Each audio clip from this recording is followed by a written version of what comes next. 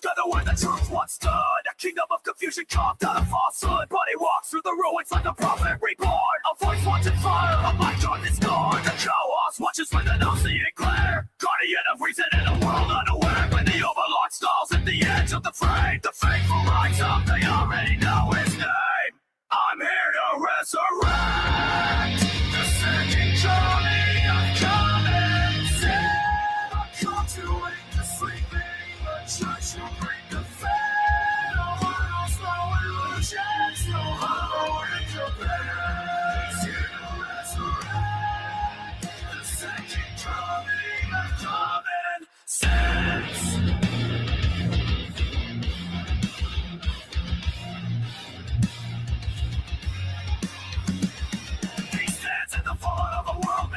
Thinking drunk from the wreckage, lazy dog from the dead. Every word is a weapon, shot men declare. Exposing every shadow we pretend not to fear. And the overlord rises with the suffering command. A beast of judgment, the mortal chemist man. On his growl rings through the silence of the night. The loyal understand, trigger keeps the balance right. I'm here to resurrect the second coming of common sense. I'm making the chaos of found to every strong against the darkness, rising defend. He's here to resurrect the second coming of common sense. Bow your head to the beast that controls the doors. It's in yellow reason with the ball-crushing block. If his ball runs empty, the shadows will consume. The world cracks open. Usher it up.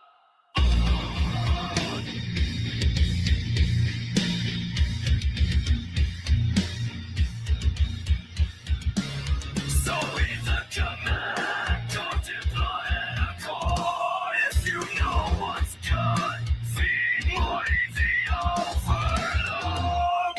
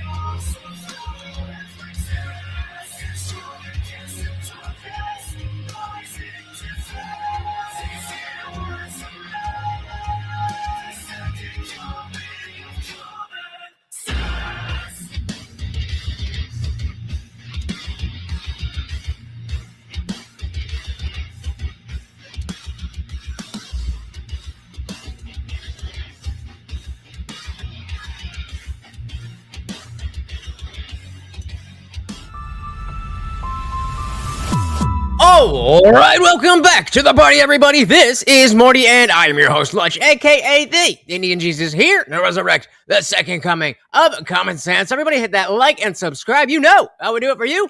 And let's party. Shout out to a Wicked Dream in the building. Welcome, welcome, welcome.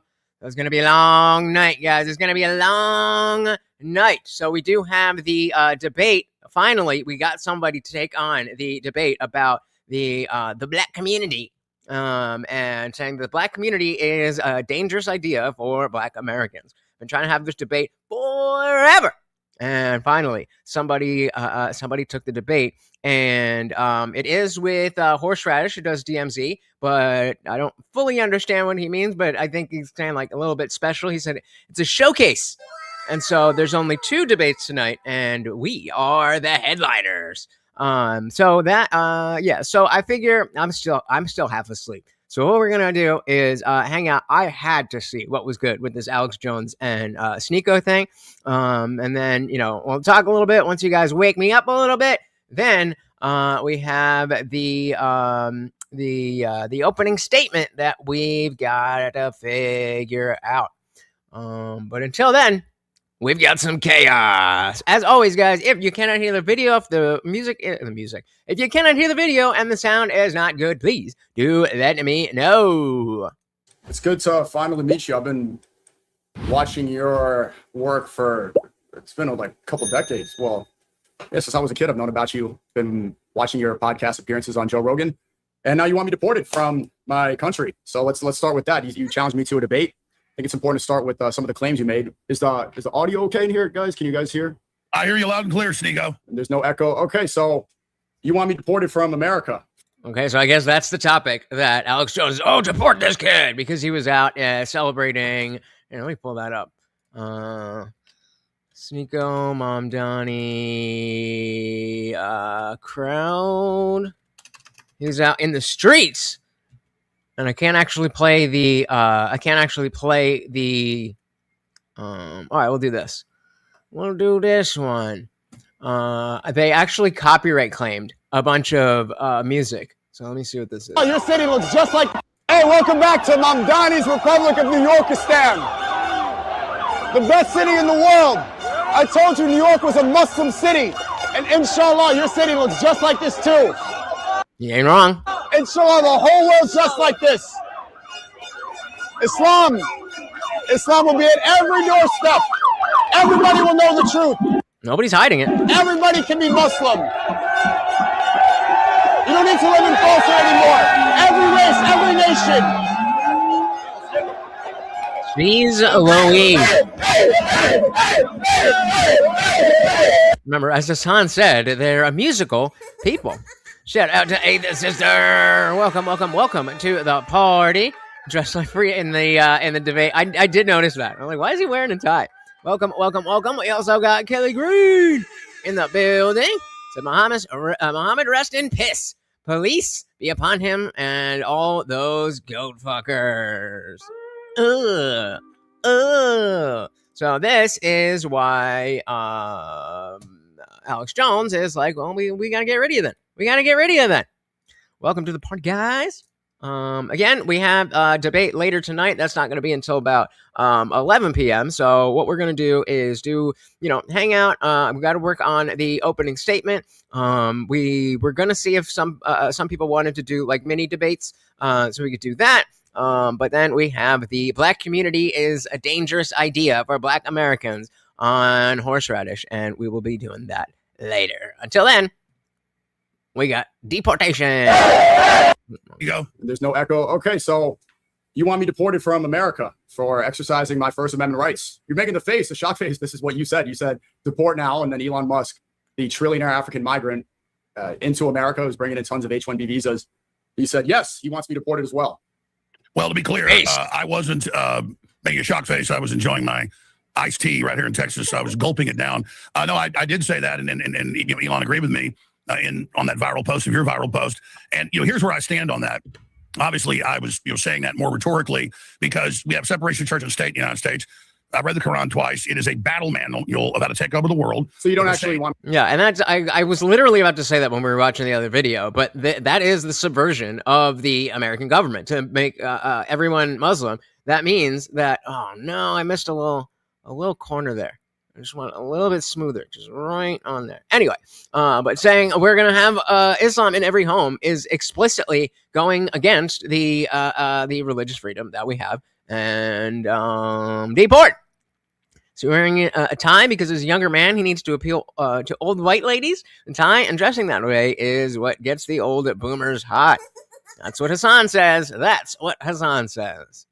See if read the Quran twice. It is a battle manual about to take over the world. So you don't actually want me deported from America? Or well, hold on. Can I? Let's. He's like, no. You want to do 3 minutes, and I'll do 3 minutes because we're debating. No, sure. I want to interrupt. Go ahead. No, it's fine. I mean, here's the deal. Here's the deal, man. Islam is expansionist. Orthodox Islam in the Quran promises to take over the world, and we have separation of church and state in this country, and we have people saying every household will be under this. That's not the same as the New Testament saying every knee will bow to God when they finally see God.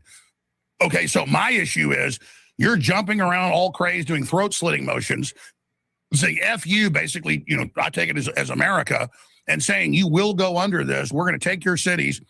We're going to dominate you. And I've seen thousands of imams, say all this. And if you don't, we just played the clip and use them as slaves, and all the rest of it. It pisses me off when somebody says, "I'm going to plant my flag up your ass, and we're going to dominate you." And then there you are, an American with an American accent. Fuck yeah! It's even more horrifying to people, and it basically starts a war. So I'd love to see a reformation in Islam like we had in Christianity back when.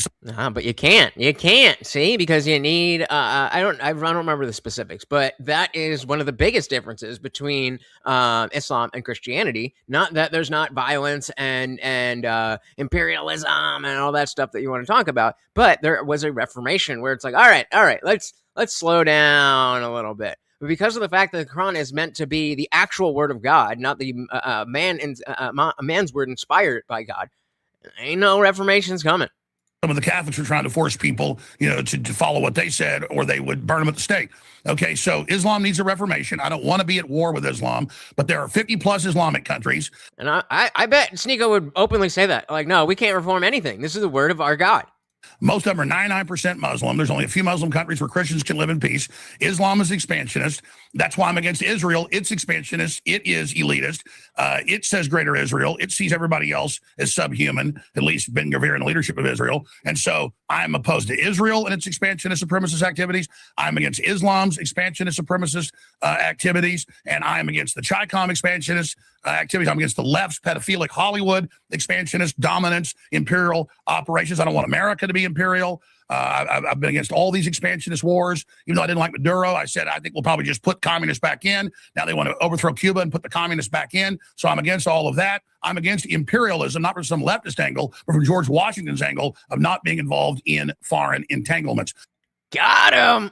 And there's more. So that's where I stand on all this. And when somebody declares we're coming for you and we're going to dominate you, I said to Port Piers Morgan. Let's go, Alex Jones. In 2013, it became a national story whenever he said, we're going to take your guns. And I said, if you do, 1776 will commence again. So anybody trying to take my guns, anybody saying I'm going to convert to Islam in all your homes, anybody telling me that they're going to stick their flag up my ass, I'm going to tell them, if you want to fight, you better believe you got one. Go ahead. You got one. And guys, don't forget, we did hit the movie night goal last night, which puts a double feature on the table. So we're at 284 out of 400. I think it's just going to be tonight, because I didn't plan on streaming yesterday and I am exhausted. So I am 99% sure I'm not streaming tomorrow. So if you would like that double feature, that's another thing we'll talk about before the debate. What movies I do really want to watch Obsession with you guys, but I feel like that's not gonna happen. But yeah, remember that. All right, you said a lot. I mean, what flag? The difference between Israel as an expansionist state, I don't know. What's on the back of your chair? Is that's a actual country. I have allegiance to America. This is my country. So many things, and let's stick to this original claim. You said deport now. Where am I going to go if I'd be deported? Nobody cares. Well, I mean, there's 50 plus Muslim countries. You could go to Iran, you go to Sudan, you could go to Egypt, you can go to Afghanistan, you go to any of those shitholes. You could go to Pakistan. They're marrying 9-year-olds. You could. There's child marriage here in America, but how would I be deported to a country that you could go to Medina? You go to Medina, and 30 black men. Right, but that's not deportation. That's immigration, like Elon Musk coming over here. How would I be deported to a country that I'm not from? Bro, he already said he wasn't being very, like, it was a rhetorical thing. He was just saying this is bad for America. He's not actually proposing that. He already said that to you. I was born here in New York City. Yeah, I mean, Sneeko. My point was rhetorical, saying that we need to deport that ideology and we need to not submit to it. You don't deport me. You want to deport Islam. Sure. What I'm saying is that that sounds good to me. jihad and dominance of our culture needs to be opposed at every level. I obviously didn't mean literally put you in a cannon like a clown and shoot you, over to a Muslim country. And I said I meant it as an allegory. You also said that I was trying to get vigilantes to kill you. I said my snake or black widow analogy was not talking about violence, but why I have a phobia of pouring gasoline on myself and lighting myself on fire, or jumping off a 5,000-foot cliff, or playing with black widows in my hand, or playing with rattlesnakes. You have those phobias because it's a natural thing to something your brain recognizes as dangerous. You're scared of me? I am not you personally, but the things that you are putting out to other people. You are not some scary figure, but you are standing on the giants of everything that has been Islamism since it started. So not you specifically, but yes, people spreading that ideology in America, at least, that is scary. Absolutely scared of giant hordes of third world populations that keep women as slaves and you said 9-year-olds you said you want pregnant. to deport him now. You're scared of me individually? I am scared of being a cuck and laying down to people that declare their superiority and their supremacy over me, and you are following Orthodox Islam and are openly announcing we will dominate you, we will control you. So you follow the Quran? Do you believe? Well, let's talk about the clip I said. Hey, shout out to Cool Kid, just joined the Discord. If you are somebody here, let me know in the free chat, and I will give you the full permission. Let's be specific about what I said. Head chopped off. Which way is it? It's in the Quran. I pay the tax, I convert to Islam, or my head's chopped off. Which one is it? It doesn't say that. It doesn't say it. You said you read the. You sure? You sure it doesn't say that? Don't forget about Taqiyya. Quran twice. It doesn't say that. I can show you 1,000 imams reading the hadiths of the Quran. No, there's three things. Hadiths are not in the Quran. You clearly haven't read it if you think hadiths are in the Quran. So because you don't know about Islam, let's talk about Muslim scholars. Didn't he say the hadiths and the Quran, not in the Quran? Shout out to Glowing Dark. Welcome to the party. Very good to see ya. We got a little bit of chaos here. We're gonna do my opening statement for the debate later. We're gonna pick the movie for movie night, and I don't know. So I need you guys. I'm tired as hell. I need you guys to bring it out of me. Bring out the lunch. I need your help. I mean, this is this should help as well. But I'm fucking tired. Oh, you're saying Islam doesn't say you convert or you pay the tax or your head gets cut off? Absolutely not. Absolutely not. So let's talk about what I said, because you don't know about Islam. Hey, everybody, take clips of this and then show 50 emails saying it, and then show the hadiths and then show the Quran. Alex, maybe you've seen a lot of Facebook posts, and it seems like you're getting a lot of boomer propaganda. Let's be specific about what did I say? Because you just made up a bunch of things I didn't say. You said I'm coming to stick a flag up your butt.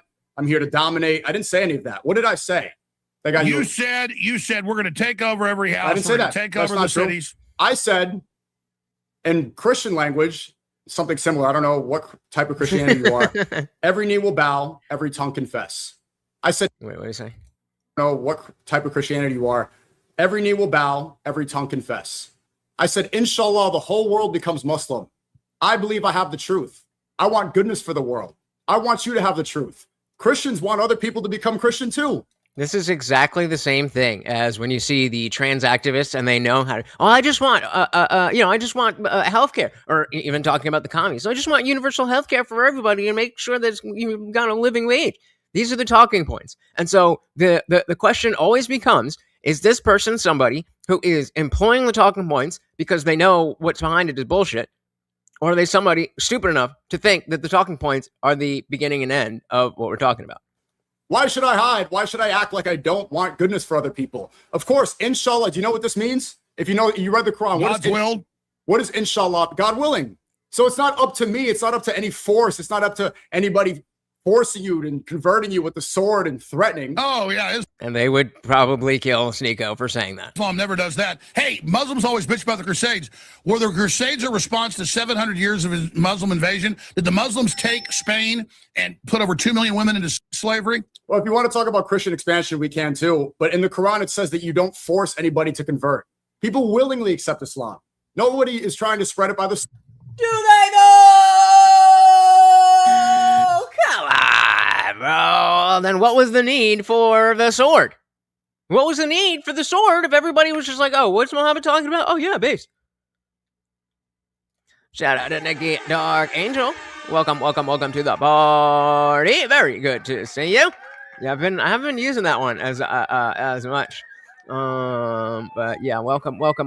Again, we have the debate later. We're hanging out with this. I got to wake up a little bit. And then we're going to do my opening statement. We're going to figure out what we are watching for movie night.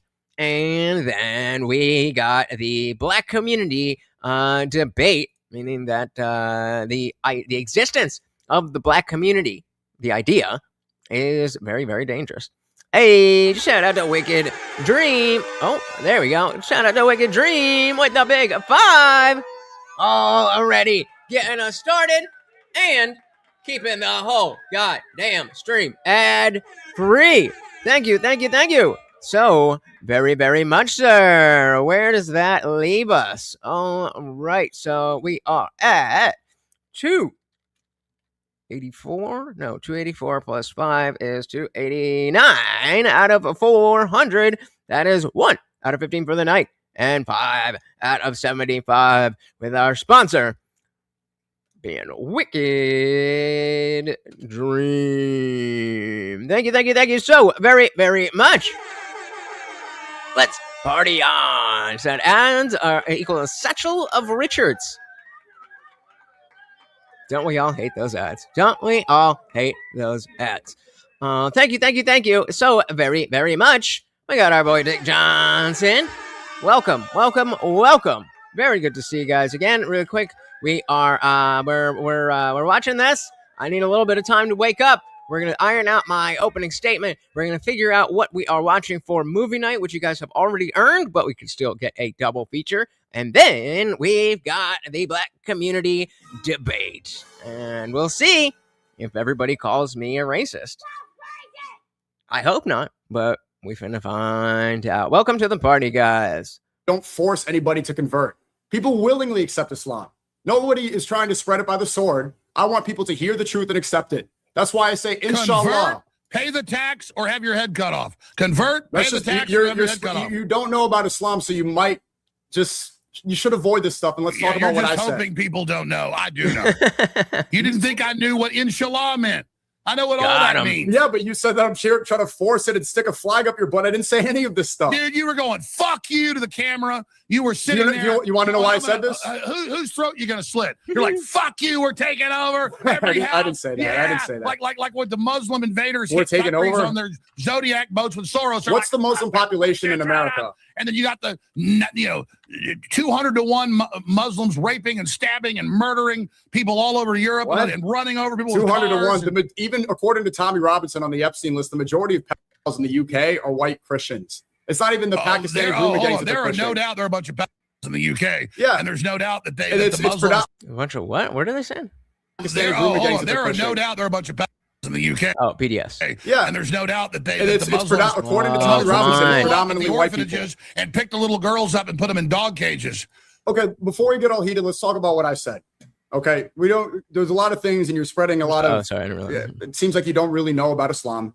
What I said was God willing. Okay, see that's a throwaway line. That's just saying, oh, looks like you don't know. You're like, what does inshallah mean? You sit there, and what we're going to do with this is, Sneeko, is we're going to take what you said, we're going to show the Quran, we're going to show the Hadiths, we're going to show the imams. Absolutely. Top one show the Quran and International Hadiths. Go ahead. Islamic yes, TV. Read the new goal is you guys saying enough shit to either piss me off in a good way, like what the fuck are you talking about? Or be funny enough that I don't know. This is probably the most tired I've ever been before a long stream. Like if this is just a normal stream, like I just throw all my energy out there and then pass out when we're done. But the debate is likely not starting till 11, so we got some time. I don't drink coffee anymore, but I am so sensitive to caffeine.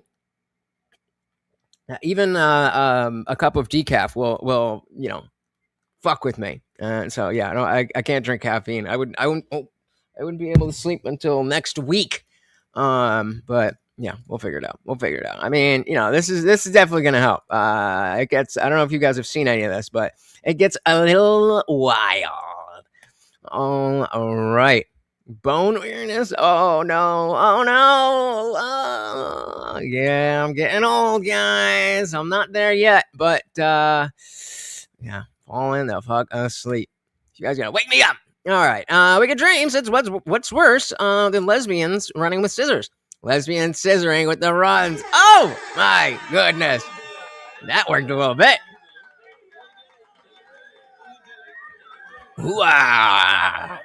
We got a little bit of alcohol, but the other thing is, since we're going late, I don't want to drink. I don't want to drink too heavily now, and then we're like, oh, I don't really feel like it, and we're coming down. Okay. It's a delicate balance where we got to use the caffeine, use the alcohol to make sure we're up, awake, we're ready to go, and then I can go to sleep. So, yikes. Yeah, I mean, I used to be like that as well. That's why I stopped drinking, because it was taking over my life. It was literally not allowing me to eat. And so I would work. I was working in a restaurant at the time. It was an Italian restaurant, and they had an espresso machine. So I would, I would be asleep late from the night before. Say my shift is 4 p.m. Wake up at 3. Boom, boom, boom, boom, boom. Go to work and start the day off with a triple espresso, and then have like 2 or 3 more throughout the day. And then by the end of the shift, now we're out drinking. I have no food in my system, but I'm wired on the caffeine, so I'm drinking. Then maybe a little bit of that too. And then when I need to go to sleep, I gotta drug myself to sleep with weed and this and that, and the whole cycle begins the next day. I really should not have streamed yesterday. I really shouldn't. If I'd remembered that we were doing this tonight, there's no way I would have streamed last night. But I was this close. I was laying in bed. I was watching American Vandal, and I was like, you know what? Let's just watch this and go to bed. And I felt this little tingling in the back of my head. I was just like, all right, let's fucking do it. We'll do it live. I'm preaching to the choir. He said, I feel like coffee with alcohol is a terrible idea. You get drunk and want to go to sleep after, but are wired off of caffeine, so you can't. Well, I've got enough things to help me fall asleep. And again, it's just like, it's a little bit of weak coffee, decaf coffee with some sugar in it. It's just gonna hopefully keep me maintained, and then I'll be able to sleep. Shout out to AWOL Dogs. Welcome to the party. Very good to see ya. How are you doing? I'm glad you did. So again, real quick, we have the debate later on. We are still going to do my opening statement. We're going to decide what we have for movie night, which you guys have already earned. You can still get a double feature, but for now, we just hanging out. The imams, absolutely, top one show the Quran on and International Go ahead. Islamic yes. TV, read the Quran. Saying read the Quran. You convert, you pay the tax, or we cut your head off. Oh. It's exactly like that. And if you've never had alcohol before and you drink a non-alcoholic beer, you might feel a little buzzed. It's not 0.000%. It's just less than 1. Okay, sure. There's 2 things here. So you're afraid of an Islamic takeover of America, right? And you're saying the thing I said, F you. Do you know that I was banned from Australia? The game that I was at, you said this was an Allahu Akbar rally. This was a World Cup game. Egypt was playing Australia. Same. Different, but same. Egypt beat Australia. I'm happy. Australia banned me. Do you want to know why, Alex? Similar things that happened to you. Attacks. Australia banned me. They said I was too anti-Semitic and I was too critical of Israel. They listed a bunch of reasons in an email saying that I criticize and that I'm anti-Semitic, and they revoked my visa. So when Egypt beat Australia, I'm like, supposed to be. No. It's too bad because the government applied pressure. Oh wait, do not let me forget. If who is it? Podesta is Australian, right?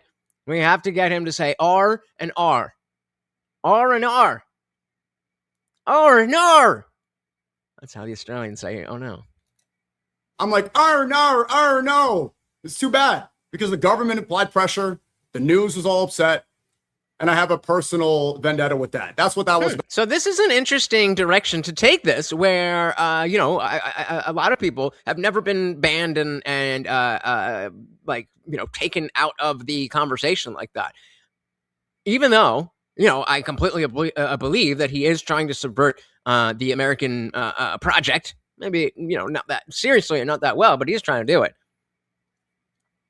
It's interesting for him to come at Alex and be like, hey, you got banned for a bunch of bullshit, so you should kind of see where I'm coming from. Not a stupid move. I wasn't here trying to threaten you. If you were scared, that wasn't my intention. I wasn't trying to scare you. Second, if you think there's an Islamic takeover of America. You sure? You didn't want this to be scary? Hey, welcome back to Mamdani's Republic of New Yorkistan. The best city in the world. I told you New York was a Muslim city. And inshallah, your city looks just like this too. Inshallah, the whole world's just like this. Islam will be at every doorstep. Everybody will know the truth. Everybody can be Muslim. Sounds like you're trying to be pretty scary there. Shout out to Costco Law School. Welcome, welcome, welcome. Yep, it's a takeover of third worldism. And this is the thing about how so many of these third worlders, whether it's Muslim or not, are using the Democratic Party, using the sensitivities of the Democratic Party to get into government. And that's it. That's it right there. And so it's like, am I scared of Sneeko personally? No. But am I scared that people like Sneeko are having effects and people like Mamdani are getting in office? Yeah. Of course he does. Of course he does. It's it's his virtue signal. I wasn't trying to be scared. It wasn't my intention. I wasn't trying to scare you.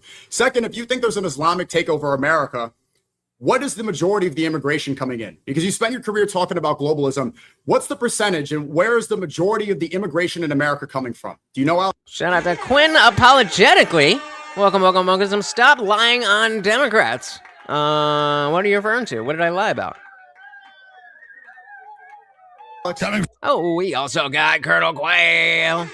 Welcome to the party. You can't come back because Sneeko gay. Him and the Dawa bros at the club dancing with the trans and rubbing against them. Wait, so he had that as well? It was both he and Clavicular are on stream, either making out with a trans woman or hitting on them and rub it up against them. Ugh. Ugh. That's definitely haram. Welcome to the party. Again, real quick, we got the debate later. We are hanging out, doing this for a little bit because I need to wake up. I drank too much last night. Then we're going to do the opening statement for the debate about the black community is a bad idea for black Americans. And then figure out what we're watching for movie night. And then we debate. What's the percentage and where is the majority of the immigration in America coming from? Do you know, Alex? Coming from, let me tell you, it's coming from Latin America. And then it is coming from Asia. It's coming from Africa. It's coming from the Middle East. It's coming from India. The majority is coming from India, from China, and from the southern Mexican border. India is predominantly Hindu. China is predominantly atheist. And Mexico predominantly Catholic. So if you're afraid of immigration and you want to... A slight side note. I have heard, I need to look further into this, but there was some atheist person talking about how, places like Korea, guys, I'm sorry.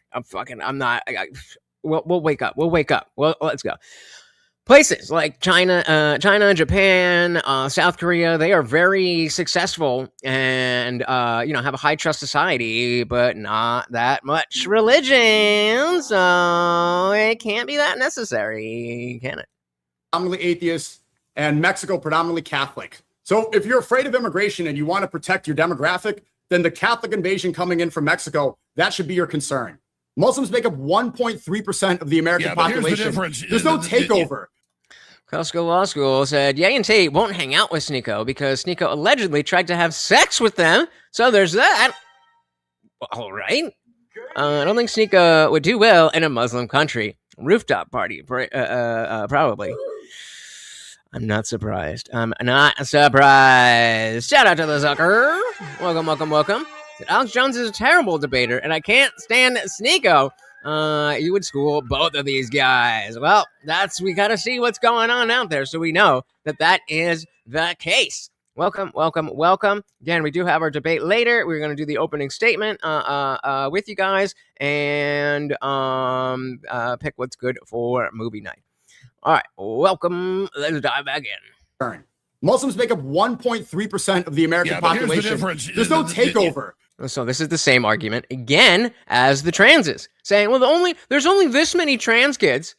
And they said that 10 years ago. And we were like, yeah, but you're pushing for more of it. So it doesn't matter how much there is now. If you want more of it, that's a bad thing. And then we get to more of it. And they're like, well, why don't you like it? Nobody's here trying to usher in Sharia law. Convert to Catholicism. You know, India was 3 times the size it is 1,000 years ago, and it was Buddhist and Hindu.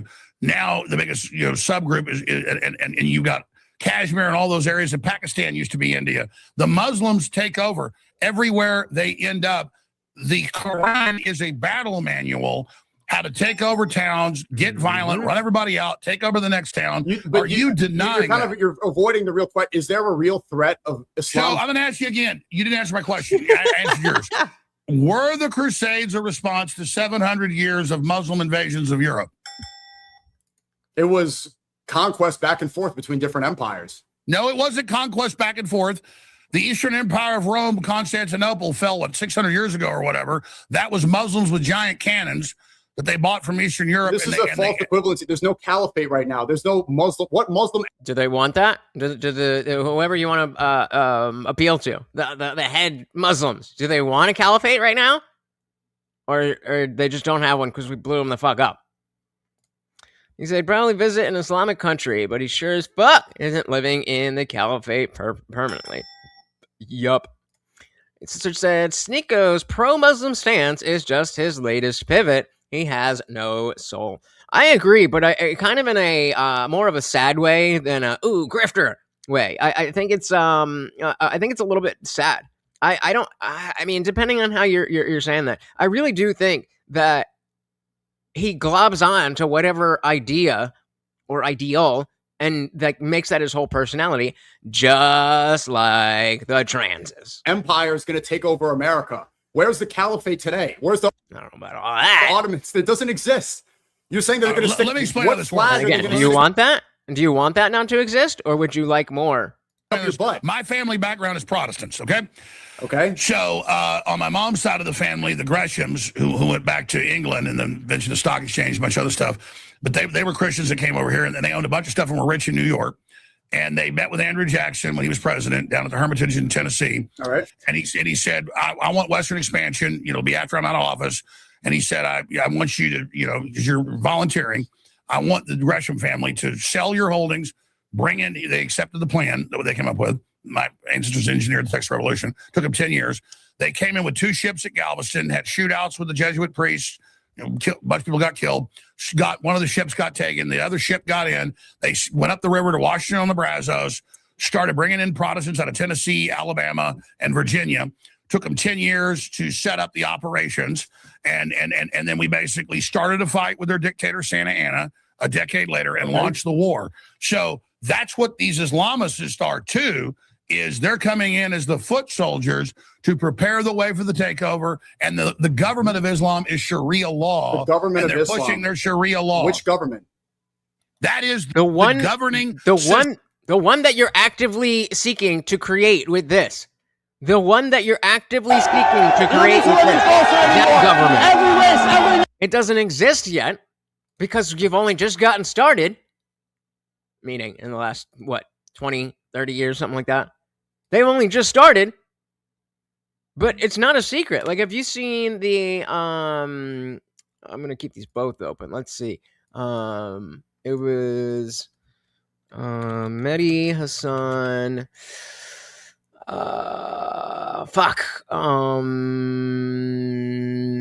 Let's just see if we can. I don't know if we're gonna find it. I don't remember exactly what he said, but it was an old clip where he was speaking at his mosque or whatever, and basically just saying straight up, we're taking over. Where are you?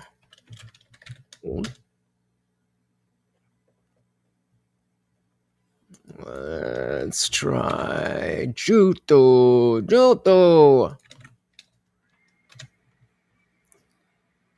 There we go. Oh, it's a whole thing. Brave British hero saves innocent child from mad dog. You look at Ali ibn Abu Talib, companion of Rasulullah, companion of the Prophet, 4th Khalifa of the Ahl Sunnah, first Imam of the Shias. What did he say? 14 years ago. Remember that every man is your brother. He is either your brother in faith or he is your brother in humanity. Every man is your brother. And you look around the world today, you take Japan and the tsunami in Japan. I'm delighted to see when I went on the Islamic Relief website. Well, we'll look at one more. This isn't it, but hey, shout out to Sweet Tooth. Welcome, welcome, welcome to the party. And Sneeko might be a bigger weasel than First Amender. That's tough. That's tough. Welcome, welcome, welcome. Very good to see ya. And we got Exactron. Welcome, welcome, welcome to the party. Again, we have the debate later on. We're just going through the Alex Jones and Sneeko thing while we're hanging out. And then we're going to do the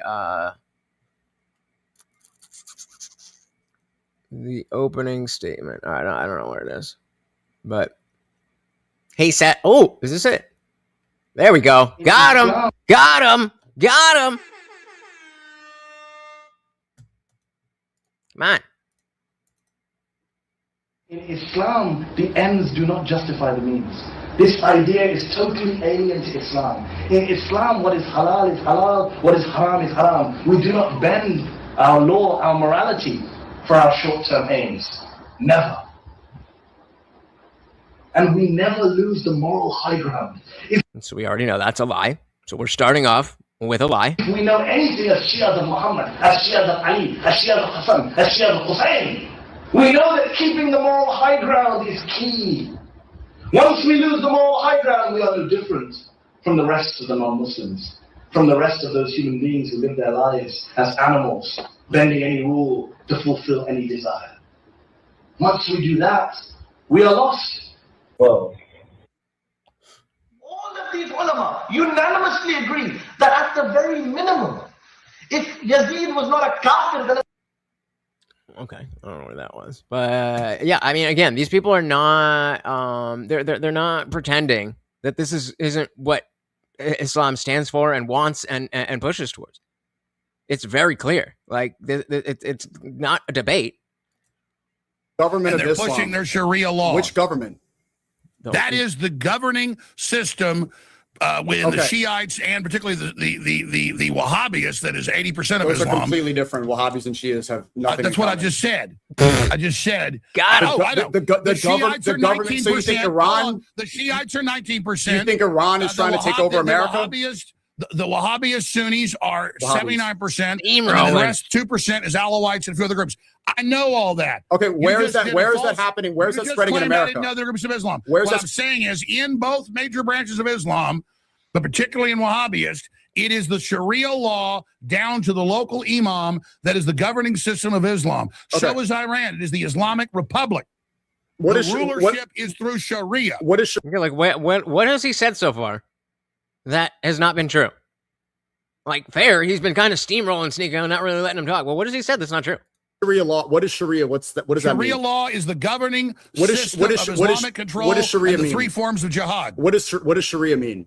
What's with all the like the litmus testing? What does inshallah mean? This is like I just oh man, we gotta do a side quest for that. Oh man, I just put this video out. I just put this short out. Boom. So I was what was I talking about? Whose fault is I don't remember exactly what the context was, but I was talking about this Blink 182 album. Oh, I was saying more millennials. Why don't more millennials name their kids Atticus? But yeah, I was saying that about this album, and I was like the self-titled album. And the comment, untitled, repeat after me, untitled. We've been going on 20 years, and people are still getting this wrong, and blah, blah, blah, blah, blah, blah, blah, blah, blah. And so I do this. and whose fault is that? Cause it sure ain't mine.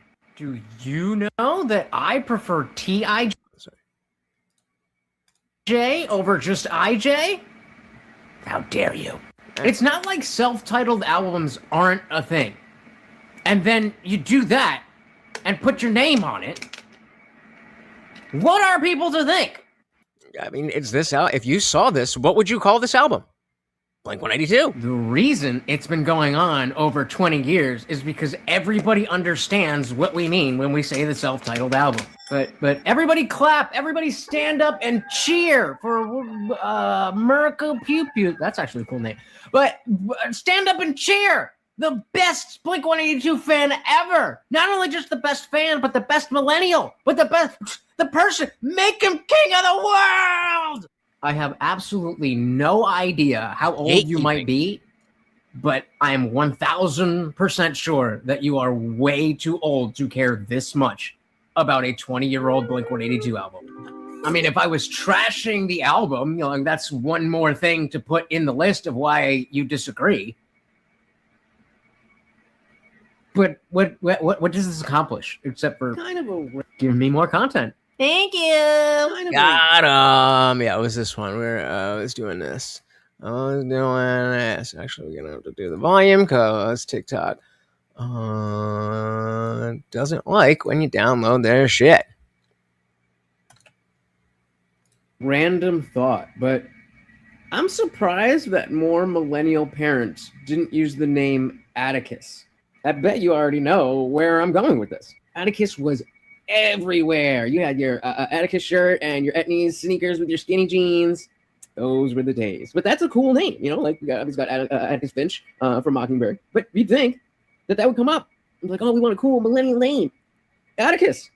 Where's the Atticuses? I mean, I guess I understand why Hurley is not that popular, but Atticus is a cool name. Shout out to Blink-182, my first favorite band.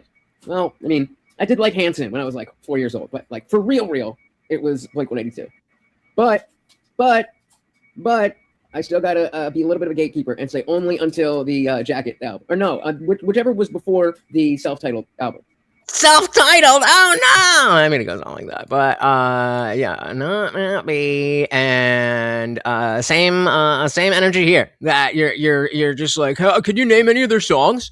Can you name their songs? And you're not a real fan. It's pretty gay. Shout out to Cuba. Welcome to the party. He can't argue. He is Mr. Litmus.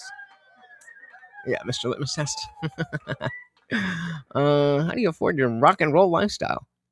Work and you guys. Wicked said Blank was good, then Travis got with a Kardashian. Is that what happened?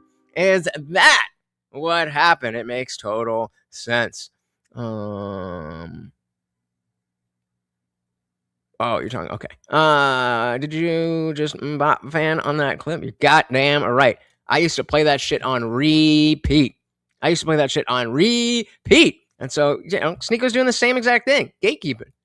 What is Sharia mean? The three forms of jihad. What does Sharia mean? Sharia is the Islamic law. It means law. Sharia means law. That's what I just said. In Sharia law, if you're a Muslim you and keep trying to act like I don't know about Islam. I know all about it. First off, I nailed every one of your little factoids. No, you didn't, because Sharia means law. And I said it's the Islamic law. You just said, Sneeko, when I said it's Islamic law, that I'm wrong. It's bullshit. Okay, relax. Bullshit. We're just getting started. Sharia means law. How long is this? Under Sharia law, Muslims are supposed to follow the law of the land. Nobody here is trying to change the Constitution. Oh, really? So Mamdani got elected and was just like, everything here is perfect. We're going to do everything exactly the same. All the DSA candidates that won, they're all saying America is great and we're going to get in office and just make sure everything is continuing to go as it is. That's where it starts. That's where it ends. Are supposed to follow the law of the land. Supposed to. Nobody here is trying to change the Constitution. In fact, it seems like you are, because you think that I should be deported for exercising my First Amendment rights. We have freedom of religion here. You are either you're super ignorant. We have freedom of speech. That's what I said. That's what I said. He's either a snake or he's a Sharia grape. law. You obey the Nico, law. I got thousands of top imams saying we will make you take Sharia law. I got them at the state houses in Congress. Where? Everywhere saying you're going to adopt Where? Sharia law. Where are you seeing in America? The imams are trying to spread Sharia law in America. Name My one. God, they have. Name one they imam. City councils What? have, Name have one votes imam on it. who's trying to bring Sharia law in America. Where? Oh, that's ridiculous. Name I'm one. live on your. Tell me. You said you know Anybody can type in 20,000. imams called for Sharia law in America. You said you know 20. All right, so let's see it. Imam calls for Sharia law. What are we doing? Imam calls for Sharia law in USA. This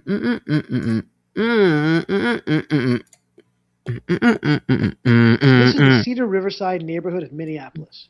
It's known for the University Oh, of Minnesota's Jesus. phenomenal ethnic food and the export of American fighters to the terrorist groups ISIS and Al-Shabaab. Got 'em. It's reported that dozens of young Muslims from this community have gone to fight for these organizations. So we hit the street to find out what is going on. Is it easy to be Muslim in America? Or is it Muslim. It's Muslim. It's easy to be Muslim here. Nobody gives you problems. No, it's no problem. This is a free country. That's the beauty of it. So we love America. I mean, you know, it's a great country. Freedom of speech, freedom of choice of your religion. Right. So we don't have any issues. Do you feel more comfortable living under American law, or do you feel more comfortable living under Sharia law? Sharia law. I Mm. prefer Sharia. Now, these are not imams, but, you know. Sharia law. Yes. You prefer Sharia law over American law? Of course, yeah. Of course, yeah. And do you find most of your friends feel the same way? Yeah, of course. If you're Muslim, yeah. He can make Of course. If you're Muslim, then yeah. his daughter marry somebody. Yeah, he can. Yeah, he can. He has the authority, you know. Authority to that. Yeah, to do that. Yeah. So here, how young do you think it's okay? Yeah, 15. How do you feel when this whole controversy with the Prophet Muhammad and people depicting the Prophet in cartoons? How does the whole thing make you feel? That really pisses me off. You know what I mean? Because they know it's a button to push. That makes me angry. It's just that everyone gets like the big freedom, and then they don't see that the freedom that they're getting is causing a problem. It's causing hatred for other people. Would it be better if we made it illegal in America to make fun of the Prophet Muhammad? Definitely, yeah. Do you think we should make a law that makes it illegal to That would be better. Yeah, that would be better. So stop, aggressive. But we were just saying that he was just saying, oh, we have the freedom of speech, the freedom of religion, but we should ban you being able to say that. I mean, what are we doing?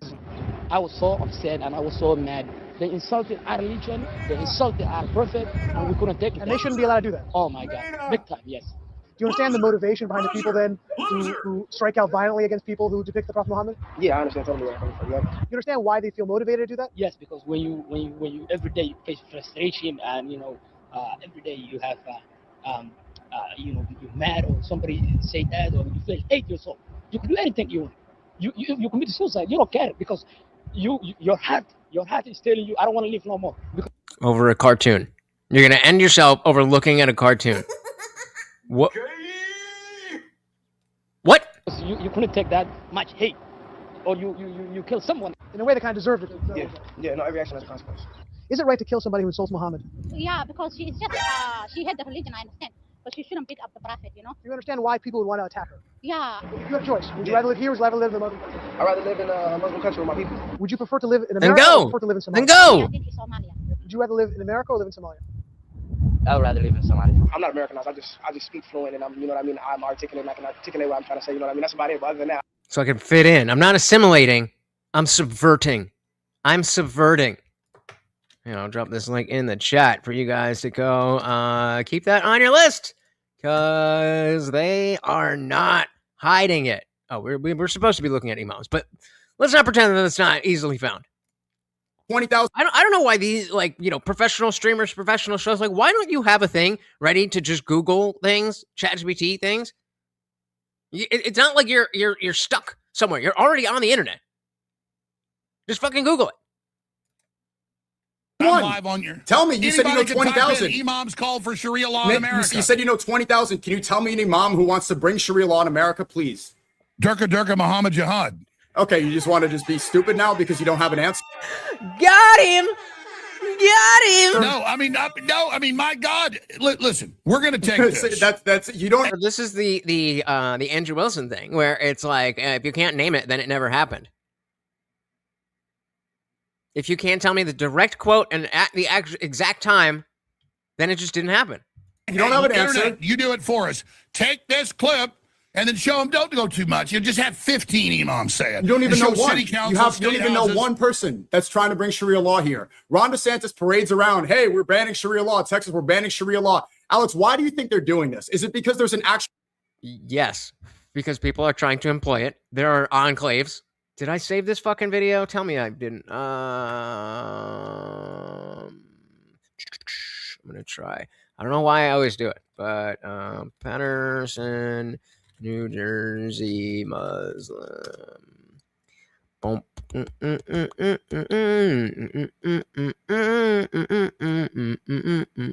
come on. Don't do that. Don't do that. Just play the video. Nate Freeman.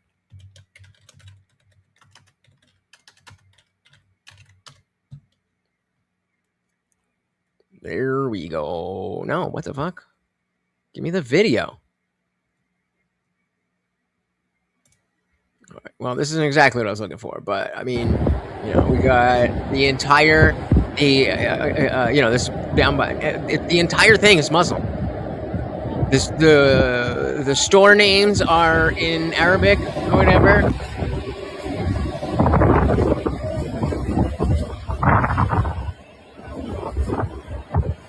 And so, as we just saw from the other video, these people, they move in, they want Sharia law, and then they get in power.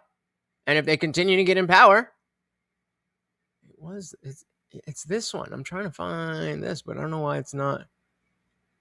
It's only on Instagram? Like, what are we talking about? Yeah.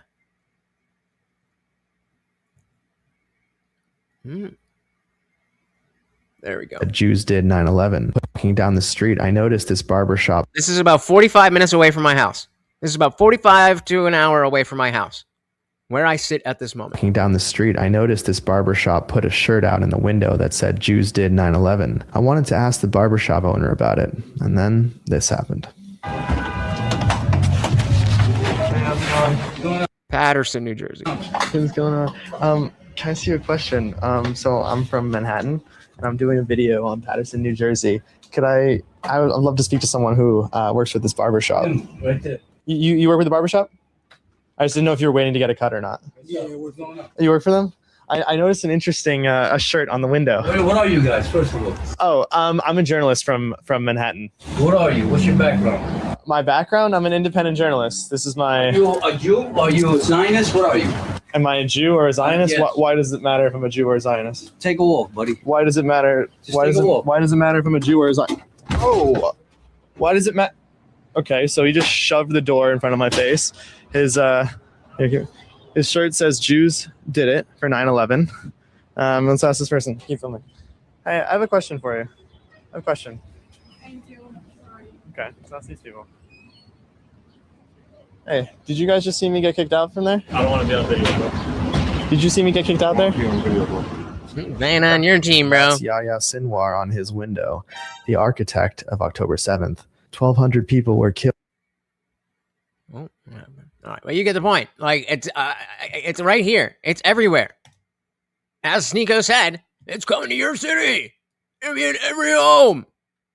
They're not pretending. They're not LARPing. This isn't the leftists. What is this? Did you see the story about Ryanair losing a window in the flight of a passenger being sucked? I did not see that. Who's Ryanair? Hey, we're banning Sharia law. Texas, we're banning Sharia law. Alex, why do you think they're doing this? Is it because there's an actual threat of an Islamic invasion, even though they're ushering in H-1B visas, even though Elon Musk, who's also calling for my deportation, is bringing in hundreds of thousands of Indians, even though he says that white men are dumb? Let me tell you a story. No. Before you get into a story, this doesn't make sense because... I mean, yeah, there's a lot of turd world shit with Indians that we don't want over here as well, but it's not quite the same as the Islamists. You also... Islam's not expanding. You're right. There's it's no not threat. expanding in America, and you have provided no evidence. Yeah, there's nothing going on. The reason that you're buying this propaganda is because they're pushing this to try to justify the war that you oppose. Are you not against the Iran war? No, it's true. It's true. First thing you said that's true is the Zionists, Israel first, Likudnik, Ben Gvir. Just say Jews. Just Jews. The Jewish supremacists. No. That particular. That's the dominant group running it. Jews. And most of the billionaires. We're talking about. Yeah. Oh God, I'm hiding for the Jews covering up. You for said them. Chi-Com. So Yeah. Oh, I love how I oppose the EU tyranny. I oppose big tech tyranny. I oppose the Chi-Com tyranny. No, you don't. You support it. Elon Musk is big tech, and he's there calling for deportation just like you. You allied with Elon Musk. He is big tech. I cover all of that. Now, the point is getting back to this because you don't want me to nail you down on this stuff. No. I'm telling you that you are echoing the propaganda of the people that you pretend to be against. I know. I knew all you. So then present some evidence that what he's saying is wrong. Look at the numbers of the rates of Islam. Let's see. Let's keep this chat. Are the rates of people being Muslim in America going up or down? Let's just see. I said going up. Oh, yeah. Well, yes, they are going up or down. I meant which one. Since every major demographic measure, the Muslim share of the U.S. population has been increasing, although it remains relatively a small minority. In 2007, Muslims were estimated to take up less than 1% of 0.8, and 10 years later, they're up a little bit more, and all that stuff. Sure, it's up gradually. And that's the thing. These things have a snowball effect. So in 10 years, you get 0.1, and then the next 5 years, you get a full percent, and then the next 3 years, you get another 10%, and then they take over. We saw it happen with the trans stuff. If you had asked in 2015, how many trans people are there really? In service of saying that this is not a problem, this isn't going to turn into a thing, you'd be just as wrong as Sneeko is now. Would do is claim I'm echoing Zionist propaganda. I'm going to explain something to you. I can be against a cobra. I don't want to be put in a cage with 10 cobras or 10 vipers. I don't want to be... Or 10 Muslims. Shout out to Equality and efforts because vagina. Over on Rumble. Welcome. Said like and share. Thank you so very, very much. Of course, that stuff is free. It's easy. It helps out so very, very much. And it does not even matter if you think anybody's going to click on the link. Just by you telling the platform you want more people to see it, they will show it to more people. Welcome. God said, of course, Muslims are increasing. They actually have kids. True. Welcome. We'll find a... Do they have a chapter here? All right, so we'll find a good stopping point, and we'll do the opening statement for the debate. Then we'll talk about the movie, and we'll come back and finish this while we are waiting. Shout out to Mr. Alley Cat. Welcome to the party. He was right or wrong. He was right all along. They did put something in the water that turned the frogs. Yay. Yup. Welcome. Cage with 10 cobras or 10 vipers. I don't want to be put in a cage with 10 water moccasins or rattlesnakes. Who's more of a clown? Sneeko or Alex Jones? So if Israel's a cobra and Islam is a viper, you're saying, oh, you're against a viper, so you're for the king cobra. And that is not. I am 100%. I did a 4-hour show today and spent 2 hours on Israel trying to take over our military and intelligence and being listed as the top national security. And how do they brainwash Americans to support their cause? But let me you raise this claim. Let me finish.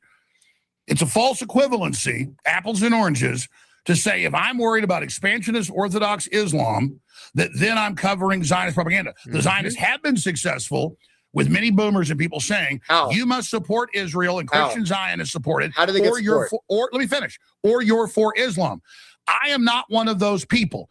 I am saying Islam is a threat to the West, and so is the greater Israel You haven't project. had any substantial evidence to show that Islam is a threat in America. You said no. You said Durka. You don't even know who's trying to bring in Sharia law here. And again, you haven't even disagreed. Okay. You want me to go to X or anywhere or Google? Well, if you had some actual stats, 1.3% I could type in.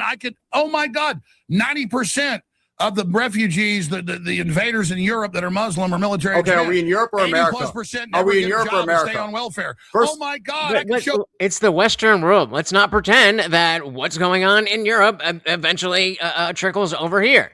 50 They're just fucking closer. videos a day of Muslims stabbing, shooting, killing, stabbing babies. Are you running people stabbing over with babies? cars? Are you saying Ben Shapiro talking points? Okay, Oh, one of the Muslims' favorite things is to find a baby carriage and stab them. Or But to find here's the mistake you're making is that people like Elon Musk support the wars that create the immigration. If you want to protect the demographic, then don't repeat their propaganda. Oh, I did not support either one of the Iraq wars. I didn't support putting the head of Al-Qaeda in charge of Syria. We supported the Venezuela regime. If you say anything that maybe aligns with some other people that want a war, then that means that you're carrying water for the war hawks.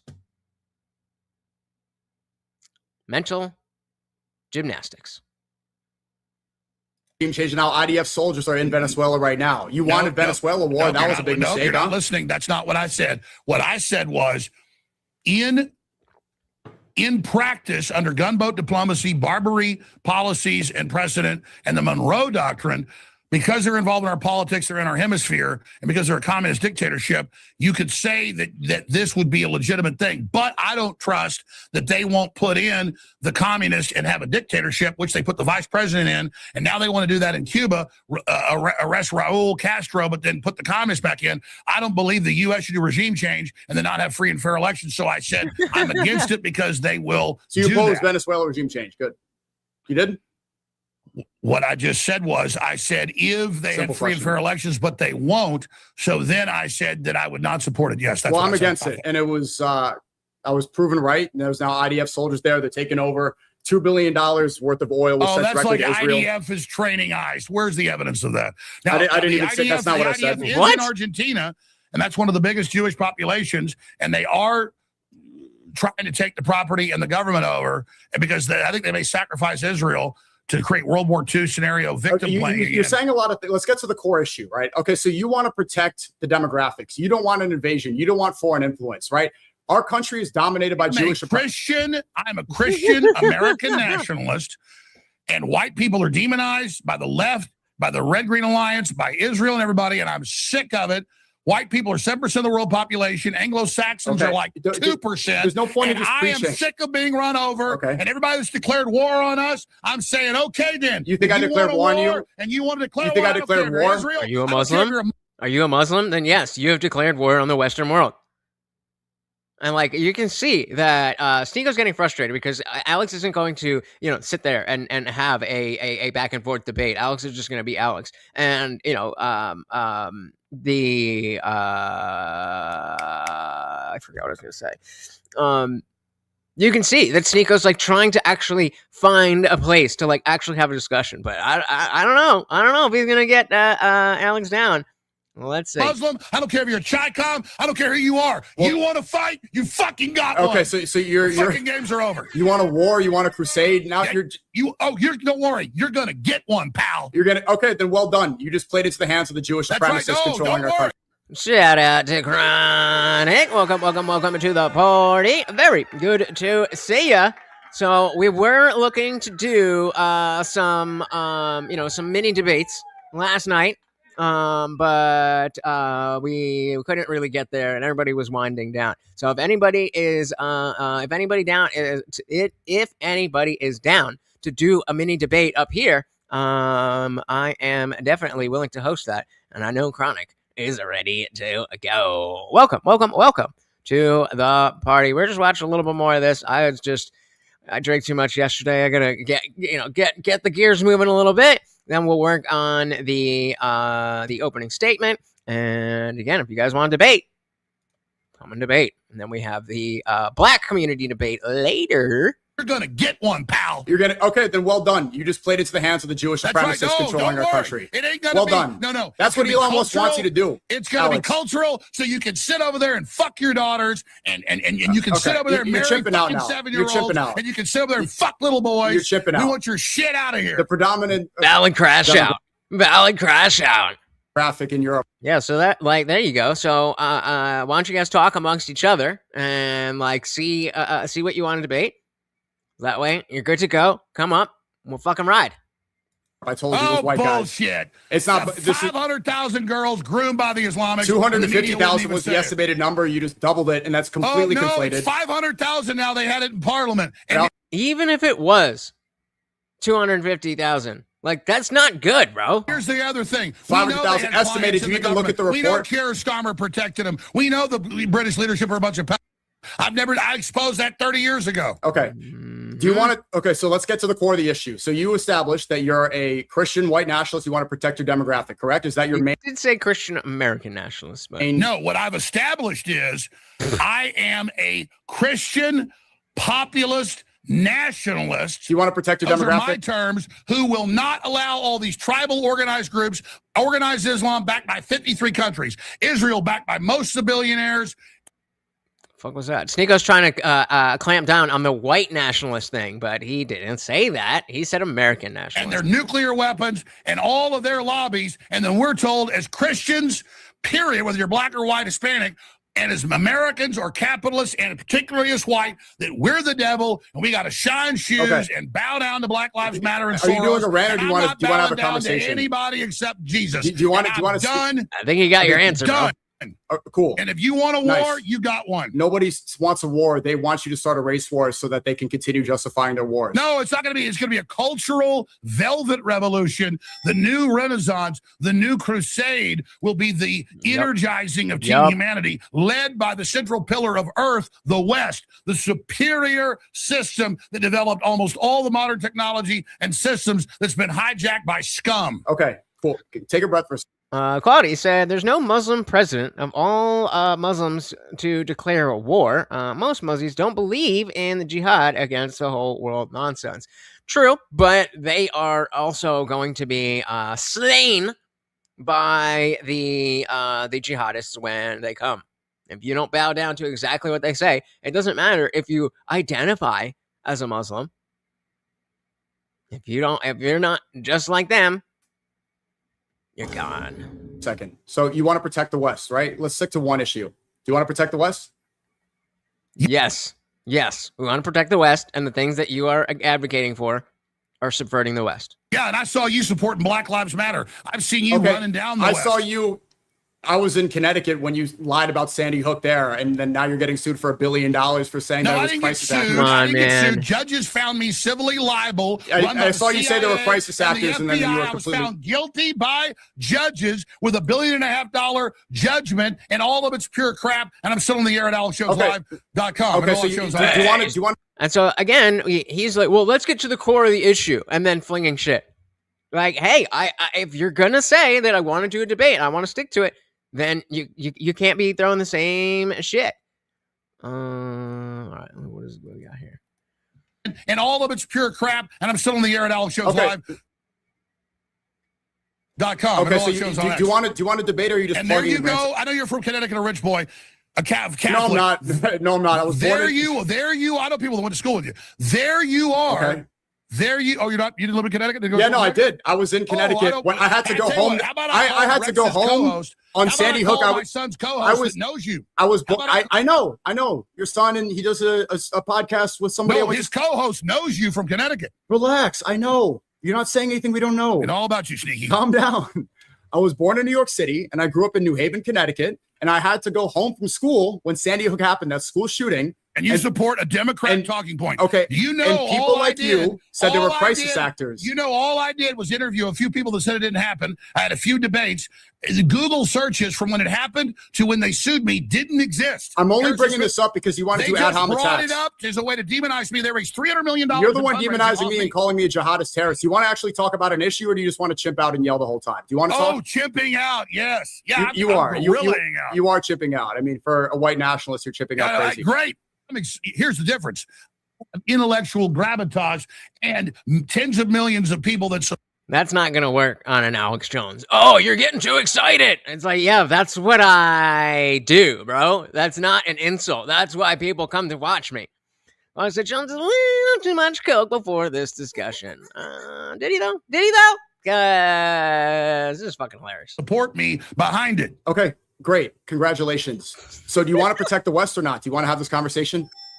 Oh, yes, sure. I want to protect the West. Because you can see that deporting me is stupid. I'm exercising my First Amendment rights. I'm practicing freedom of religion, and I'm not declaring war. You're the one declaring a cultural war, whatever. I don't want war. I'm against it. So you want to protect the West. What is the number one issue? Who is dragging us into these wars that destroy the West, Alex? Of course, he's looking for Zetas. So Muslims seem to be big fans of children, and not in a good way. Afghanistan Muslim men have young boys as entertainment, and it's culturally normal there. Absolutely wicked. Haram! Very haram. Very haram. I mean, I don't understand. I don't understand what the intellectual argument against this type of culture is. It would be one thing if they were arguing about the specific aspects of what the Quran says or what it doesn't say. But it always comes down to shit like this.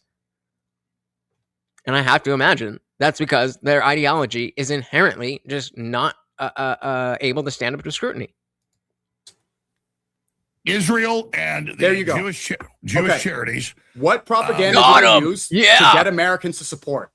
Yeah, we got him to say Jews, we win. Oh my god. Jewish charities. What propaganda do they use to get Americans to support? They say that Iran wants to destroy them, so they've got to do that. Well, they blamed Iraq with WMDs, which was a lie. They on the Project for the American Century from April 2000, cooked up by Netanyahu and neocons in the Bush administration before they got in. Hey, it's out to let the water guy in the building. Welcome, welcome, welcome. This is definitely not the pro-Islamic YouTube. Definitely not. We are laughing Sneeko's face off. But welcome to the party. Are you pro-Islamic? Not pro-Islam? Not pro-Islamic. Or Islamist. Are you pro-Islamist? Because that's what Sneeko is. Cooked up by Netanyahu and neocons in the Bush administration before they got in. Bingo. Was to stage a 9/11 attack that would, quote, kill 3,000 people as a pretext to take down 7 Muslim nations and establish a greater Israel. For the Pax Americana, Iran would be the final country to fall. Wesley Clark also exposed that, and I exposed it back at the time. Bingo. Before So 9/11. essentially, they demonize Muslims and they say radical Islamic terrorists. They use words like jihadist, the one you're saying right now. Do you not believe in jihad?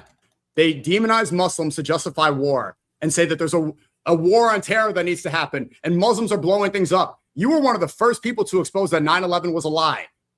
Clearly, you know that there's an overwhelming amount of propaganda towards Muslims that justify war. So got his attention with that one. Why then go and repeat that exact propaganda that drags us into these endless wars that destroy the West that you love so much? All right, let me answer your question. It's a false equivalent. Islam is expansionist. We need to control the immigration from the countries. We need to not incentivize and let jihadis run around and let all this foreign money out of. You're not answering the question. Let me finish.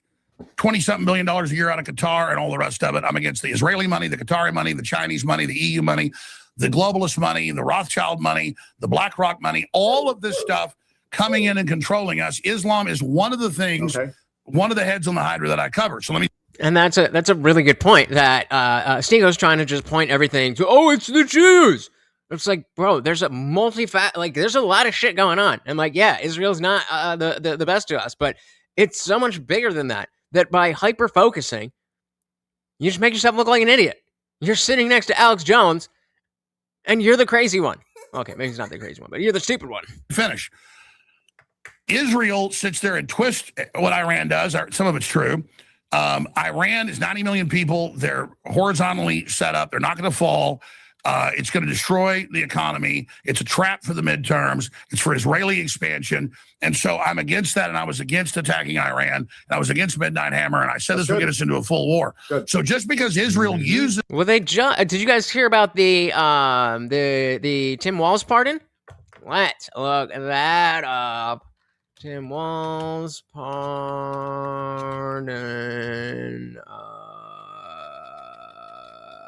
Let's just see what that gets. Yup. Give me a Vigio. Convicted sex offender and a Just weeks ago, a convicted sex offender and a foreign national was shielded from deportation by the governor of Minnesota. Laotian national Tuli. I wonder why. I wonder why. Hey, shout out to Kobe. Welcome, welcome, welcome to the party. And guys, remember, if you guys want to do these debates, talk amongst each other, figure out the debate topics, and we'll come up and debate. Remember, we have the Black community debate on the DMZ at about 11. It is now 9:20, so we got a little time to chill. So if you guys want to do that, then go ahead and do it. But yeah, fucking butts. In case you didn't know, now you know. Just weeks ago, a convicted sex offender and a foreign national was shielded from deportation by the governor of Minnesota. Laotian national Tuli Vang was convicted of repeatedly. After the pardon you're talking about, Dick? Sexually abusing a 10-year-old girl in the state of Minnesota. He even tried to pay his victim for her silence, and he called his heinous crimes a minor thing. Just days before this foreign sex offender was scheduled to be deported, Tim Walz, the governor, issued him a pardon, setting him free to once again endanger. Oh, about to go over my my opening statement, but if you got to cheat, then I completely understand. The children of America. Well, I heard you were I heard you were willing to take the debate, but you were like on like a devil's advocate or something. That's what I heard. That's what I heard. But I'm excited for this one. I'm excited. Setting him free to once again endanger the children of America. Well, this week I revoked his legal status in the United States, and as a result, federal agents took him into custody, and as of today, he has been removed from the United States. Let's go! This foreign criminal will never pose a threat to any American ever again.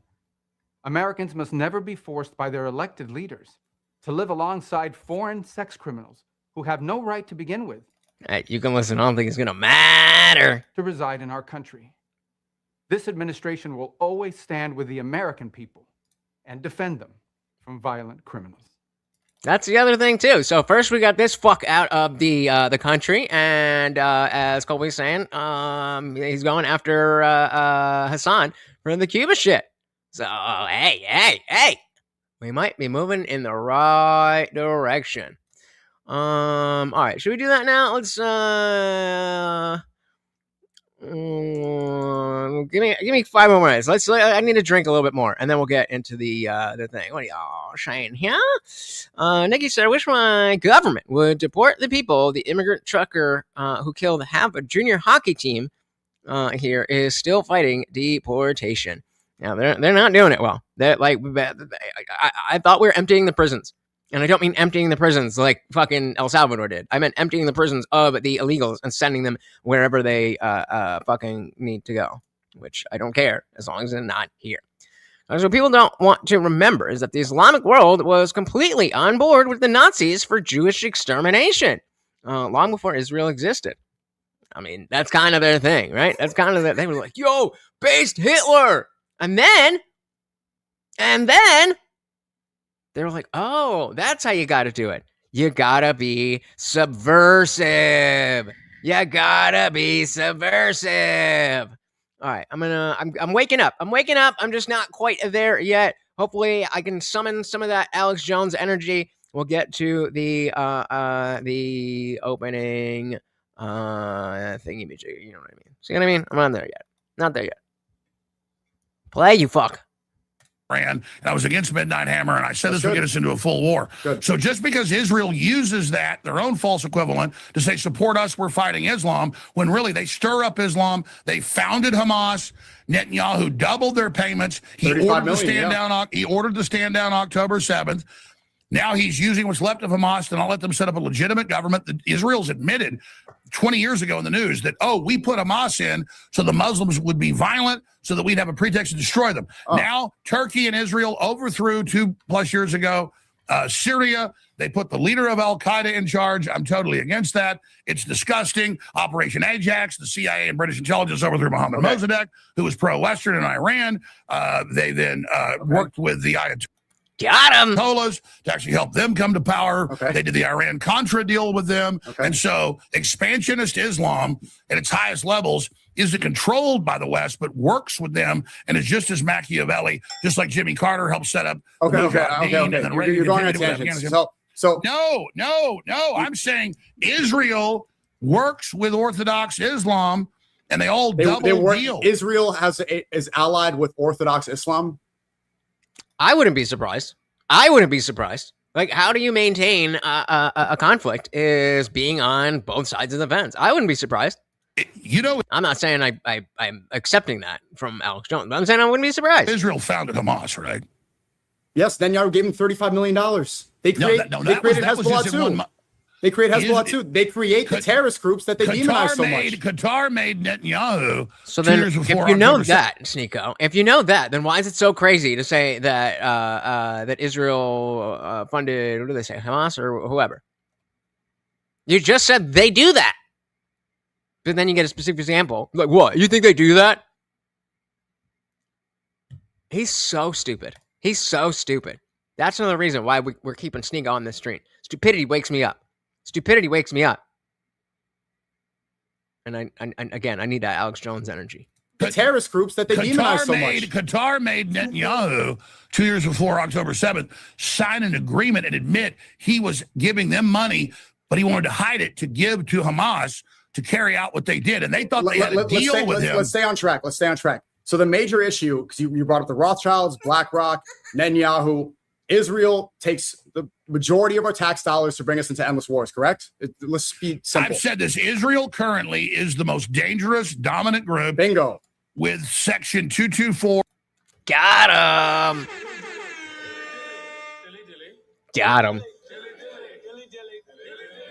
It is institutional. When they're moving them around and they know it's good, that is institutional. That is the church accepting that shit. Well, said, I'm not a Christian. I don't like anyone who does it, but all the countries where it's legal and most widespread have one thing in common, and it's not Catholicism. Bingo. Nikki said, last time I checked, it was pretty frowned upon for priests to be grapey to kids, unlike those in Islam. And that is, that is the difference. Like, that is the difference. That's like, all right, well, we have to hide this because we don't like it, as opposed to, yeah, we do that. And then we wonder why there's so many secular people. You know what I mean? Yep, facts. I said, I feel like people forget that Israel and Netanyahu funded Hamas to fight the PLO. Yeah, that's what he did. That's exactly what he just said. Again, guys, I'm not going to keep reminding you. So if you guys want to debate, figure out what you want to debate. If not, that's totally cool. But I'm just saying, I don't see any discussion on that. And if you want that, we only have about 90 minutes before the debate. Currently is the most dangerous, dominant group. Bingo. With Section 224 of the NDAA Defense Authorization Act that says dozens of times, integrate, merge, lifetime feeds, marry the U.S. military. That's been Netanyahu and his surrogates. Mark Levin, all of them, marry, and the U.S. ambassador, or the Israeli ambassador to the U.S., is really what he is, Mike Huckabee. We're going to take the whole Middle East. Israel's going to take over. We'd rather live in the Middle East. We owe everything to Israel. Yeah, it's a cult. Okay. They, right now, to secure control of our foreign policy, are openly primarying everybody like Massey and now saying, we're the masters of the universe. That's a quote. And we're going to run you and we're going to control you. And Netanyahu 2 years ago proposed. Did he just say right? Did he just quote, say, and we're going to run you and we're going to control you? And Netanyahu. So all that shock before about, oh, you scared of me? No, we're not scared of you, you fuck. We're scared of the ideology that you're pushing. 2 years ago proposed shipping the Gazans to Europe and the U.S. Right. So yeah, we destroy their countries and then ship a bunch of pissed off Muslims over. Right. Endless Nobody wars. said Muslims aren't victims of Israel. Nobody. You're against the Gaza genocide because some people are now saying that they don't care and that they want Americans to be kicking butt and committing the genocide. And you're against the Gaza genocide? What? No, what I don't. circles are you in? No. When I say a new crusade, I mean cultural, not putting up with Islamic expansion, shutting down the immigration. Okay. I do not believe in genociding Muslims because most Muslims are not even bad people and are very nice people. It is the jihadis, as the UAE has pointed out, that are coming into the West. Was it spiritual fight? I forget exactly what it is, but it's something like that. It's war. It is a fight. Okay, there's a lot of things. I'm trying to stay on track. What does jihad mean, Alex? Holy war. Jihad means following God's orders and carrying out. I think it's holy war. Holy war. There's No. family, there's political, there's charity, and there's military. No, it doesn't. Jihad means the struggle of faith. Smiling. And the struggle of faith. Same shit. The struggle of faith is getting everybody to believe and bend the knee, so they use the sword. Sneeko, I don't think so. Again, either Sneeko doesn't really understand his own faith, or he very well understands that every single thing that Alex is saying is absolutely correct, but because of Taqiyya, it's his responsibility to make sure the world thinks better of Islam than what it really is, so that he and Mamdani and the DSA candidates, they can take over. It's not that all the Muslims are progressive and they want to trans your kids. No. They just see and understand that the Democrats are the party that can be overtaken. So a pragmatist, peace can't exist in a world with diametrically opposed beliefs. And if I have to choose Western secular society or Islam to survive, I know which side I'm on. Dilly. All right. I'm feeling it. It's coming on. Let's go. And hey, there's military. Shout out to Trey Williams. Welcome to the party. Very good to see ya. I'm very interested on your opinion of my opening statement here. We're gonna be working on it, but you know exactly what my argument is for this debate. Hopefully you can stick around for it.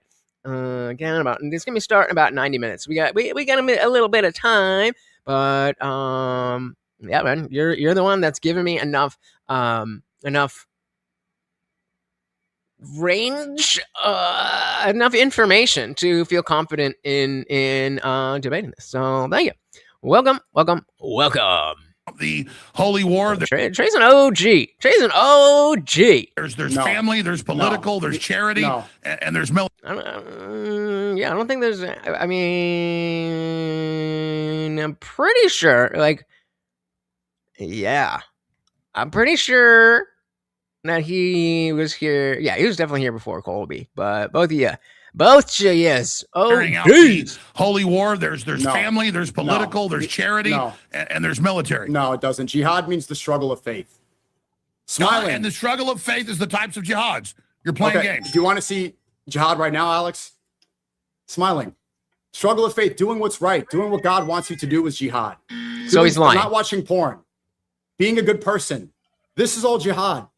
They take these words and they misconstrue them to confuse people and get them afraid of Muslims to justify their wars.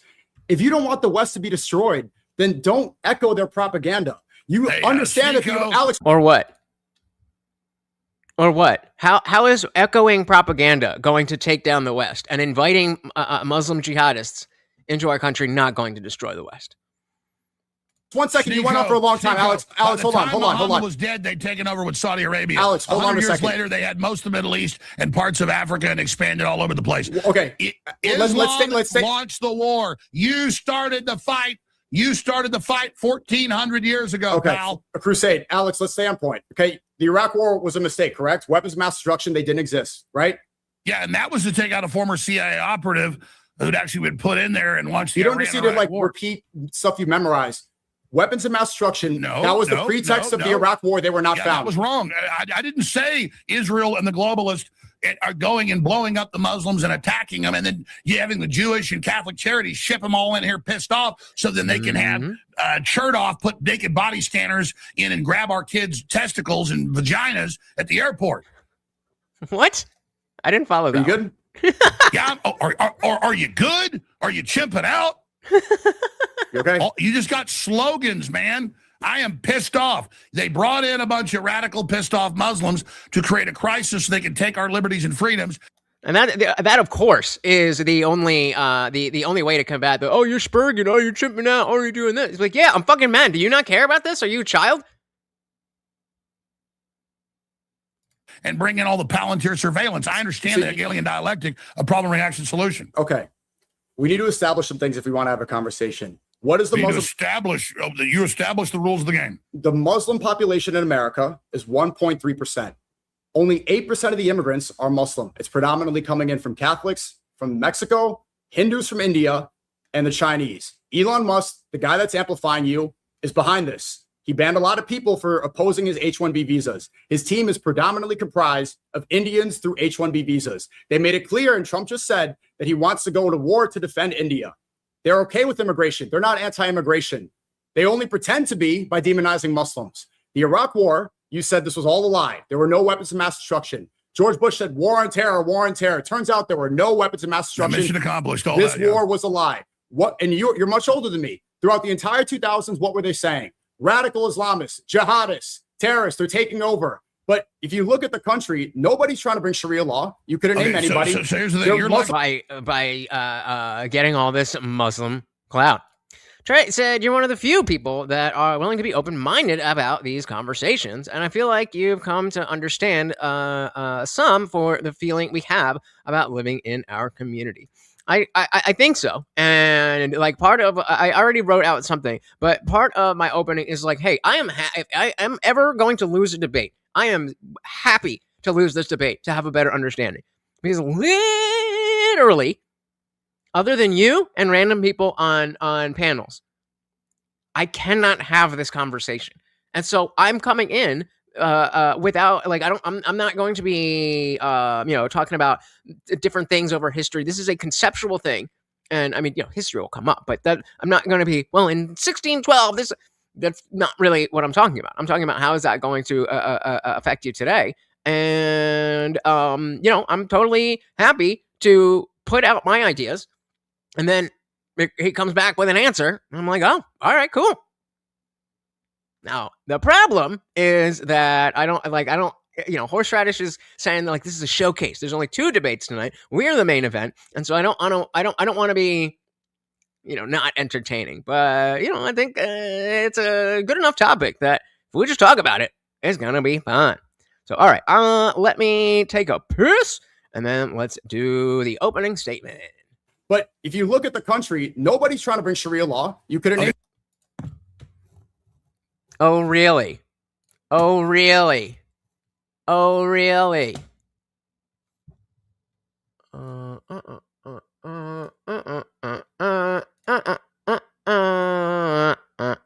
This is the Cedar Riverside neighborhood of Minneapolis. It's known for the University of Minnesota, phenomenal ethnic food, and the export of American fighters to the terrorist groups ISIS and Al-Shabaab. In fact, it's reported that dozens of young Muslims from this community have gone to fight for these organizations.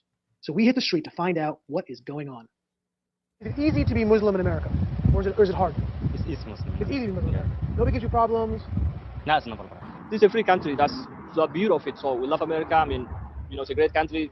Freedom of speech, freedom of choice of your religion. Right. So we don't have any issues. Do you feel more comfortable living under American law, or do you feel more comfortable living under Sharia law? Sharia law. I'm a Muslim. I prefer Sharia law. Sharia law, yes. You prefer Sharia law over American law? Oh, hell no! Of course, right? And this guy's the scariest. This guy's the scariest because of what he says. This guy's the scariest. Oh. Friends feel the same way?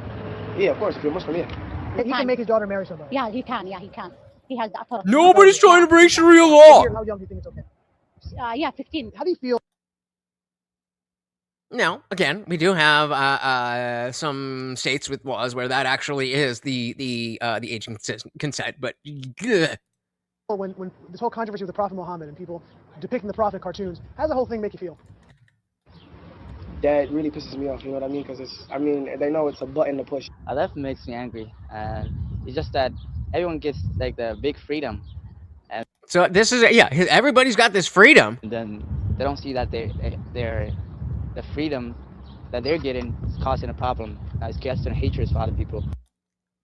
The freedom that they get is causing a problem for other people because it's inciting hatred for other people. We made it illegal in America to make fun of the Prophet Muhammad. Definitely, yeah. But that freedom. What about that freedom? I think we should make a law that makes it illegal to. That would be better. Yeah, that would be better. Yeah. To stop, aggression. I was so upset and I was so mad.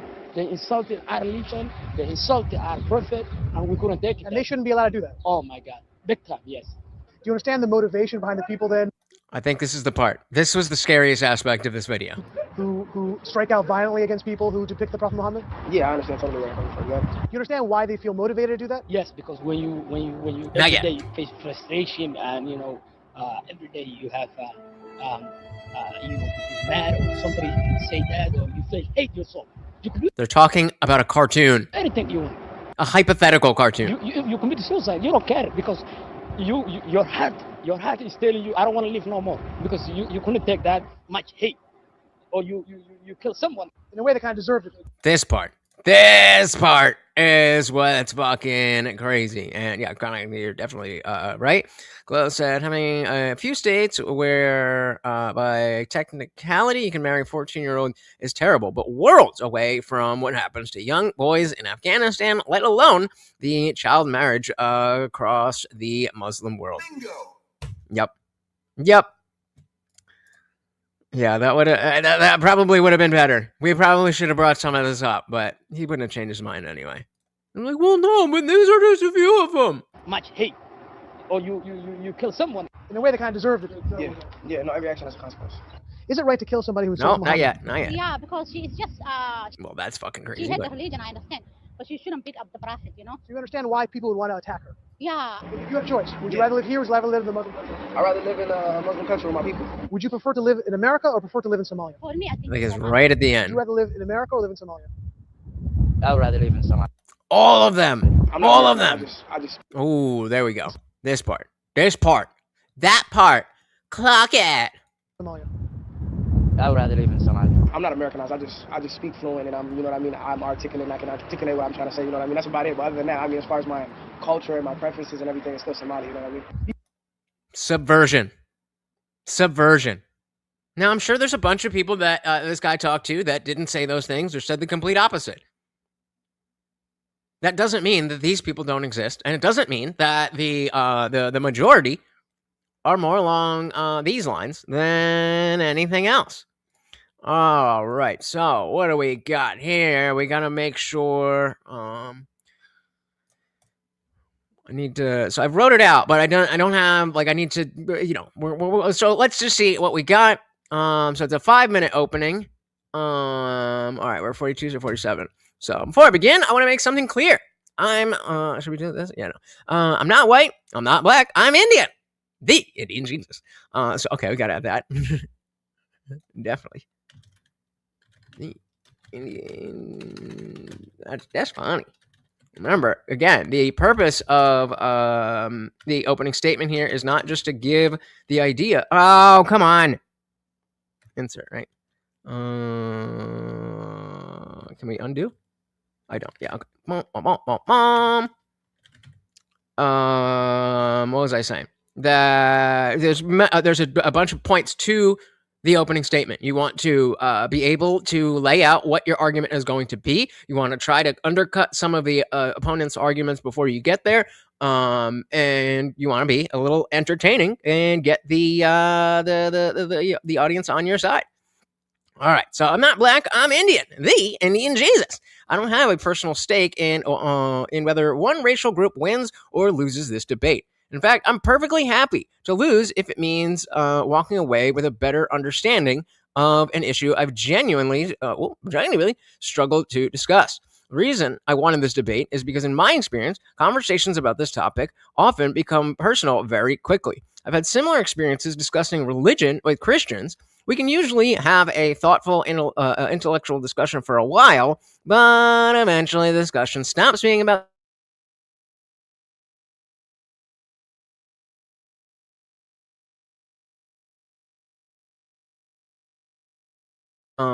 so can we do it like that? Will this work? Boom. Okay. So let me be clear. Let me be very clear about what I am, and I'm not arguing.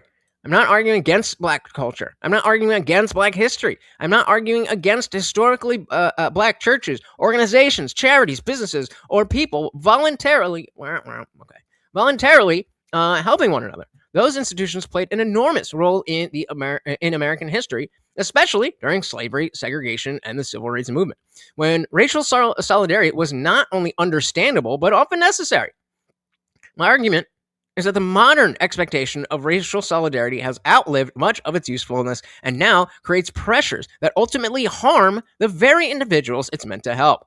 I believe every person should be treated as every person should be treated as an individual. As an Indian, I'm going to put an Indian. We'll just say being Indian. Being Indian, I don't feel responsible for the actions of other Indian people simply because we share ancestry. If an Indian commits a crime, acts irresponsibly, or says something foolish, I don't see it as reflecting on me, nor do I feel obligated to defend them. Likewise, if another Indian achieves something extraordinary, I'm happy for them. Well, unless I don't like them. That might be... Unless it's someone I personally don't like. Of course. Of course. There we go. But I don't feel as though I've personally accomplished anything. My identity comes from the values I choose, the people I care about, and the communities I voluntarily participate in, not from the amount of melanin in my skin. Yet I think many Black Americans are encouraged to see themselves first and foremost as members of a racial community. That expectation can create pressure to think a certain way politically, to avoid criticizing harmful behaviors for fear of hurting the community, or to wonder whether pushing what's best for yourself somehow makes you, where'd we go? God damn it. Yourself somehow makes you less authentically Black. To me, that's tragic. Not because I think Black Americans lack agency. Quite the opposite. So, quite the opposite. But, where are we? But because I think they deserve the same... Wait. That's okay. That's tragic. Because it's tragic because I think they deserve the same freedom as everyone else. The freedom to define themselves as individuals. Ultimately, my position isn't that the community is bad. Humans need community. Or that community. Okay, not the community. My position isn't that community is bad. Humans need community. The question is, why should race be the thing that defines it? Why should a successful engineer in Atlanta feel a stronger bond with a criminal in Los Angeles than with a white coworker who shares his values, his work ethic, and his vision for the future? Communities built on a shared, built around, I can barely read this.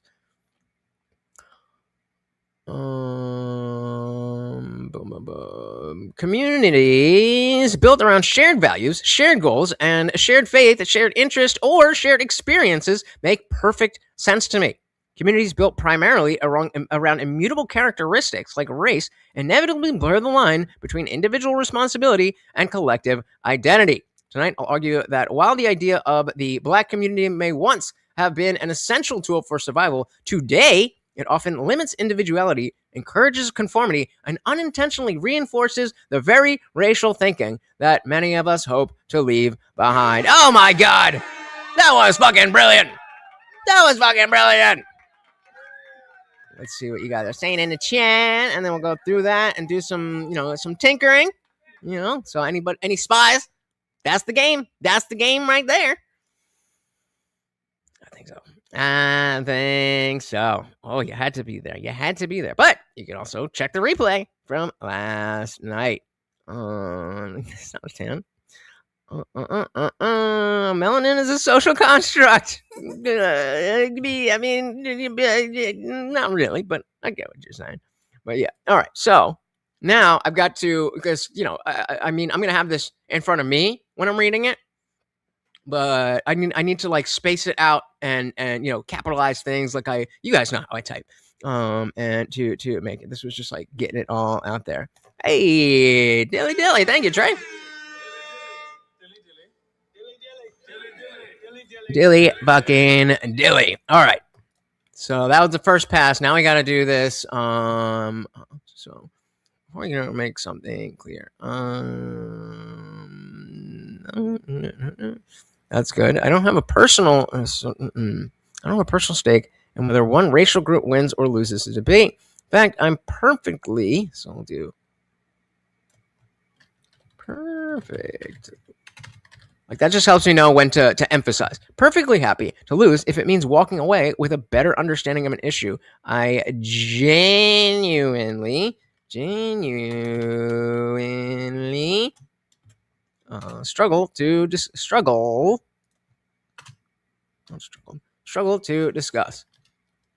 The reason I wanted this debate is because, in my experience, conversations about this topic often become personal very quickly. I've had similar experiences discussing religion with Christians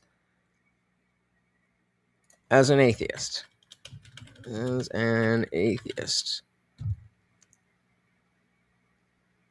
feel like that should be one sentence. No, that's too long. Okay. We can usually have a thoughtful, intellectual discussion for a while, but eventually, discussion stops being about ideas and starts feeling like a defense of identity. I think something similar often happens when discussing the idea of the Black community. Well, I mean, I was thinking about it, but I don't know. I felt like maybe that would be weird. I don't know. I'm just doing my thing. I'm sorry. Nikki said, black people telling their kids that white people are holding them back is just black people believing in white supremacy. They didn't believe it. They wouldn't think they could be held back. Bingo. Exactly. All right. So I'm very clear about why I am and am not arguing. I am not arguing. Let's put some music. Very clear what I am and am not arguing. Not arguing against black culture.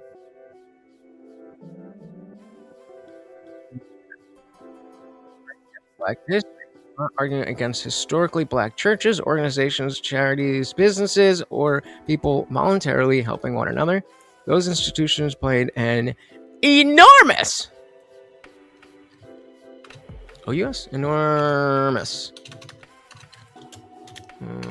role in American history, especially.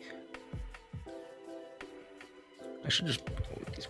It would be way easier when I write these to just bold them. But I like the big word. I like big word, especially during slavery, segregation, and the civil rights movement, when racial solidarity was not only understandable but often necessary. My argument is that the modern expectation, let's do modern. The modern expectation of racial solidarity has outlived much of its usefulness and now creates pressures that ultimately harm the very individuals it's meant to help. I believe every person should be treated as an individual. Every person should be treated as an individual. Being Indian, again, like as yeah, let's go back to being Indian. I just changed that before, didn't I? Being Indian, I don't feel responsible for the actions of other Indian people simply because we share ancestry. If an Indian commits a crime, acts irresponsibly, or says something foolish, I don't see that as reflecting on me, nor, shout out to Rob nor do I feel obligated to defend them. Likewise, if another Indian achieves something extraordinary, I'm happy for them, unless it's someone I personally don't like, of course. But I don't feel as though I've personally accomplished anything. Where did that go? My identity comes from the values. God damn it. What in the fuck is going on? I just hit the fucking insert button. Why is it doing that? Comes from the values I choose, the people That's my people. And the communities I voluntarily participate in. Not from the amount of melanin in my skin. Yeah, I think many Black Americans are encouraged to see themselves first and foremost as a member of a racial community. That expectation can create pressure to think a certain way politically, to avoid criticizing harmful behaviors for fear of hurting the community, or to wonder whether pursuing what's best for yourself somehow makes you less authentically Black. To me, that's tragic. Not because I think Black Americans lack agency, quite the opposite. That we'll get. Yeah, we'll just do quite the opposite. Damn it, I hit the insert button again. To me, I think that's tragic. Not because I think Black Americans lack agency, quite the opposite. I think they deserve the same freedom as everyone else. The freedom to define themselves. Define themselves as individuals, or to find themselves as individuals? Ooh. Do we like... Let's say here, yeah, the freedom to define themselves as individuals, or the freedom to define themselves as individual. Yeah, individuals sounds better as the accent. Individuals.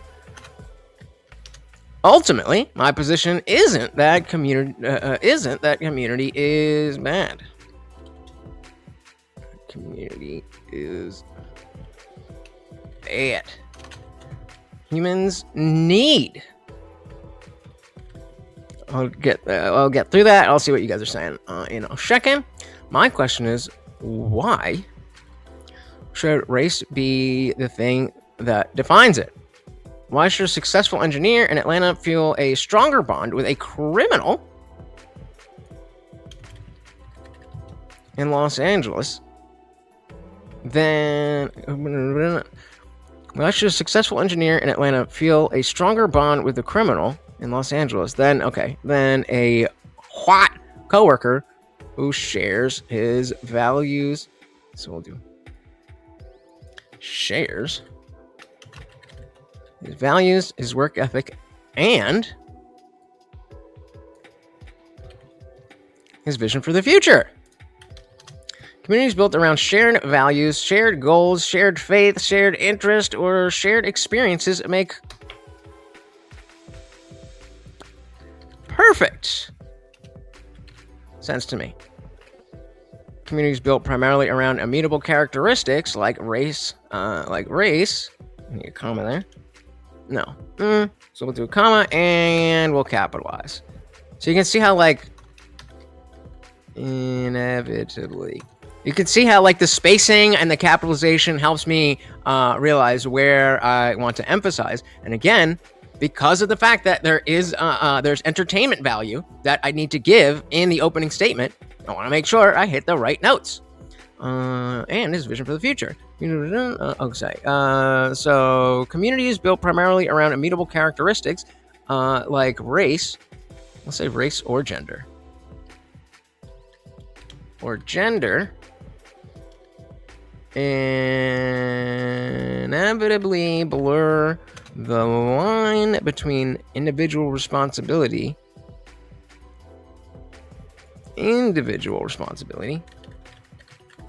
Really hitting that individual responsibility and collective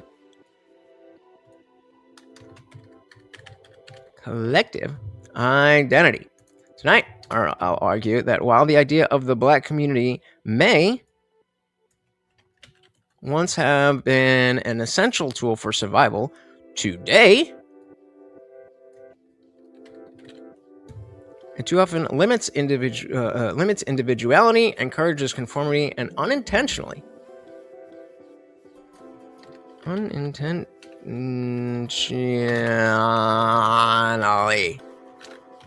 reinforces the very racial thinking that many of us hope to leave behind. There we go. All right. So let me grab the, see what you guys are saying, and then we'll do it again without the timer, see if there's anything we want to change, and then we'll see, are we good for the timer? We have got 1 hour on the dot before the debate. All right, what you guys saying? What you guys saying?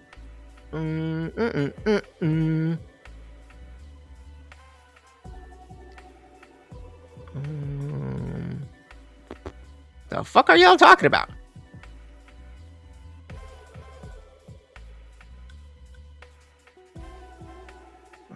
Y'all just yapping. Y'all just yapping. Don't forget, the last time I'm going to say it, if anybody wants to, come up and do a debate, now is the time to do it. Now is the time to do it. Figure out what you want to debate, and come on up. So we got, I'm going to run through this 4 times, and then we just chilling. All right. So I'm actually going to do.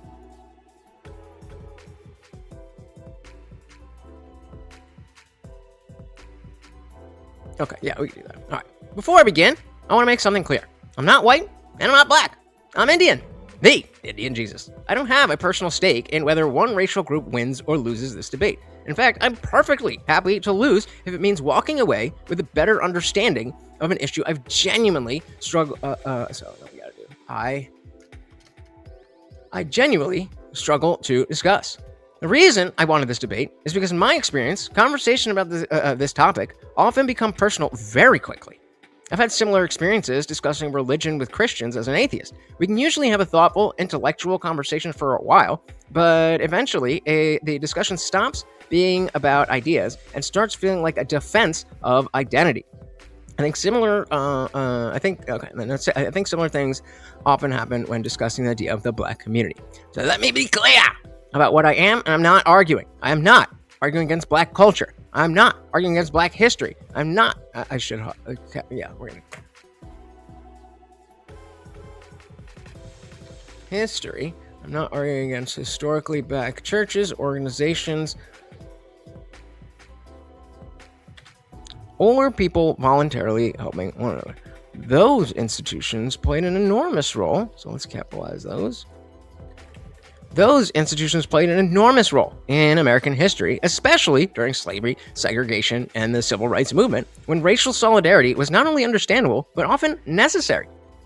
My argument is that the modern expectation of racial solidarity has outlived much of its usefulness and now creates pressures that ultimately harm the very individuals it's meant to help.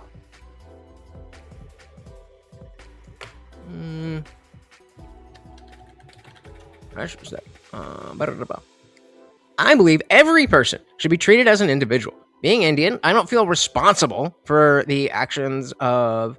Do I want to? Yeah, let's punch responsible. Punch. I don't feel responsible. There you go. For the actions of other Indian people simply because we share ancestry.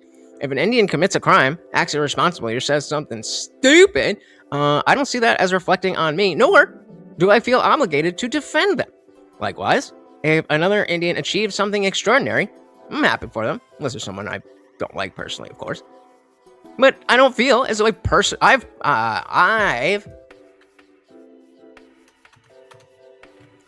personally accomplished anything. My identity comes from the values I choose, the people I care about, and the communities that I voluntarily participate in, not from the amount of melanin in my skin. And I think many Black Americans are encouraged to see themselves first and foremost as members of a racial community. That expectation can create pressure to think a certain way politically, to avoid criticizing harmful behaviors for fear of hurting the community. Is that racist, Trey? They are a lefty platform, so I don't know. Hurting the community. That seems a little racist. Okay, for fear of hurting the community, or to wonder whether pursuing what's best for yourself somehow makes you a less authentically Black. To me, that's tragic. Not because I think Black Americans lack agency, quite the opposite. I think they deserve the same freedom as everyone else. The freedom.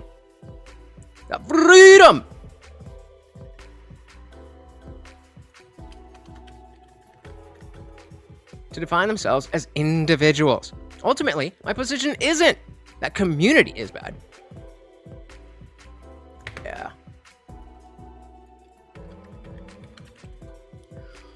Ultimately, my position isn't that community is bad. Humans need community. My question is, why should race be a thing that defines it? Why should a successful engineer in Atlanta feel a stronger bond with a criminal in LA? I'm going to do compared to. Where'd it go? Fuck me.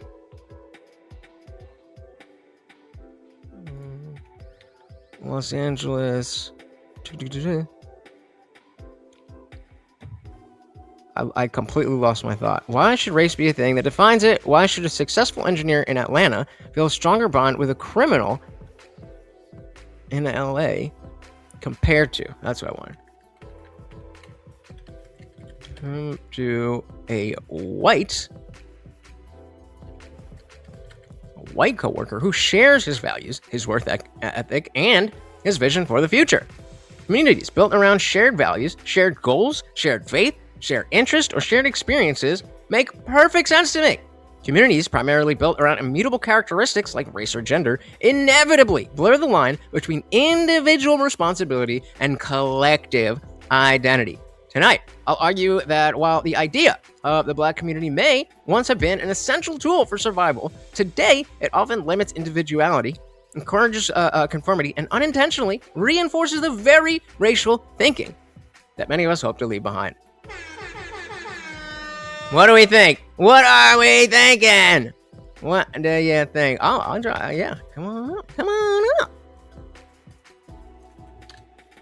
Boom. Come on up if you're trying to debate.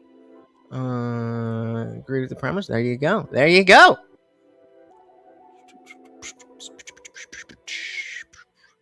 Is he live? Yeah. He's live now, but we're not. They're doing their debate, so we don't have to join until for almost an hour. So we good. Feels like a lot of framing. A lot of framing for an exam 5 minutes before the test. I mean, you know. Thank you. All right, so now we just need the timer. Pull this down here, see exactly what size. And 5-minute timer.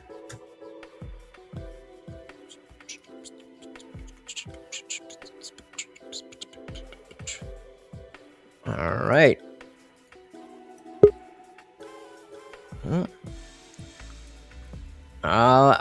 Is he there?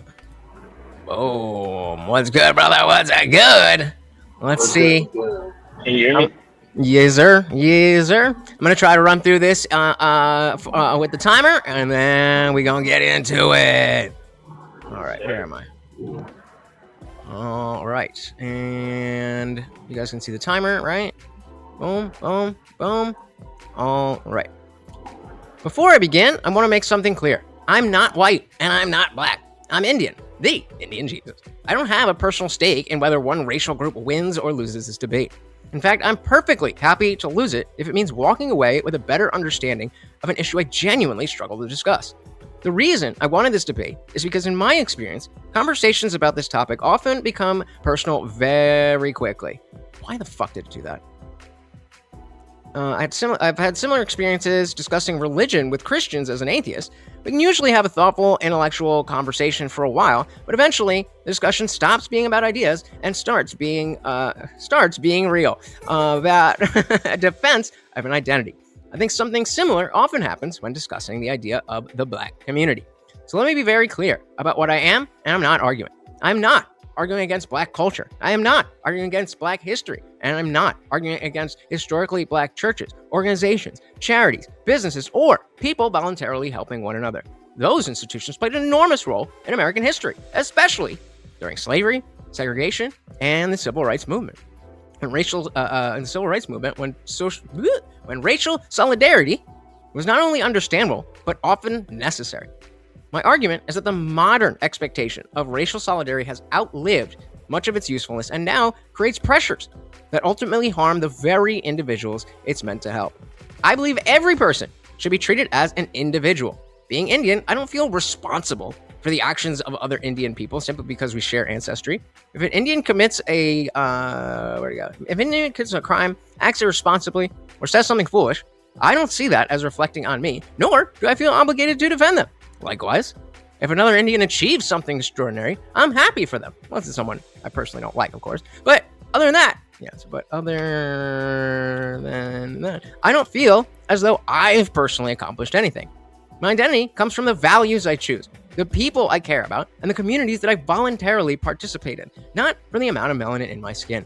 Yet, I think many Black Americans are encouraged to see themselves first and foremost as members of a racial community. That expectation can create pressure to think a certain way politically, to avoid criticizing harmful behaviors for fear of hurting the community, or wondering whether pursuing what's best for yourself somehow makes you less authentically Black. To me, that's tragic. Not because I think Black Americans lack agency, quite the opposite. I think they deserve the same freedom as everyone else. The freedom to define themselves as individuals. Ultimately, my position isn't that community is bad. Humans need community. My question is, why should race be the thing that defines it? Why should a successful engineer in Atlanta feel a stronger bond with a criminal in Los Angeles compared to a white coworker who shares his values, his work ethic, and his vision for the future? Communities built around shared values, shared goals, shared faith, shared interests, or shared experiences make perfect sense to me. Communities built primarily around immutable characteristics, inevitably, like race or gender, inevitably blur the line between individual responsibility and collective identity. Tonight, I'll argue that while the idea of the Black community may once have been an essential tool for survival, today, it too often limits individuality, encourages conformity, and unintentionally reinforces the very racial thinking that many of us hope to leave behind. And with that, I concede my time. Let's fucking go.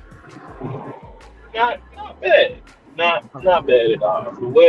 For your stance in it, it's a very solid opening. Very, very solid. I would say that I no, actually really no notes. I think that's a very, very solid argument for what you're trying to convey, which is something we've gone in lengths and depths and sometimes I've come to understand your point of it as well. But yeah, I think very, very solid intro. Shout out to Lost Boys in the Machine. Welcome to the party. Very good to see ya. Bing bong ping pong sing song of the sunburn. Okay. So what do you the most difficult part for me with this is that I have no idea what to expect unless it's going to play out exactly like our conversations. And I'm just going to be like, well, where's the Black part of that? Or where's the community part of that? And, similar to when I was talking to Drew about white nationalism. It's like, what's the white part? If you heard, where does your brain go as to what somebody who is going to be on the other side might say about that? Historical context. I think when you reach back and think about certain things in our history, we don't even have to go as far back as slavery and all of those things. We can just come up, I would say, to 50s, 60s, even some of the 70s, where our grandparents, our parents were alive and growing up. My mother, I want to say she was like 6 years old when Dr. King was assassinated. So, she grew up at a certain time in history where trusting white people was detrimental to them. So it isn't necessarily a thing of, we think white people are superior, or it was a thing of back then trusting white people and not trusting your own community will get you fucked up. Now, where things did shatter within that teaching is the crack era. I think, we speak to kind of how things were coming out of civil rights. And I would say civil rights ends, we can give it 72. Civil rights ends. I would say in about the next 12 years, we're in the crack era. And so I think whatever progress we did build within that completely got dismantled during the crack era. And then I would say coming out of the crack era, keeping that Black community aspect has actually helped where my generation and the way we're headed with certain parts of our next generation is going to definitely be better than what we seen during the 80s and 90s and early 2000s. Can you give me an example of that? What do you mean? Um, Like how is it showing? I want to say that our marriage rates are going back up. Um, Single parenthood is going down. Things of those natures. And I think So let's just take Sure. those. Let's just take those two statistics. If those are going up, what part of that is the black community doing serving black people versus the social culture moving away from judging people based on the color of their skin, at least on our side, right? so. What are you saying so I can know how to properly respond to it?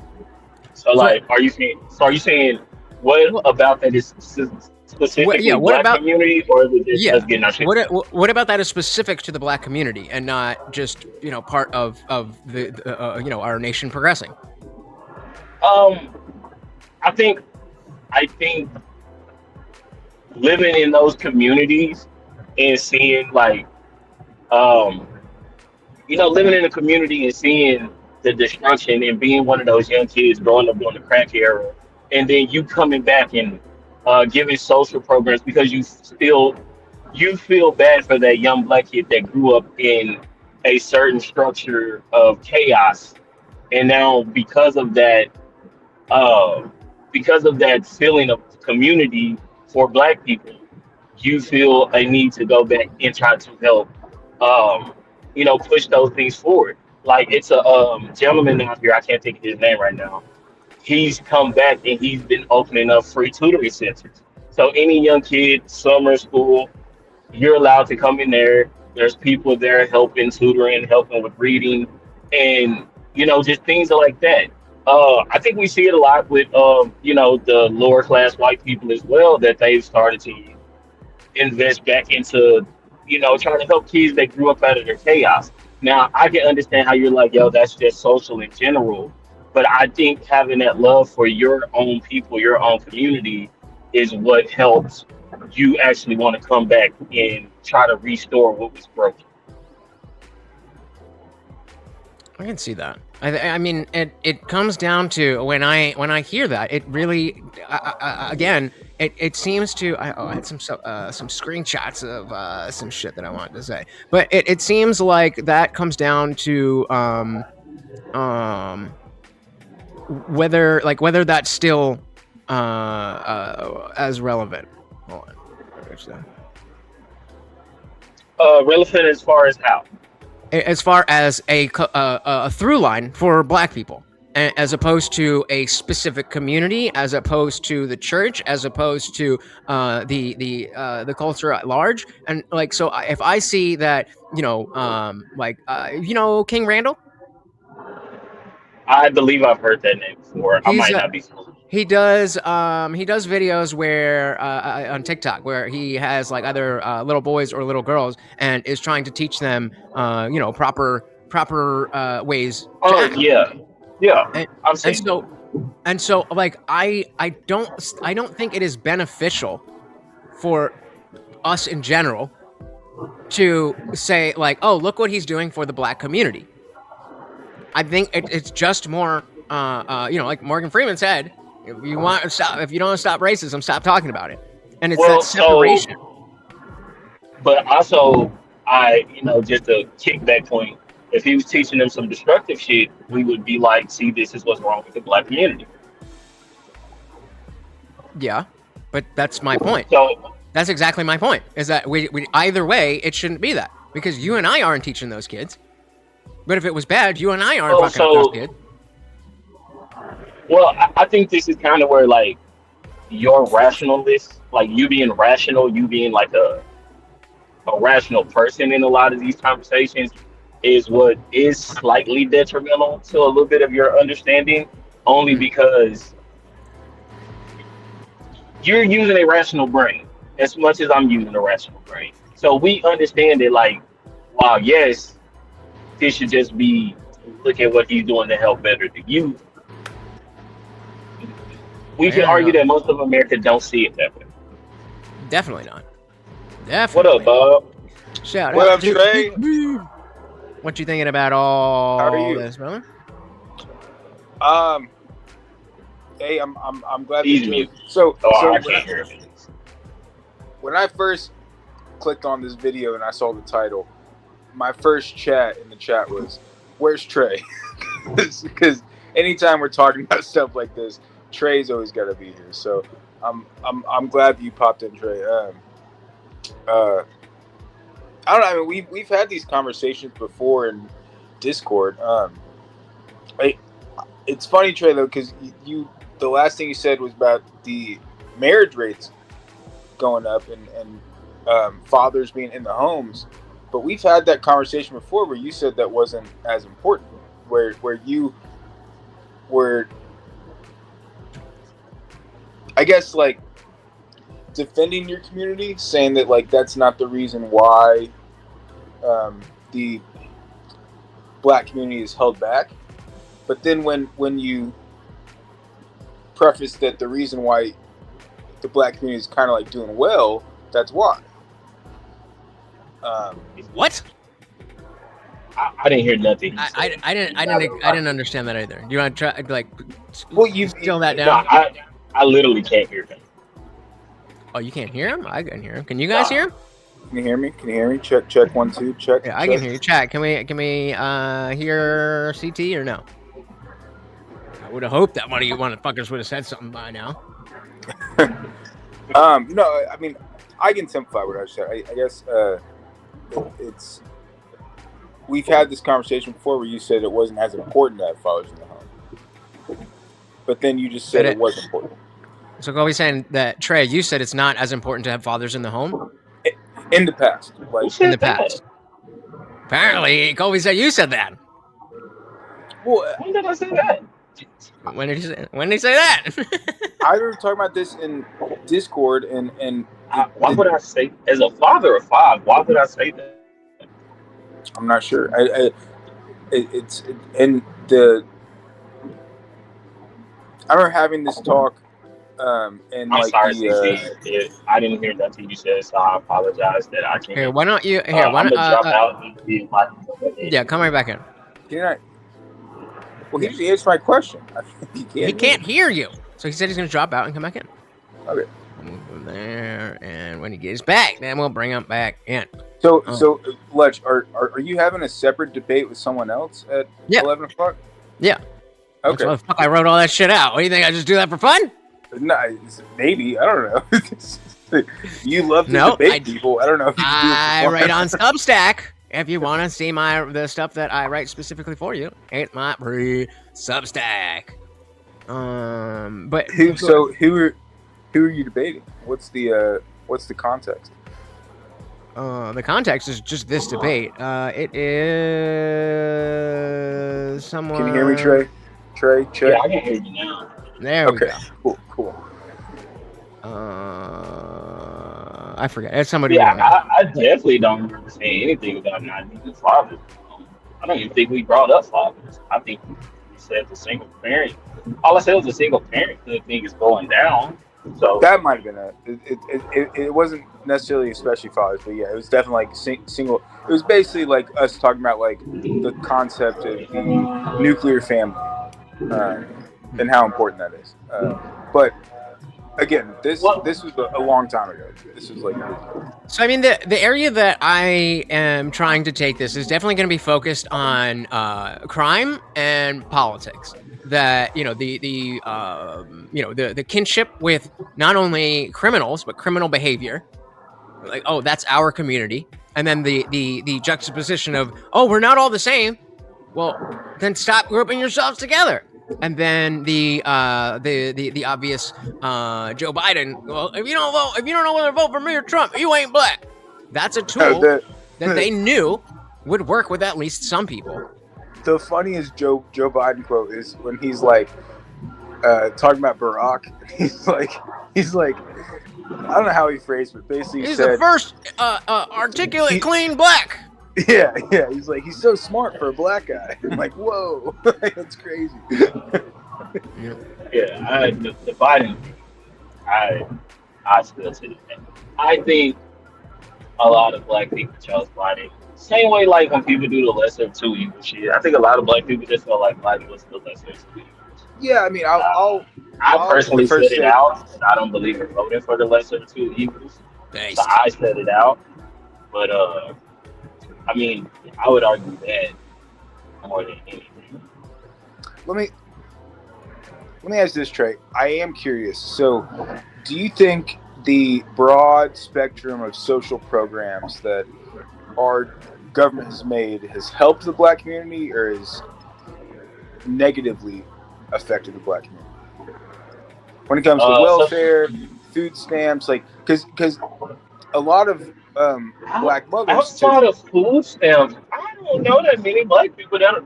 Well, I guess welfare is welfare food stamps. Like, are they considered one and the same thing? Yeah. No. Okay. I was about to say, 'cause outside of food stamps, I don't know too many black people that's actually on the welfare. So there's the problem that was made was that in order to qualify for government assistance, if you're a single parent household, you could qualify. If you are a dual parent household, you wouldn't have qualified. So what it made was that a lot of mothers would leave the father off the birth certificate in order to qualify. Yeah, so that's I kind of think what this led is to the single parent home. So I think this is a conversation me and Lutch had one time where I asked him, what constitutes a single parent household?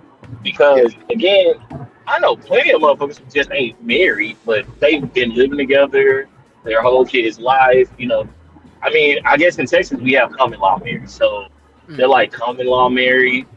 So if I'm talking about a single parent household, I mean there's one parent that lives in the household. But and they're kind of to what Trey just said, I think there's a lot of cases where they are a dual parent household, but as far as the paperwork goes, they leave the other parent. Yeah, they're considered single parent. It's a finesse in the system for sure.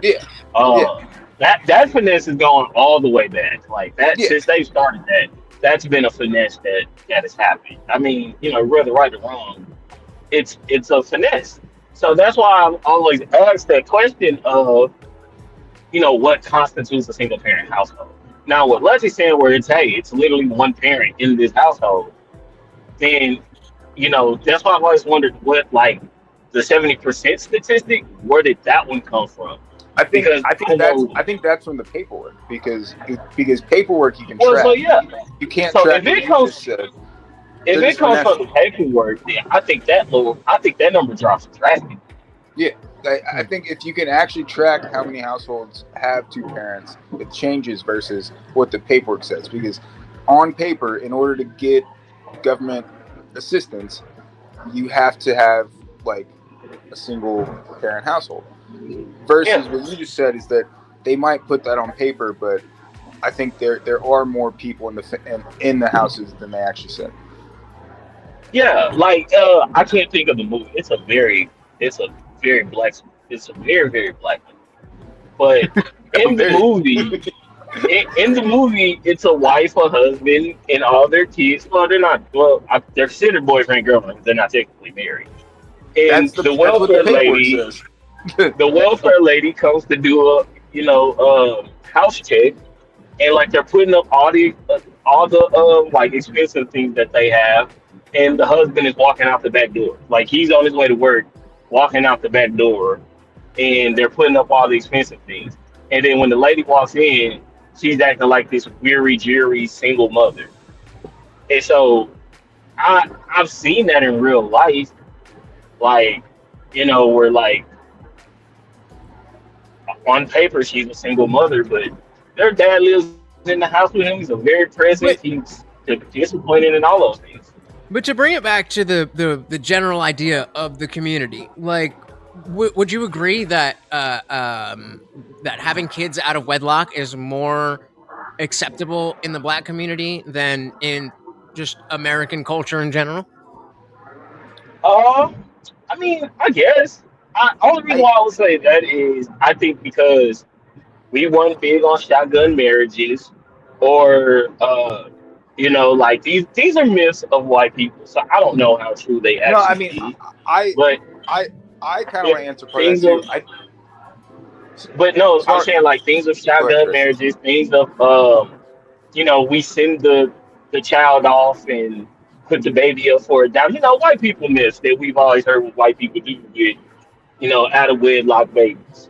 Well, so So sorry, Chris. I would say I guess we accept it more because we don't necessarily shun them away or kind of force them to be married or things, which could be to a detriment. I'm not, you know, 100% against that being a detriment, but I think, you know, when you kind of think of the myths and things of how white people handle with out of wedlock pregnancies versus how black people do, then I guess you can say that we do embrace it more.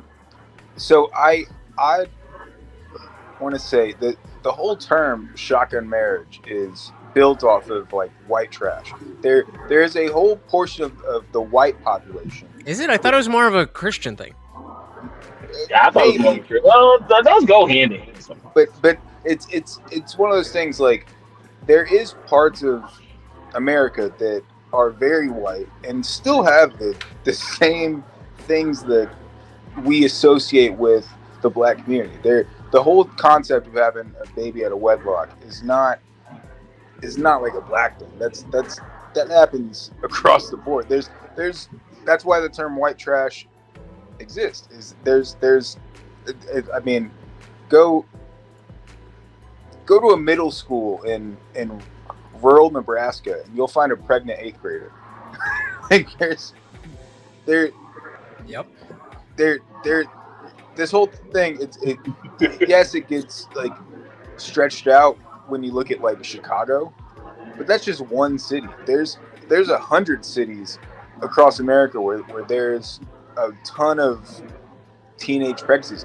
MTV made a whole TV show about it called Teenage. What was it called? Teen Mom. Teen Moms. Yeah. Oh, wait, I don't think how does it connect back to what we're talking about? You know what? I'm saying it's not a black thing. It's like. But so again, when we go back to the. Well, no, because what Lutz is saying is that we're more okay with it, which I would argue that we are. That's why I say the myths of what, you know, white people do with, you know, out of wedlock pregnancies. I mean, for us, it's, you know, you're pregnant, we go help you raise this child and all of those things. So, I mean, while I understand, that's why I said yes. Like, compared to, again, how we were taught that white people handle those things, we definitely embrace it. On that point, do you think, because I personally do, do you think Planned Parenthood was created to subject the black community to lower the population? Because I personally think the person that created Planned Parenthood was a eugenicist, and they intentionally put abortion clinics in inner cities to lower black birth rates. Eugenics.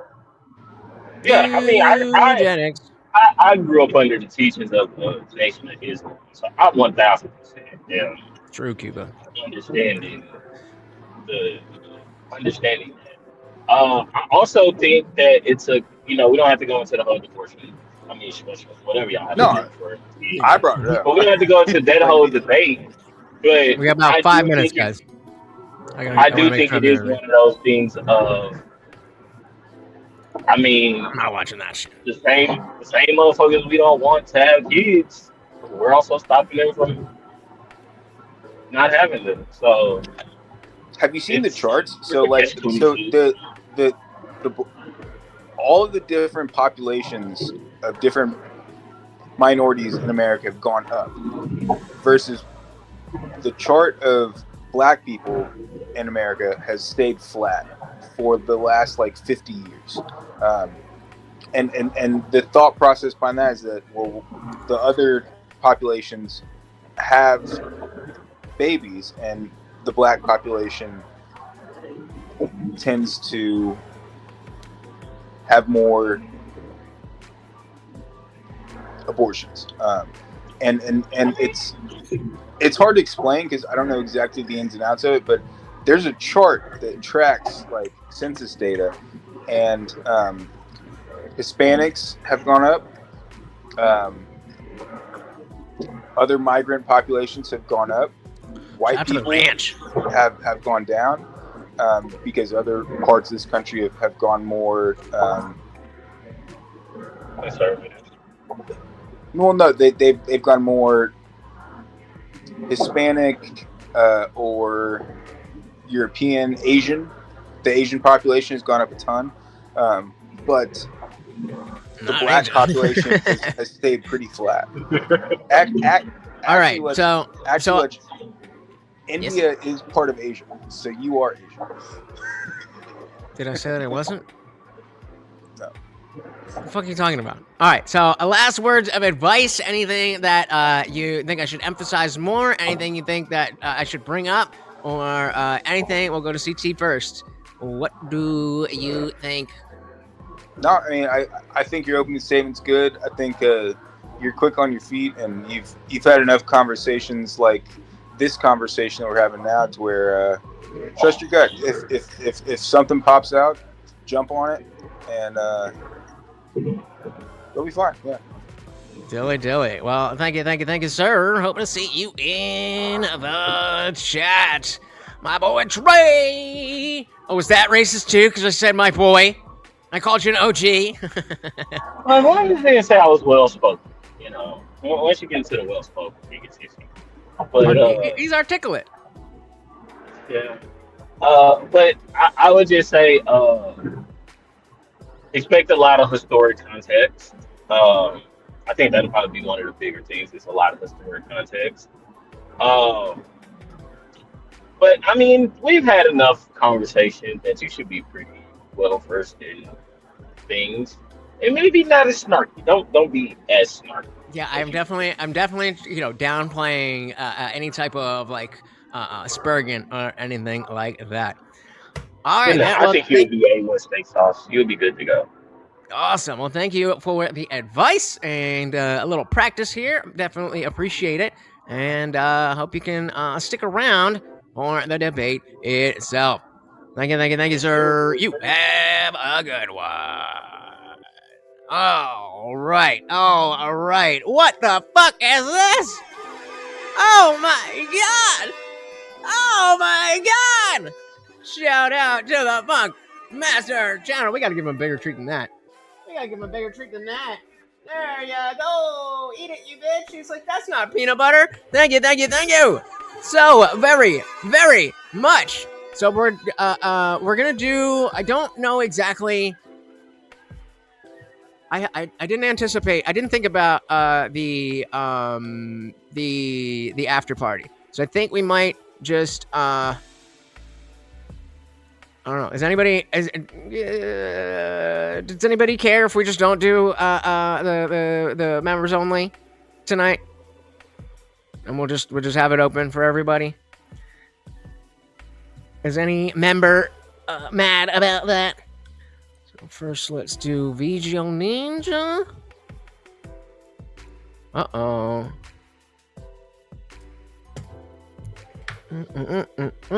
Oh, it's a new password. Okay. Hold on. Just make sure we're set up. And y'all know I don't like to be late. Boom. Do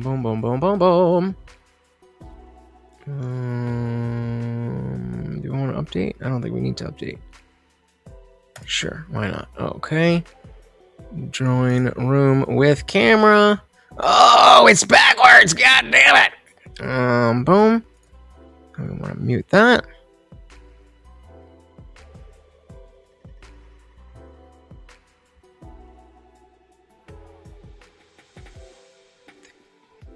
I think we gotta mute that.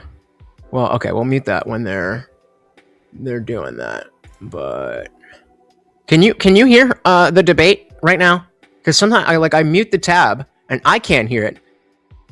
But like, are you still able to hear them talking right now?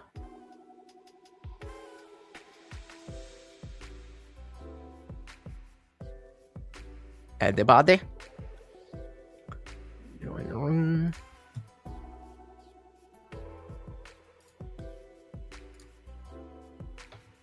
Hello? You don't hear else. Okay, cool. So when that is muted, we'll keep that muted. It's weird. Sometimes when I'm on, like if I'm on, let's say that was a Confluence panel, like a lot of times I'll mute the site to talk to you guys because I can't talk over you. I think this has more to do. I think that's more on my my laptop, but yeah, it's like it doesn't. It mutes it for me. It doesn't mute it for me, so I have to switch the tab.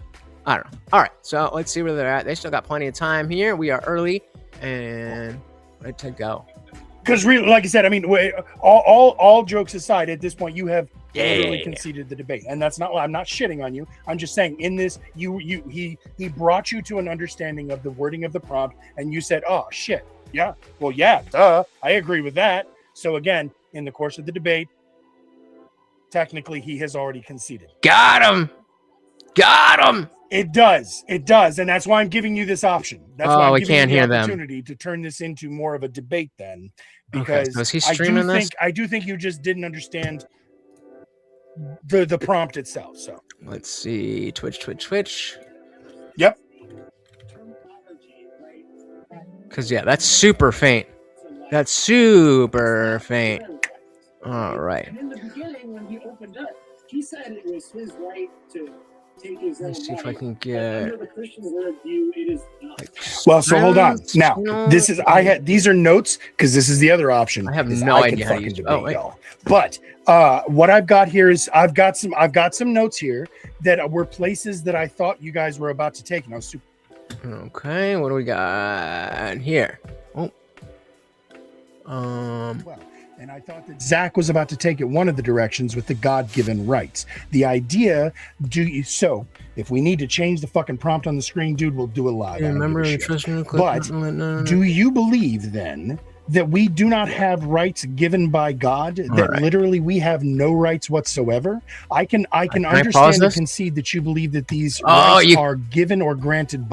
Okay, you can't. You have to explicitly pause. Being granted are our right. It may be against God's it's wishes, not Kung Fu Joe. but by what you're saying and the rest of the things you said, it is God's Let's Say Water wishes Kai. Are gonna make it happen. If we go to war and I die, it was because God wanted that to happen. So if I choose to kill myself, I'll be right back, gentlemen. God wanted it to happen. Yeah, so sure. does he give us the right to choose for ourselves or not? Oh, let me update that banner. Shout out, of course. Of course. The sponsor of the stream. Very, very, very much appreciated. And of course, guys, if you got that membership tonight, we are not doing the members only just because we're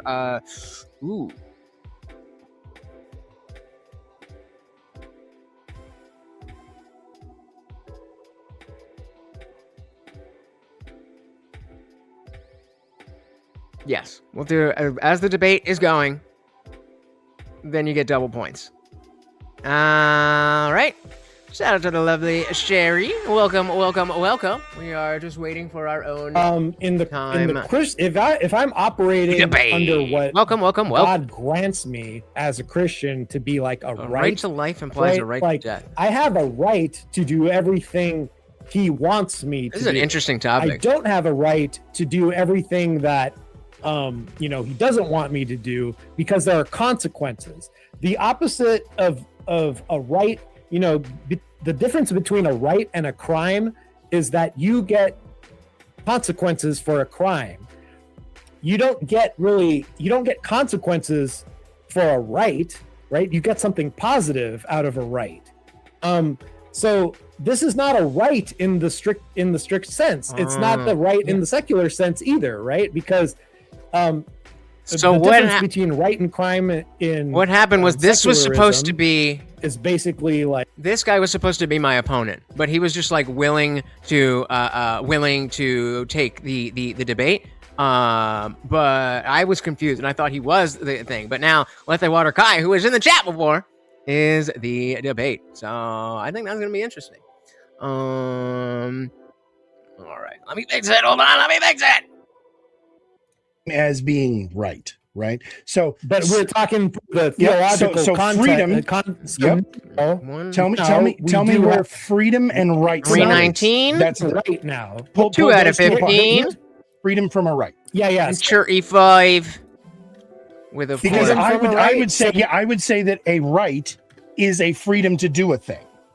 Definition. Right. So okay. So if he's granting me the freedom, he is granting me the right. I am so glad I'm not debating this. So under the secular worldview, that would make sense. But in the thank you. Where the fuck is it? Just look at it. Is synonymous with righteousness. Again, right? there are different uses of the word. Yes, very much. I understand. To say something is right. I understand. Okay. Yeah. I could parse them up. Like I said, I could give you the secular worldview of it, or I could give you what we have here, which is I'm debating with another Christian. Sure. So yep. I'm going to give you the Christian worldview of it, which is right is synonymous with righteous. So according to God, you have the right to choose his path. You don't have the right to choose against his path because there are punishments for that. That's a crime under God. Okay. It's a crime, so he's not going to save you. You're going to get a penalty for it. Can you do me a favor and point to me the scripture where it says that the only type of right is righteousness? Yeah, damn right. Yeah, damn right. You mean like where rights are righteousness? Well, that the only right we have. Here, look, we go to the video. That the only right we have. Here, look, we go. Either way, wherever you click to join. On desktop, it's right here. On mobile, it's wherever the fuck it is. Click the join button. Then you click the 3 dots. Then you go to gift memberships. Allow gifted memberships. Oh shit, I didn't have that on. There you go. So now I can get gifted memberships. I've gotten gifted memberships before, so it might be a thing that you got to check pretty regularly. But that's it. That's it. One more time. We have the join button. You click the join button. You can see, all these amazing different tiers. You can be a true disciple. You can be a cult disciple. Or you could be a god daddy. But yeah, you don't need anything there. 100% off your first month of membership. What? Well, I didn't know that was the thing, but hey, if you just click join, you should be able to do it right now. Or maybe it's just doing that because it's my own channel. I don't know. But you go up to the 3 dots. You go to gift membership settings. Make sure that is on, and then you are good. Okay.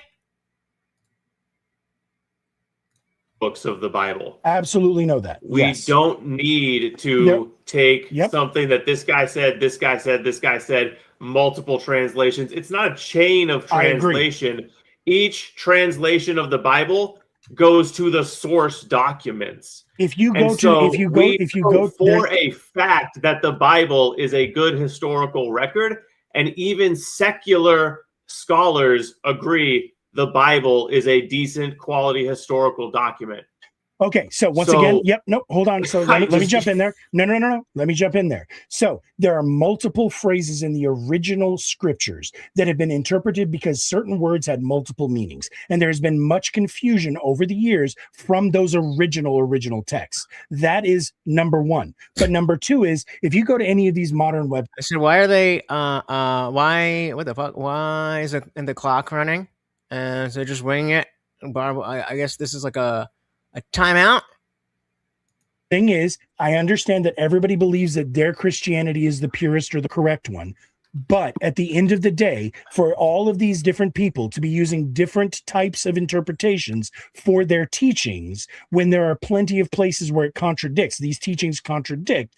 Literally at the beginning of this debate, the two of you were calling names about your type of Christianity, right? So I mean, again, if you have people who believe the same, you wish you were taller. He was calling. I know. I was going to correct myself afterwards, Zach. You're right. The fire was going one direction, but you know what I'm saying.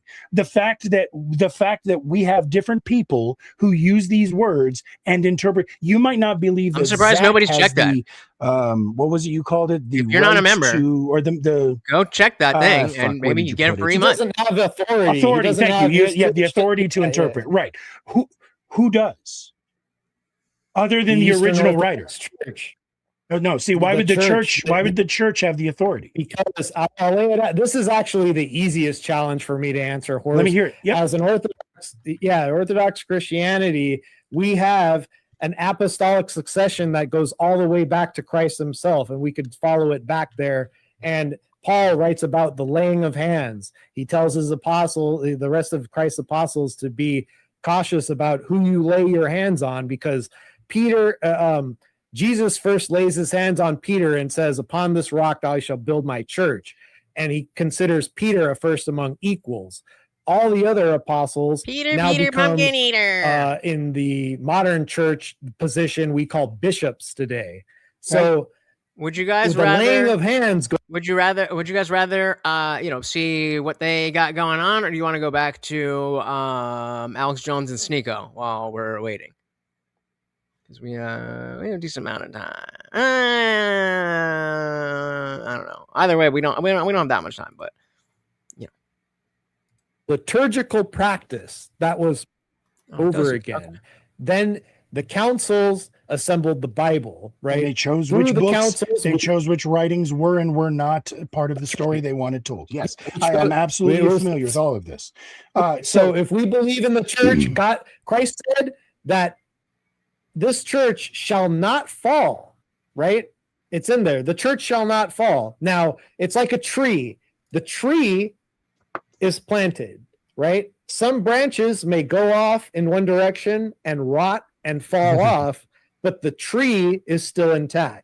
And that's why the Eastern Orthodox Church. Bro, I stopped growing in like 9th grade. So I'm going to go ahead and double check spurt here. So to be clear, I've been to and read a lot about Christianity. I'm actually a big fan of Jesus. I don't call myself a Christian because of the shit that has been done in his name. However, that said, I come from a very Christian. If the answer's not 0, then got him. Things, and you might be able to tell me I'm wrong, so I'm not saying I gotta go there, Molly. Just a whisper. My understanding was within the context of the speaking that you're talking about, where Jesus said those things. He had just gotten done talking about what his idea of the church was, and the church that he wanted to be built was not a brick and mortar, was not a council of fucking elders. Right. He believed that his people, his flock, was the church. In fact, he even talked about the fact that you should only be praying in your closet by yourself, that prayer is something that is an individual thing, and he does not want it done out in public. People who pray in public are doing so for attention. Furthermore, that's the birth of the Lord's Prayer. The only prayer that we should be offering is, thank you, God, for what you've done and for everything you have given me. Not asking him to fucking heal Auntie June's polyp, not saying, please give me a better job, not saying, we should only be saying thank you.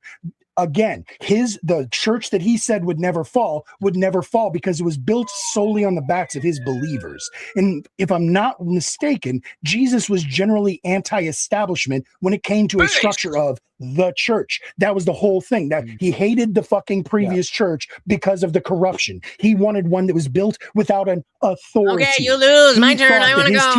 Were going to be all that was necessary to carry his message forward. Why would those words have not been more clear? One at a time. You're kind of like shotgunning a bunch of stuff. I threw it all. I told you that I'd be able to feel the decaf coffee. Like I just had a little, it was maybe like that high, but I put like a full cup, not even really, like half a cup of coffee's worth of decaf instant. I can feel it. I can feel it in my bones. Give me that like middle segment, Horse. Okay. The middle segment referring to Jesus wanting to build a church on the backs of his believers. I don't remember the exact wording, but basically that the church was going to be made up of his believers, and that's why it would never. I'm going to need to see Twitch. Is that the part you're talking about? Yeah. So here's something that you, as a non-practicing Christian, probably don't understand. This concept. So I'm just saying no longer practicing Christian, to be clear. Go on. Okay. I have been saved. I have gone through the whole thing, but yeah, go on. I'm going to hit you with this biblical concept that just chops a lot of what you just said down. Please. There is a... Wah, wah. Why are these not blocked? If I was using ad block, which I'm not. Oh, Jesus. Framework hierarchy. That would make sense, So, since some yes, of them are written it by says Christ and this some of them here weren't. So, in this situation, but it's a seeming contradiction problem. Atheists. So yeah, I got it. Wait, well, it's this over here, but then it's this over here, and what they ignore is the context. The situation dictates. What the fuck are you talking about?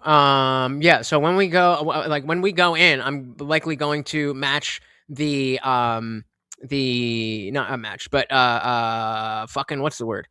Collaborate with his Twitch stream. So look through the actual. Oh yeah, and we'll do the chat like that, so that when we are definitely going to review this, then the chat's right there, and we got space for our new chat. But yeah, keep an eye on that, because there'll be a lot of people on Twitch, and you can see what they're saying. And if you want to go over there and watch, same thing. Way of proving we that. have no way of proving any of them were. We have to take them at their word. So if we're going to take someone at their word, no, thank you. God gave us revelation. Again, like I said, I didn't want to get into the Paulinanity thing. Like there was kind of an unnecessary jab. Going back to the other thing that I was talking about, the idea that Christ definitely says clearly I believe it was the Sermon on the Mount, that we're not supposed to be praying in public, that we're not supposed to be, that while he does encourage fellowship, that it's not that he doesn't want us congregating publicly to pray, that is a private endeavor. Okay, of course. Right? Yes. We Christians don't generally pray out in public like Muslims do. Christians build a church to house their worship. Right. They do it. Christians are a family. We believe that we are all legitimately a spiritual family. Hold on. In the Hold Bible. on. No. I think I see where you're going with this. Hold on. This is a big deal. This is a big deal. Because one thing, you don't know me that well, Joe. One thing, whenever I realize. How tall are you? How tall are you? You're gonna piss me off. How fucking tall are you, bitch? Forth to you are arguments that I'm Amazonian bitch. If you can give me an argument that I'll be like, God damn, good fucking point. I don't mind bending the knee and saying you were right and you win. So that said, you're saying basically that they're not praying in public. They are still ultimately praying in their closet. They just made the closet bigger. And hey, shout out to Kobe signing up as a member. Thank you so very, very much. Of course, a treat for the over. Come on, man. You're so lazy. Yeah, all right. There you fucking go. So, next stream when we go to members only chat, then I should do members only chat and make you guys go over to Twitch, but I kind of want the numbers over here.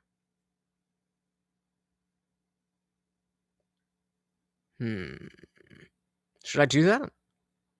How many people here are not members or shields? How many people are we knocking out here? That might be a better way to do it. Let's see. What did she say? 5 and 6. Yeah, right. Taller than me. My blood was low on ice. Yo, I haven't had ice cream in a fucking minute. We said nothing about what you said worked, but I apparently had $10 in Google Play balance, so I spent it. Thank you so very, very much, sir. All right, let's see. My parents were both raised religious, and when I was born, they decided they didn't want to cram it down my throat the way that it was theirs. But they always told me if I was curious, let them know and they'd take me. I was always curious, but I was curious for a different reason. I was fascinated by the fact that how it's been used throughout history. Right. That was what was interesting to me. But I have always been looking Joe, for somebody to be able to say these things in a way that makes me believe. I know I'm not an atheist. I've never been an atheist. I just think it's arrogant and pompous for us to think that we could have any understanding or to put a fucking name on it. That whatever it is so beyond our 19, concepts 20, that we 21, can. 22. But on the same token, I understand that it might just be a fucking energy that we don't understand yet, right? I believe that the science and the woo-woo are all directly tied. The science will eventually understand the woo-woo, but that doesn't make it not woo-woo, right? So, again, like I said, I'm not. CT 223. That's what it was, right? That was your display name, right? It was just shorter than writing the whole thing. But thank you so very, very much. Left out of your analysis here, guys. If we would start over in the same spot, yeah. So we are 78 points away from a double feature. 78 points, and like I said, as soon as the debate, as soon as I'm on screen, that kicks in double points. Quick horse. So a quick overview. There's only one church for 1,000 years up to the schism of 1054 where there's a pentarchy, right? There are 5 major heads of the church. Yes. One, Rome, breaks off from the other 4.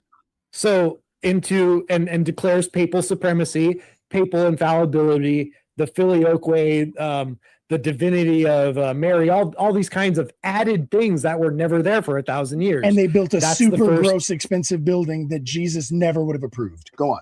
Right. All those things. Yeah. Now, that's already a damaged schism church, right? From there, you get Martin Luther comes off of that split and says, and he says, these Catholics, they're wrong and they're heretical in so many ways. Now, here's the problem. Martin Luther knows about the Eastern Orthodox Church. He should be leading his flock back there to the true church. What does he do instead? Because of vanity, the same thing Joseph Smith did. He goes and he declares the Protestant Reformation. That's another thing we need to do. Think of the movies that you want to put on the poll, and because it might be a double feature, then you gotta think in a way that is going to allow that. Oh my goodness! Oh my lord! Oh my overlord! Fuckmaster again!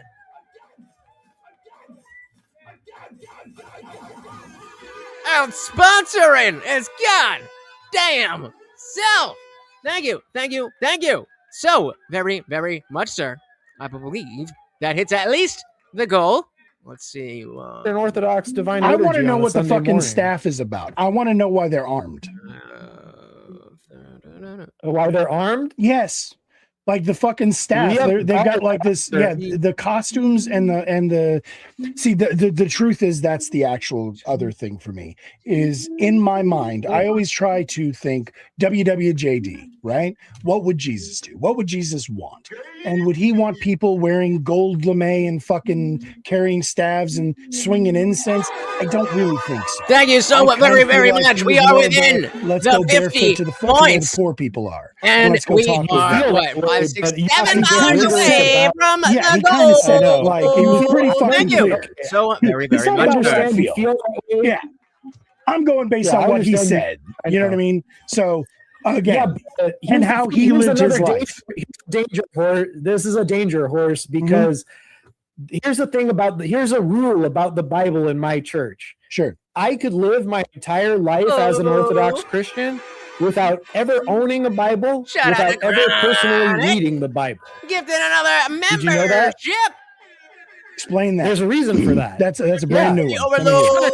Thank you. 300 years, there was no Bible. Where does that leave us? There was not even literacy wasn't even a common thing. The Bible was just a group of scrolls, and there was a liturgical class who was able to read and translate them. That was the laying of hands, right? Paul said you have to, but not just that. You had to lay your hands on educated people who could actually understand the stuff, because the congregation you and guys, like I said, double points while we're in the debate. So I will not have my feelings hurt if you wait until we're there so you can get the double points. But at this point, I don't even think you're gonna really need them. Thank you guys so very, very much. without ever reading the Bible. Now, here's the danger that a heresy declared by my church that Protestants do. They engage in sola scriptura, meaning the book only, meaning they think that through their eyes, they could summon the Holy Spirit, read the Bible, and then they could go, I know what it means, right? And that's why you have a billion different Protestant churches, Protestant denominations, because they all got a subjective interpretation of what it's saying. We don't do that. We have a history of a tradition of what the Bible says. It's kind of like Shaolin Kung Fu, right? You got the master. No. Hold on. Thank you. Kung Fu. So I'd rather use a different, and just so you know, once the other, since we've already buttoned up the ship, we don't. There's no point in putting the boat up. For those of you who are just now tuning in a little bit late, the debate fell off the rails once they sort of agreed, and one of them may or may not have conceded.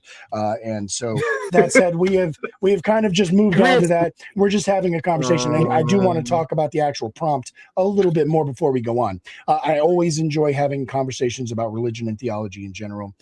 So that said, I would like to real quick before we go back to the prompt, turn that same logic. Do you hold that same logic when it comes to the Constitution? Do you believe then you are not a constitutional fundamentalist? You do not believe that the way that it was written is exactly the way it was meant to be written, and that the way we interpret it today. Okay, hang on, really quick, before you go any further, Horseradish. I just want to say to Kung Fu really quick. You need to realize that he told you already that he's presupposing a Christian worldview. He's arguing this from a Christian framework, trying to be proven wrong. And so check this. I would encourage you to keep that in mind when you answer him, Joe, because he's throwing you an olive branch. Yeah. Again, anybody who knows me knows that I will shit on people, that I will shit on the church, but I do not shit on the faith. The faith is 100% fan. And more importantly, the only reason that I shit on the church is because of the shit that has been done by the church. So again, but which church? And now, again, everybody thinks that their church is very much. I know, but mine really is. But yeah. Oh wait, I'm gonna back up. I'm gonna back up. Kung Fu here. The Eastern Orthodox Church is the fundamental, is the original church. Yes, sure. I don't know if you saw it, but I put in the Discord. I was looking. I thought I was going against Kung Fu Joe, and I think I thought in my head when I read it that you were saying you were willing to take the debate, but Horse is like, well, when we do a specific, like a showcase like this, I want somebody who's like actually there, not just debating. And so I'll see you soon, buddy. See you soon. You missed the entire opening statement.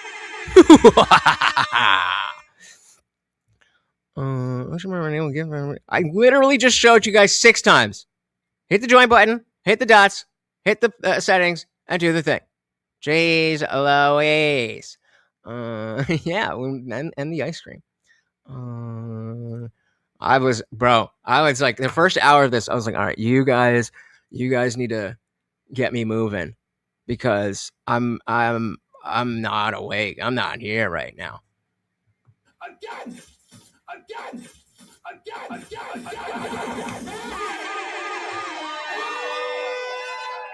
Well, damn. I think that deserves a fucking brick. Let's fucking go. And you know what that means.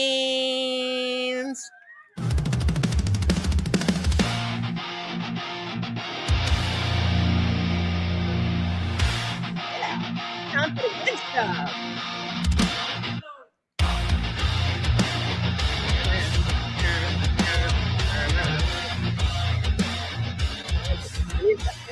Give me a second. Jesus Christ.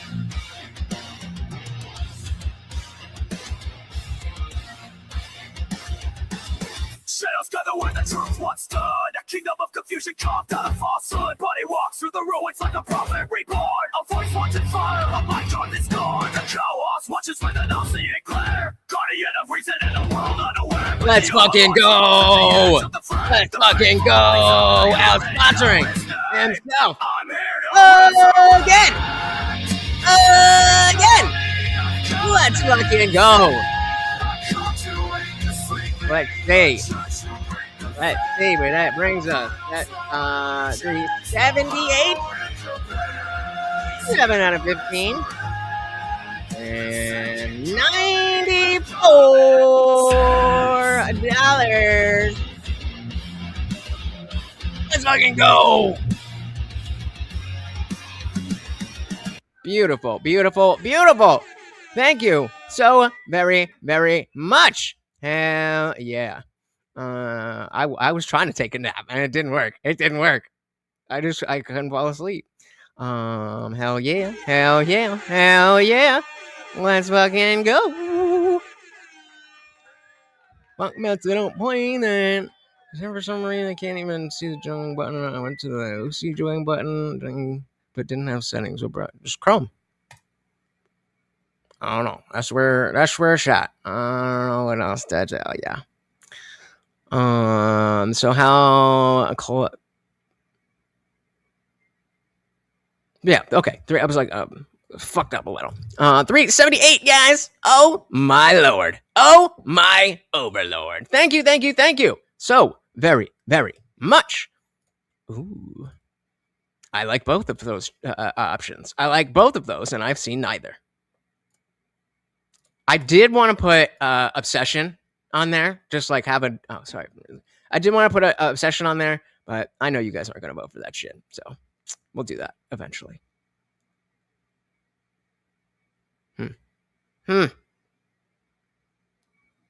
Yeah.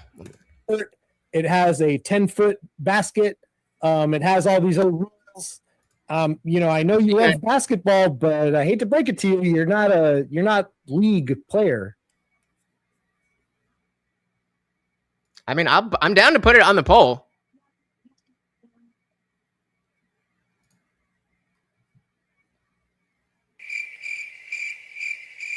That's not me. That's them. What? I think I get my suggestion. Does that make sense? It makes sense.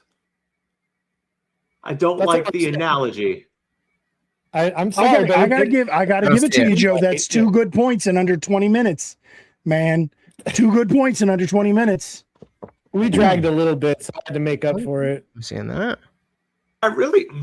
It must have blocked you. I don't Here's my problem with that analogy, though. Oh, yeah. That's if I'm watching it on TV, and I obviously know hell yeah. I just watched episode 2 today, and it is fire. It is fire. It's I mean, nothing's really happening yet. There's only it's only the second episode, but they're setting shit up, and shit is moving. I extend the. You can read about what I think of the episode in this Sunday's free Substack that will go right to your email. Come on! Oh, come on! There you go. Good boy.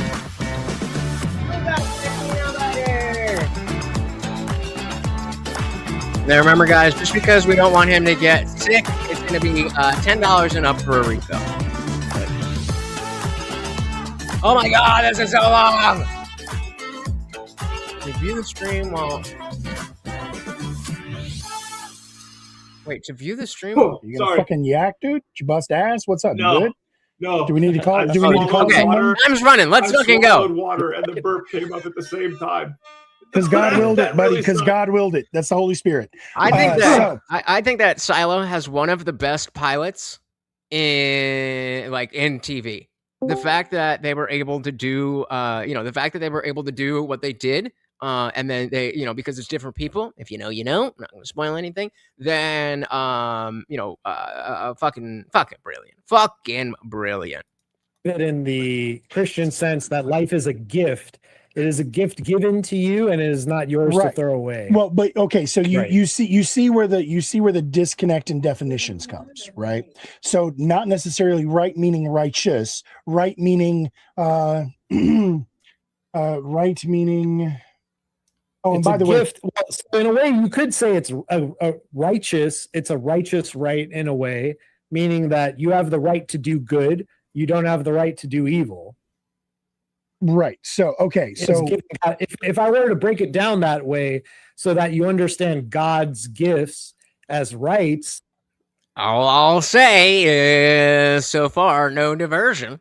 I haven't read the books, but this is the kind of show where I'm glad I didn't read the books because I have no idea where it's going, and I trust that they're going to land somewhere. And yeah, so Silo is a show about people live in this giant silo because it's not safe outside. And then there are a big, like 10,000 people, and they're a community. What the fuck is this little thing?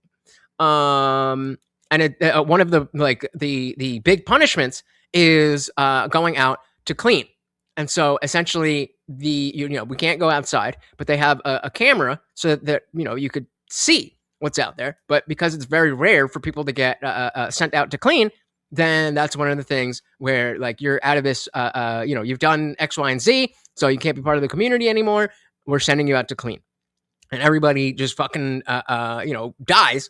And then one chick doesn't. And then it follows what's going on with there.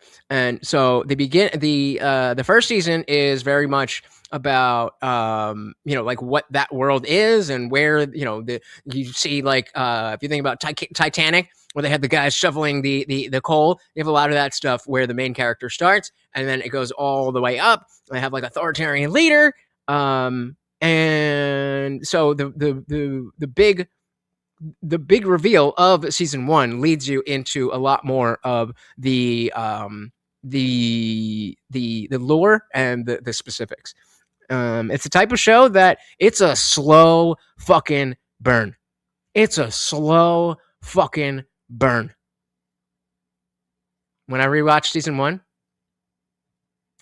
like the first half of the season, I was watching it at 1.7 because it's just there's not a lot of dialogue, and it's like it really gets you in the vibe, but it's a little slow. It's like let's fucking move. I don't need to see you walking down the hallway in that slow motion. Like let's get to it. But yeah, so it's a slow burn, but answers are definitely coming. I asked ChatGPT. I was like, don't tell me anything about the books, but like, can I expect answers here? Unlike fucking From, where they're 4 seasons deep and I don't know shit about Jack. Zach looks adventurous, like he should be swashbuckling a village with sticks, axe, and hammer. Fair. Did he? I don't know. I never really followed him.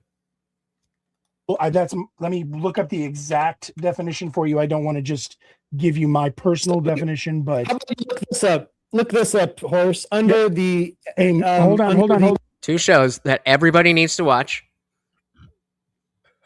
Excuse me. Pluribus. And this list is going to get longer as I'm saying it, but Pluribus is a necessity. That's also a slow burn, and that's not for everyone. I'm talking about new shows. Like, yeah, everybody should watch Lost. But Pluribus, Yellow Jackets, Pluribus, Yellow Jackets. What was the other one? I don't know. There was something else. And Silo. Those are all shows that are still airing that are really good. And like that's kind of the other side of the movie night thing, where you guys have a good knowledge of what in the past was good, but I keep up with the trends. I'm seeing what the kids are talking about on the tickety tock, so I get to see the what's popular. And it's not a specific thing. It's more so like, a lot of people are making videos about this. I'm like, oh my god, you didn't see the same thing happen with Obsession. I mean, I wanted to see that anyway, just because of the YouTuber aspect. But it was it wasn't until everybody was like, yo, this is crazy. I don't know. I really I saw upload. I don't remember it. But yeah, I definitely saw that. Should they go where they forget to go to work? They forget to go to work? Workaholics? That's the only thing I can think of there. And that's another example of a show that is. Let's see where they're at. Another example of a show that is a really slow burn, but it's worth it.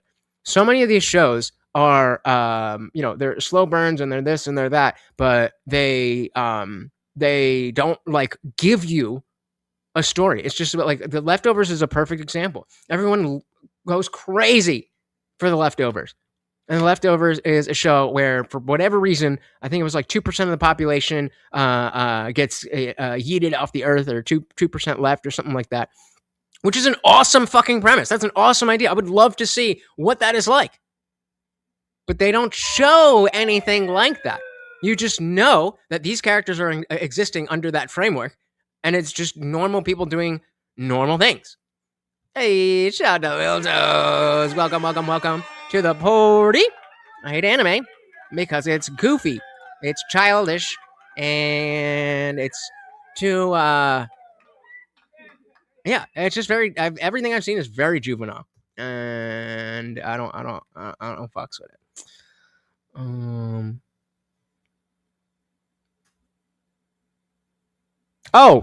That's the one. Severance. Yes, there you go. Pluribus, Severance, Silo, and Yellow Jackets. That's a solid weekend, meaning like the all of the 24 hours for each day. Get 48 hours that you could knock that shit out in a week. Big Stargate and Stargate Atlantis. The next thing I have to watch is Battlestar Galactica. Avery. I was like, yo, if you I'm trying to get all you guys to join TikTok because it's just significantly that much better. But so I got Avery over there, and he's like, all right, I did this, so now you got to go watch Battlestar Galactica. So I had a couple things to finish up, and then yesterday I was watching American Vandal. I rewatched American Vandal. Oh my god. The funniest fucking... Did I make a thing about it? I definitely made a TikTok about it. Oh, maybe I didn't. Oh, well, I'm going to write about it in Substack. But yeah, fucking dope. Was that me? Nope. Okay. Chronologically Lost? Yeah. I watched that earlier this year. Fucking epic. But heed my warning. Do not try to watch Chronologically Lost unless you have seen the show at least 3 times. Like, you just go to chronologicallylost.com, and it has a link to download the torrent. Then you open it up in uTorrent or BitTorrent or whatever. And I mean, it's going to take a while because it's the entire series. But yeah, they cut it at scene for scene in chronological order. And so concepts, they can just be right. You're dropping this one. I'm going to take a piss real quick. Where was that one 30 minutes ago? Theft is not real. What do you mean theft is? I'm going to put another 2 minutes on the motherfucking clock. I need to hear theft. Theft is not real, please. Bro, what the fuck? It's like, as far as it's a made up human concept, right? Like, no, it's not. In this very country, slavery used to be legal. What's the difference? Well, we just changed it, right? What? Like, that's what I'm talking about. Like, you don't actually own yourself. Someone else could come and take ownership of you. Bro, under the cough lockdown, and it's called theft. Like, so did the government theft my time and my freedom to me during the cough lockdown? Where I some people would say yes. No, yes, arguably that was stolen. All right, so we're gonna add 5 minutes there. But yeah, that's the best warning I can give you. Do not. So then you're good, because there's no context. So when you're watching the show, they're on the island and they're doing whatever, and then there's a flashback to something from before they got on the island that's relevant to the context of what's happening on the island. That makes sense when you're just watching the show, because the scene is them on the island. Then you see the flashback, and you go right back to the island. Whatever, you know what I mean. You go right back to what they were doing. But in Chronologically Lost, they it's again just cut up chronologically. So it starts with the early island stuff, and that goes. Then it's all the flashbacks back to back in chronological order. And so if you don't remember the context of what the flashback means later on, then you're not gonna get the full effect. And then, oh my god, once you get past the flashbacks, I mean, it's cool to watch the flashbacks and just like have them all in one place. But once you get past that and you get to see the part where they're on the island, it's like mainlining that shit, because there's no flashbacks, there's no anything. It's just go, go, go. And then they use the flash sideways as like an epilogue. So that is not in the timeline. It doesn't really work like that. But yeah, amazing. Really, I'm going to check that shit out. I mean, yeah, that one goes without saying. The time travel season. Never heard of it. Or at the end, I get into fighting games. I usually play like Marvel vs. Capcom 2, but I might be playing the new Avatar Legends fighting game once that comes out. I do debates like this. You could find me on different panels. I debate against atheists. I debate against evolution, feminisms, things of this nature. I don't have a YouTube yet, but I probably will. So you'll see me around on panels and stuff like that. And I don't know. You'll probably start to see me more because I'm doing a lot more of these. Yes, So you thanks will. for having me. My pleasure. And for what it's worth, he forgot to do the shout out I'll do for him. He is also involved in the Word War debate tournament that is going on right now, which yours truly is also in. So y'all might, this is the first time I've sparred with Joe at all. Personally, correct. So this was me testing the edges and seeing what I'm up against, because we might face each other. So it was a pleasure as always, gentlemen. Yep, I appreciate both of y'all. I will see you guys again soon, and thanks a lot, everybody. All right, and now we will go ahead and doink. And so now let's make sure that. All right.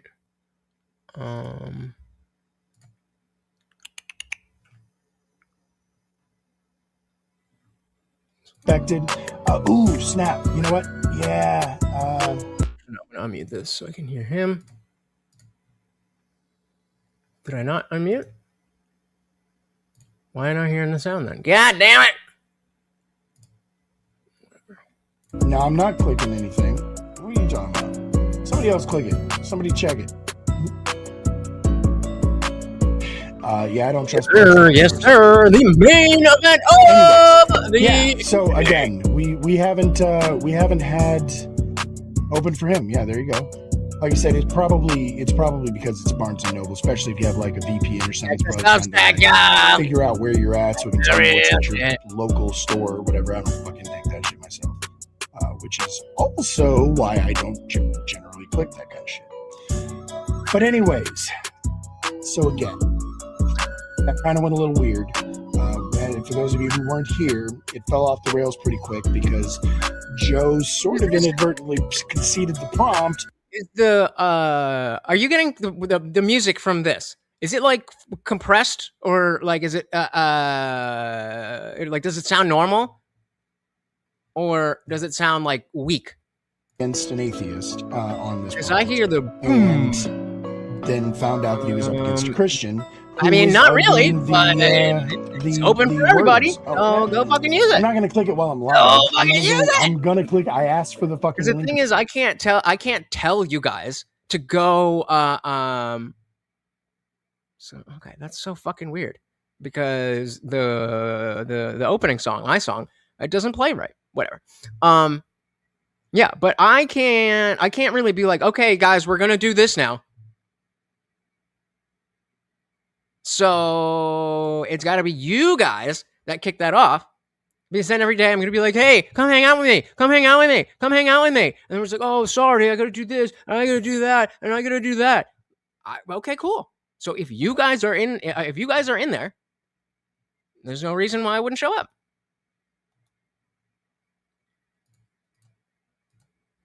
Fucking. Thank you, Doomer.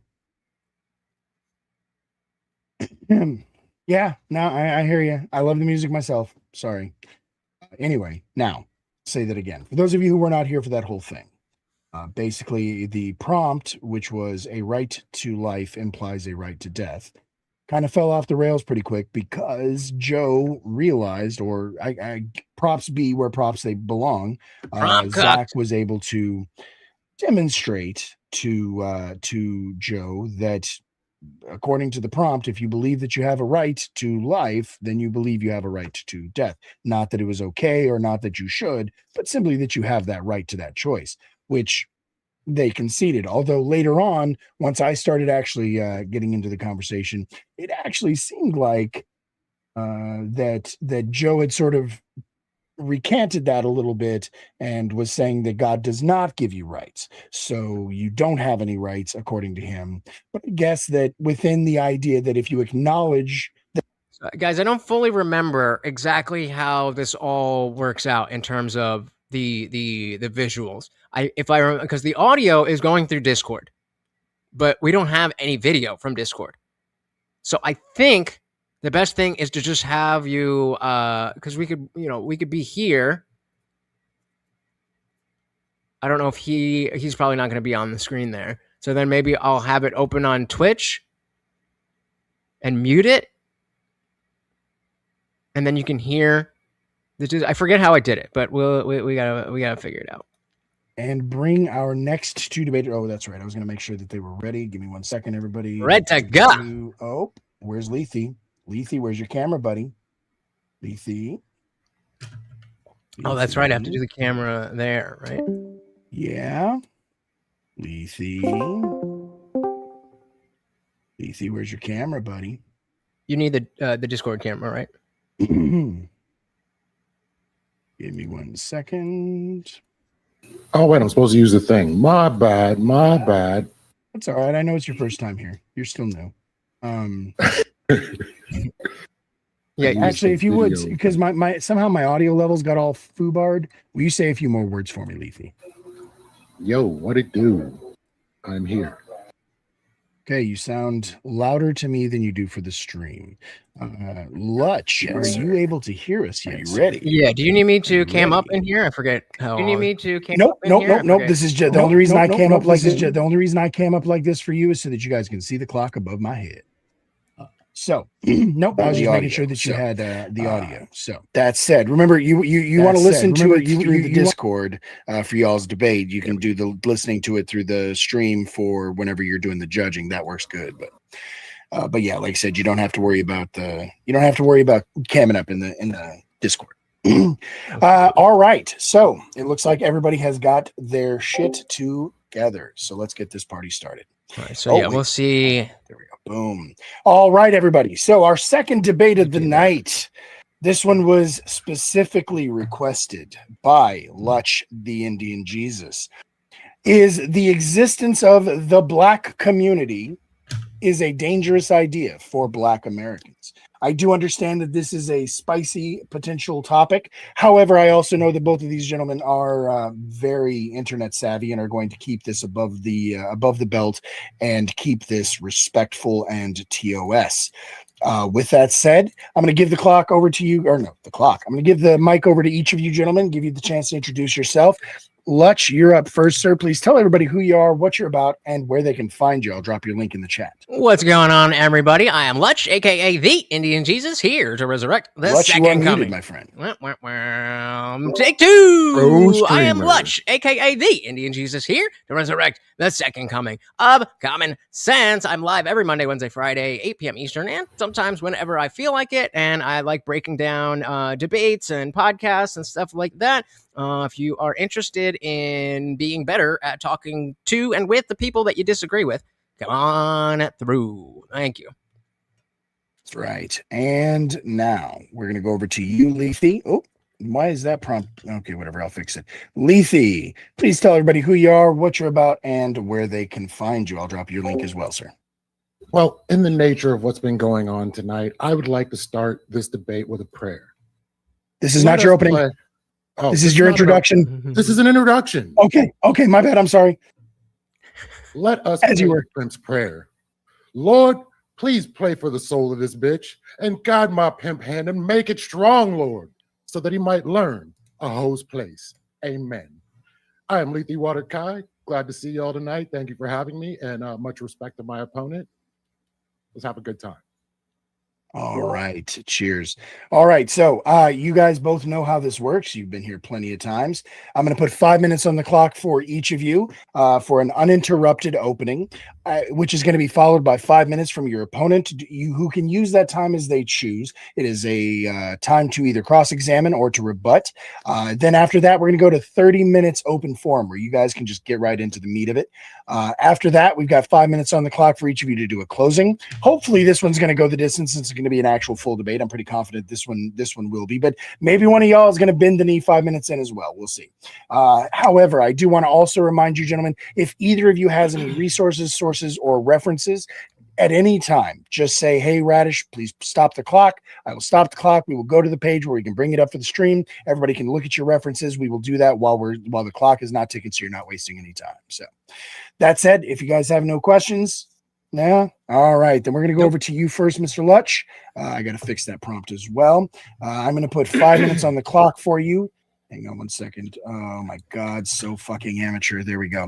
Please tell us why you believe that the existence of the Black community is a dangerous idea for Black Americans. I'll start the clock when you start to talk. It's because I'm racist. Just kidding. I want to make something very clear. I'm obviously not white. I'm not Black. I'm Indian. The Indian Jesus. I don't have a personal stake in whether one racial group wins or loses this debate. In fact, I'm perfectly happy to lose if it means walking away with a better understanding of an issue I genuinely struggled to discuss.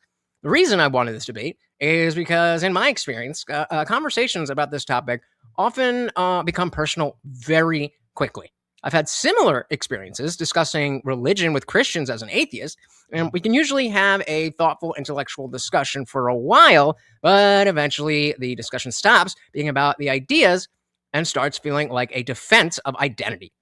I think something similar happens often when we are discussing the idea of the Black community. So let me be very clear about what let me be very, very clear about what I am and am not arguing. I am not arguing against Black culture. I'm not arguing against Black history. I'm not arguing against historically Black churches, organizations, charities, businesses, or people voluntarily helping one another. Those institutions played an enormous role in American history, and especially during slavery, segregation, civil rights movement, when racial solidarity was not only understandable, but often necessary. My argument is that the modern expectation of racial solidarity has outlived its usefulness and now creates pressures that ultimately harm the very individuals it's meant to help. I believe every person should be treated as an individual. Being Indian, I don't feel responsible for the actions of other Indian people simply because we share ancestry. If an Indian commits a crime, acts irresponsibly, or says something foolish, I don't I don't see that as reflecting on me, nor do I feel obligated to defend them. Likewise, if another Indian achieves something extraordinary, I'm happy for them. Well, unless it's someone that I personally don't like, of course. But other than that, I feel as though I don't feel as though if they have accomplishment that I personally have accomplished anything. My identity comes from the values that I choose, the people I care about, and the communities I voluntarily participate in, not from the amount of melanin in my skin. Yet I think many Black Americans are encouraged to see themselves first and foremost as members of a racial community. That expectation can create pressure to think a certain way politically, to avoid criticizing harmful behaviors for fear of hurting the community, or even to wonder whether pursuing what's best for yourself somehow makes you less authentically Black. To me, that's tragic. Not because I think Black Americans lack agency, quite the opposite. I think they deserve the same freedom as everyone else. The freedom to define themselves as an individual. Ultimately, my position isn't that the community is bad, or excuse me, it isn't that community itself is bad. Humans need community. My question is, why should race be the thing that defines it? Why should a successful engineer in Atlanta feel a stronger bond with a criminal in LA compared to a white coworker who shares his values, his work ethic, and his vision for the future? Communities are built around shared values, shared goals, shared faith, shared interest, or shared experiences. Communities that are built around those things, shared values, goals, faith, interests, make perfect sense to me. Communities built primarily around immutable characteristics like race or gender inevitably blur the line between individual responsibility and collective identity. Tonight, I'll argue that while the idea of the Black community may once have been an essential tool for survival, today it too often limits individuality, encourages conformity, and unintentionally reinforces the very racial thinking that many of us hope to leave behind. And with that, I'll concede my time. All right. And shout out to Lethe. Thank you for taking this. All right. And Lethe, this is your time. 5 minutes is going on the clock. Use this to refute or cross-examine as you see fit. I'll start the clock when you start to talk. Okay, Lech. When certain events happen, are they segregated as and labeled as Black? What do you mean? Like violence or crime or I don't understand the question. So when let's say the last words of a particular individual, like with or without inner city violence, like he's talking about Black people, right? Yeah, sure. Okay, so if things are segregated and labeled specifically targeting Black people, should that not give Black people the understanding that things are revolving around our identity? Sure, but that's the problem. So it's a feedback loop. It's not just the media and the racists saying the Black community. It's people within the community reinforcing the idea that they are that community. So in the instance that any Black person does, let's say I committed a crime, usually wouldn't that be labeled as a Black crime? No. What? Why would it be labeled a Black crime? It's usually the way they portray it in the media, and it's not Black people doing it; it's society itself doing it. Can you find me one article that's a crime that is deemed a Black crime in the thing? I feel like that's kind of the opposite, where we see that if it Perfect it's opportunity a for minority. me to go ahead and stop the clock real quick, and let's take a quick look. Let's just look Black crime. Oh. No, I'm not looking for Black crime shows. Thank you very much. Black crime. Well, there's Black crime statistics, but we're going to put Black crime news. Media. How about that? Yeah. Just to see, just news. See what we got for news articles. Media perpetuates Black on Black crime. Task force meeting spotlights crime reduction. I'm not seeing anything, at least off the top of the thing here, that talks about Black crime or uses the term Black crime. I'm going to just use the words Black crime instead. Yeah, so Black on Black crime might be part of a discussion. Black on Black crime is there. Yep, we've got that. But saying that either theft or murder or drugs or getting arrested for one of those things, that's a Black crime. No, I would not say. I do not think that, as we're seeing, the media does that. Do you see any instances or examples of it, Lethe, that I can pull up? Usually the way it's put is inner city crime or what you call Going back to the time, as you were. Yeah. Okay, but inner city crime is it may be over Blacks may be overrepresented, but that's not saying that it's Black crime in that way. So is there what would be the issue with that? That's usually the insinuation that's being said. It's that it's Black people committing the crime. It's inner city crime. It's happening in these neighborhoods. But it is. So that's what people are looking at. Right.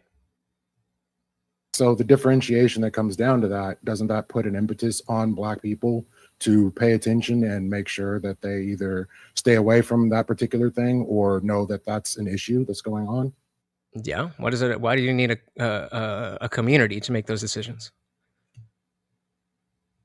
Because it's the community that has to deal with the issue. So yeah, but if like, you commit a remember crime in the my 90 neighborhood, I still have to deal with that too. So I'm again, what's the Black part of it, or the Black community part of it? So do you remember the 94 crime bill? Yeah. So good old when Biden. the 94, when Biden was forming the 94 crime bill, who did he go to get suggestions on what to do in regards to that? I do not know. Primarily Black leaders like Jesse Jackson. He went into Black communities and spoke with people in those neighborhoods to try to see what they wanted to be done in regards to how he forms this bill. Okay. I might have missed your point there. I'm saying that things are pretty much segregated and pushed into the Black community having to focus on what's going on with other Black people on a regular basis. But you don't think that Black people can operate in such a way where you're helping other people in your community, and because of the fact that most of your community is Black, then that's what you're doing. It's not helping a universal or national Black community. Because like that's what I mean with the example of the guy who lives in Atlanta and is doing great, and then some other Black guy in LA does a crime, and then he feels the need to defend that because that's our community, and then turn around and be like, well, why do you treat us all the same? So do you not see that other Black people are affected by what crime happens from Black people? Yes. So with that being the case, if I'm being demonized for something that happens in Atlanta with another Black person and I end up with a messed up sentence because that's just the way it's going to work, why shouldn't I be concerned and try to make sure that these things aren't perpetuated and people don't feel that way about Black people? You should do that. I just don't see I think the way that you do that is be an individual who embodies what you want to be the change you want to see.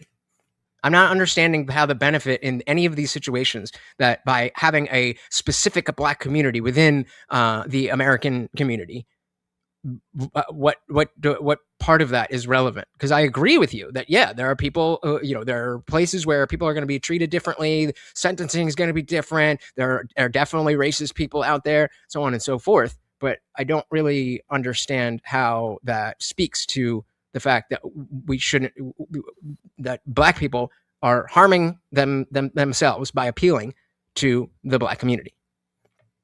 All right. And with that, 5 minutes is now going on the clock for you, Lethe. This is your time. Uninterrupted opening. I'll start the clock when you start to talk, sir. Okay. I have to start by asking, what community is accepting of Black people? The idea that Black Americans are moving to a city near you was a great way to get everyone in the neighborhood to move to greener pastures. The concept of blockbusting, the practice of introducing Black American homeowners into previously all-white neighborhoods in order to spark rapid white flight and housing price decline. Real estate speculators have historically used this technique to profit from prejudice-driven market instability. If Black people move into a non-Black neighborhood, they were in some cases still are met with distrust, hostility, and in short, downright unneighborliness.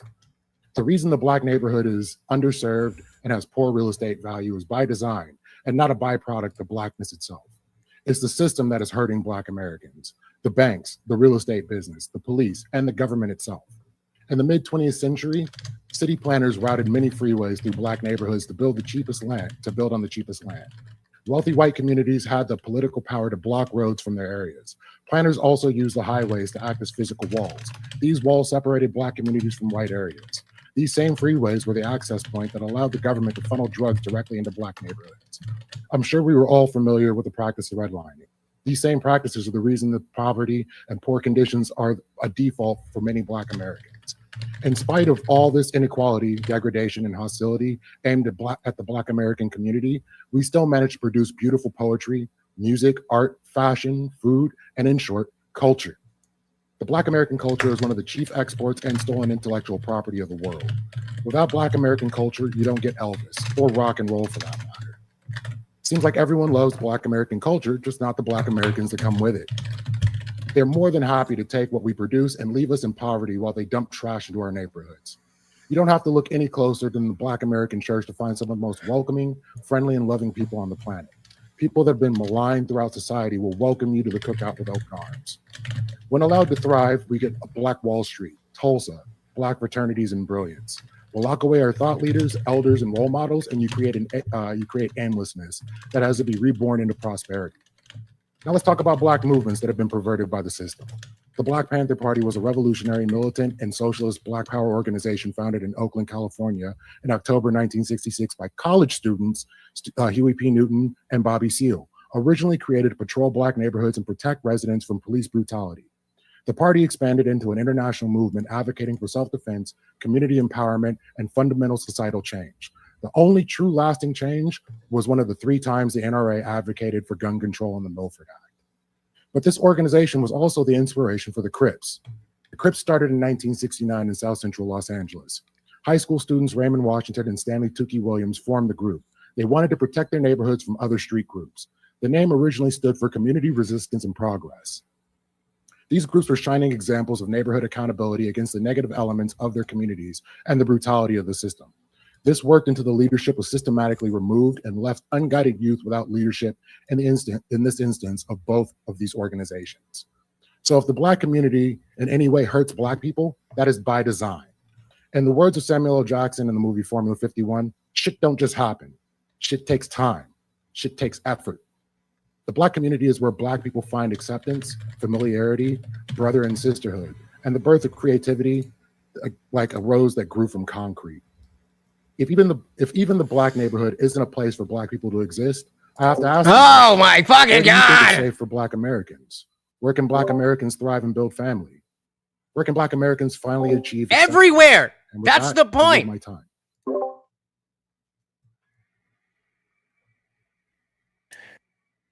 Sorry about that, everybody. Had myself muted so you didn't have to hear me picking my nose out here. So, Lutch, it is now 5 minutes on the clock for your cross-examination time. Again, to be clear, this is your time to control and use as you see fit. Rebut, refute, cross-examine. I'll start the clock when you start to talk.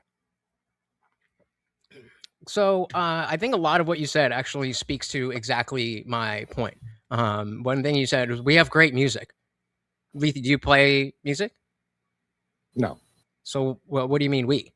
This is exactly my point. You're tying yourself to other people solely based on the color of your skin. And I think that undercuts your value as an American in general. You're talking about Black Wall Street. Why not aim for Wall Street? Because we're not welcome there. That's what I pointed out in my opening, if you were listening. I was listening. So there's no Black people on Wall Street? There are some Black people on Wall Street. Okay, then you're welcome. And we have a harder time making it in these areas. And I was asking you in my ending of my opening, where can we achieve acceptance? America. So you understand that Black people with the same, similar resumes usually don't get the job that another individual would. Sure. I'm not saying that racism doesn't exist. I'm saying that the idea of the community doesn't combat that. It makes it worse. Why would I have, if I was born in 2020, why would I have any reason to think, oh, this name, I don't trust it, if it wasn't so closely associated with all the negative things of the Black community? And that's what I'm saying. It's by design that Black people aren't accepted and have a harder time being able to exist in society. So why shouldn't we have a place where we can let our guard down and be accepted?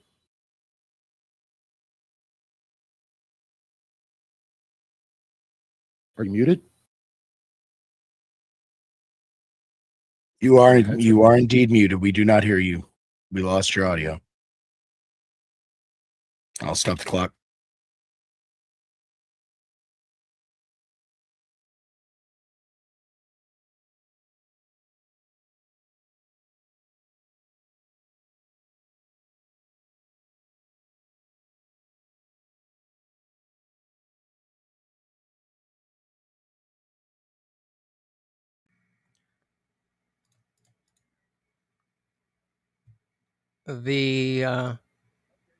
Good? All right. And then chat, let me know if that is good. Fuck, I don't remember where we were.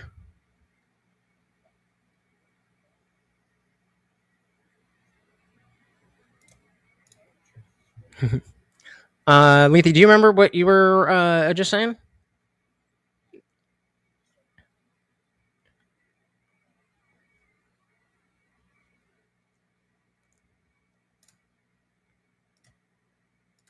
Right. Yes.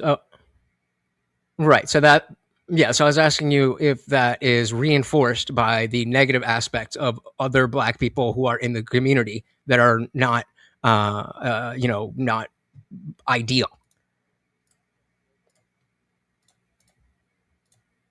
So we have to, in some way, have a place for ourselves.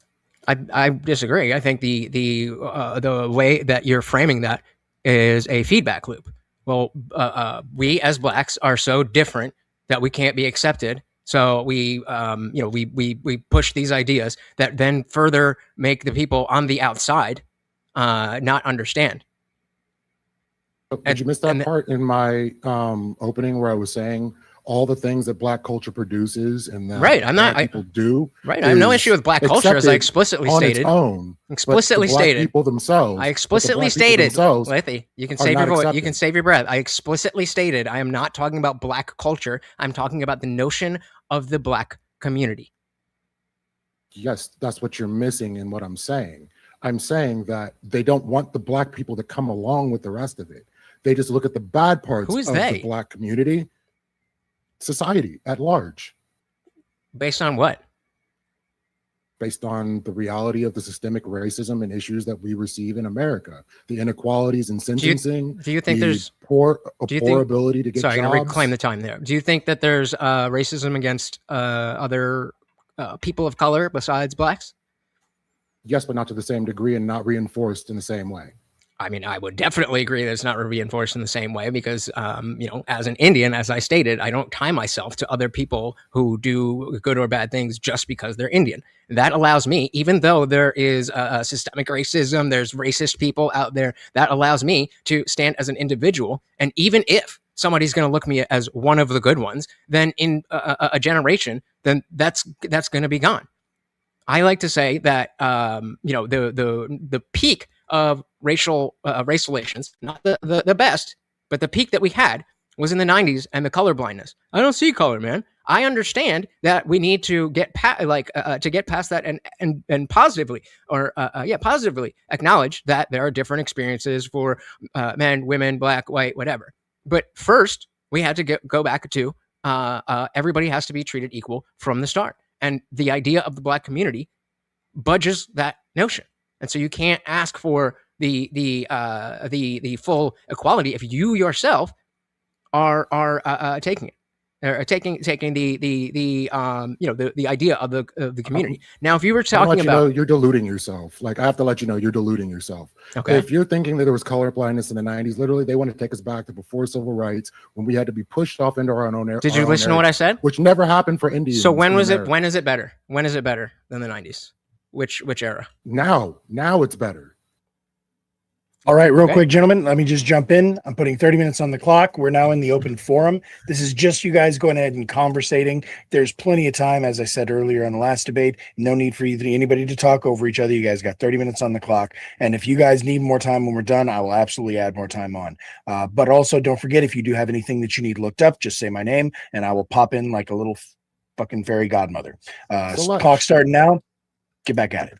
So why can every other group have a community? There's like a Chinatown, there's a little India, there's all these different groups. There's do Chinese people? Like I'm Chinese. Do I appeal to what happens in Chinatown? And if somebody is Chinese in Chinatown and they hurt somebody, do I run to defend them, or should I run to defend them because they're part of my community? You don't need to, because it doesn't affect you in the same way it does a Black person. Okay, say more. So in the instance that something happens where a Chinese person, like let's just talk about the guy Raymond Chow that shot a Black kid. Like, are you affected by that in any way? Do people look at you side-eyed because of that and blame you for it? No, but I'm not do people using. Ask you about it? No. Well, yeah, I mean, it's because of this job, but no, not based on the color of my skin, because I don't operate on that framework. If you're talking But about the when- black community being pro-black, and then we have that situation, that is what is going to have the other person's mind go there to, well, you're black, right? So you have that's a reinforcement. And again, I'm not saying that there was never racism and it's black people's fault. And that's not what I'm saying. What I'm saying is that the landscape has changed. We are no longer in that place where you can't get a job, you can't do this. Okay, maybe some schmuck. Yeah, we are. No, you're not. Some schmuck might see Devarius and not hire you, but the overwhelming majority of people don't operate that way. So if a large segment of our society has black society has an issue being able to get jobs, end up getting profiled and thrown in jail or arrested unwarrantedly because of the stereotype that we have against us, and this happens more often with black people than anybody else, why shouldn't we be concerned with what happens? You absolutely should be concerned with what happens. What does the idea of grouping yourself with that person, how does that help the association? Why am I grouping myself with those people? Because you're saying you're part of their community. No, it's that I'm black. The black community in itself is like being in a town, being in black spaces. If you're not hanging out in black spaces, technically you're still black. Right.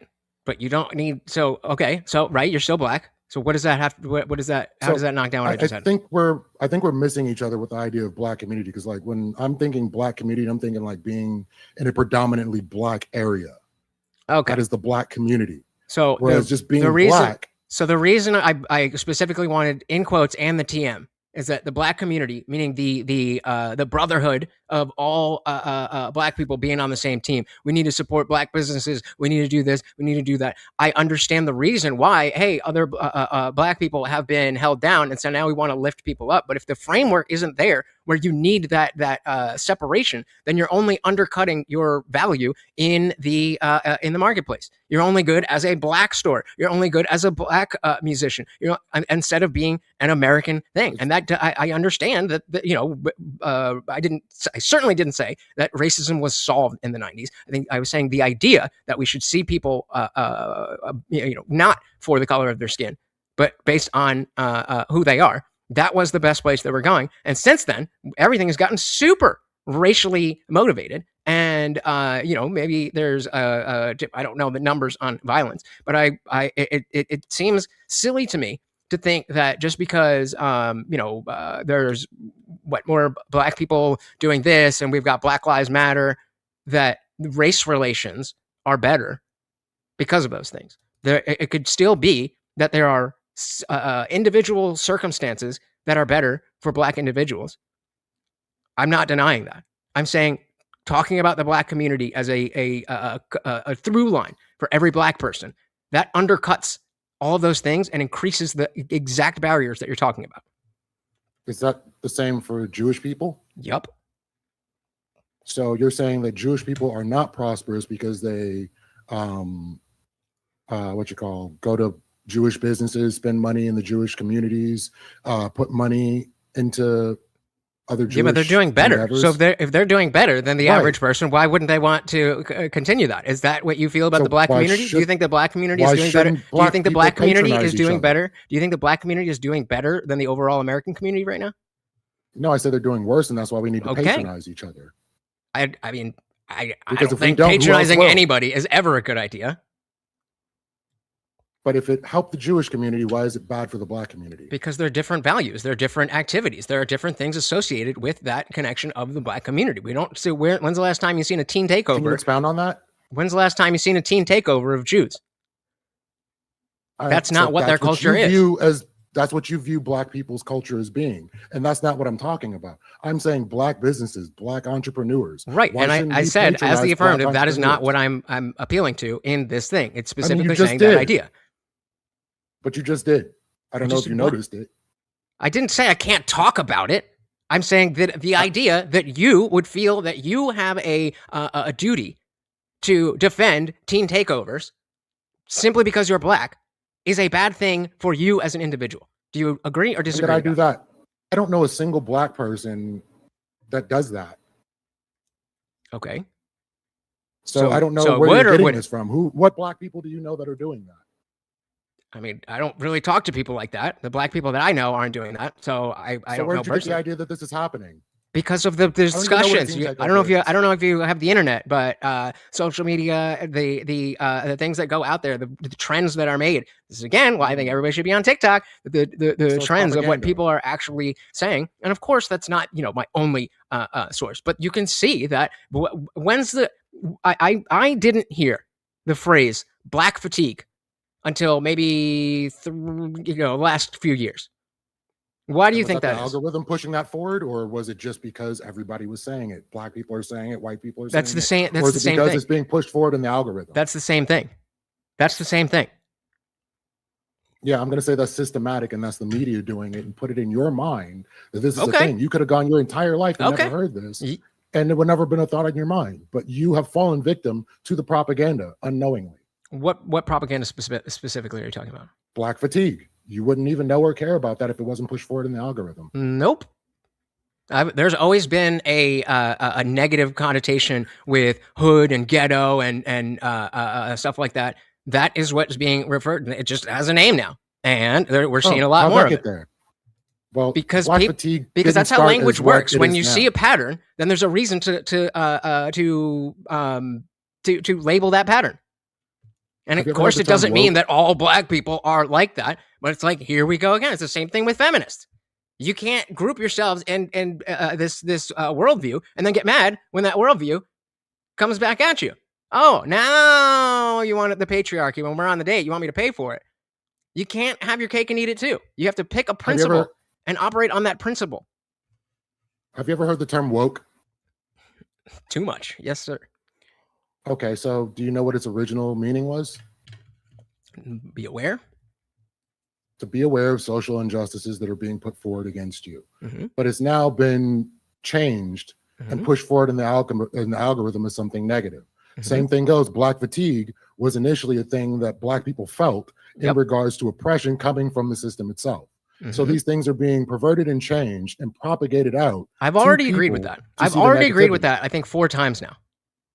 So I'm saying why I agree would with that. black You people- are in, but that is one aspect, the outside aspect that's casting all these aspersions in the black community.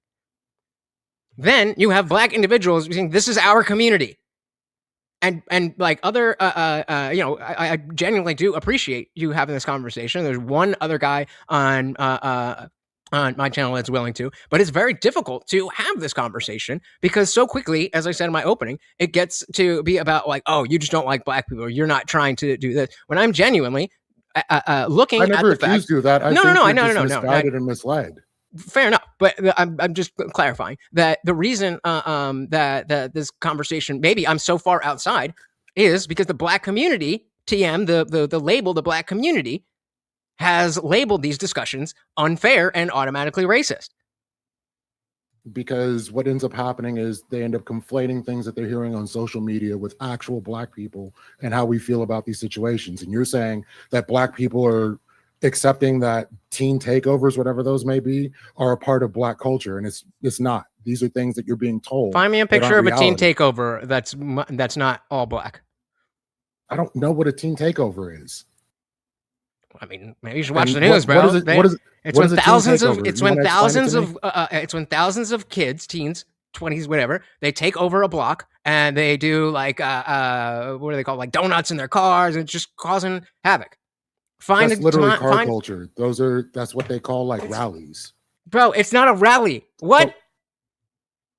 Like, just look at if you want to pause the clock, the clock, and just find the first thing you see about teen takeover. I'm happy to see that.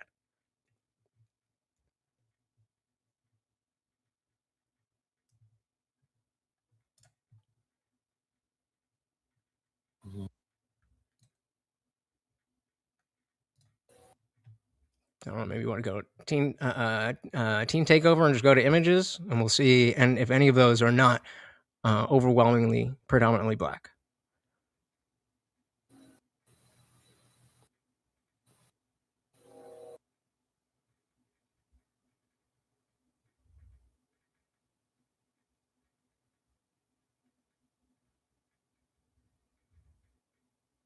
Oh, there's a white chick.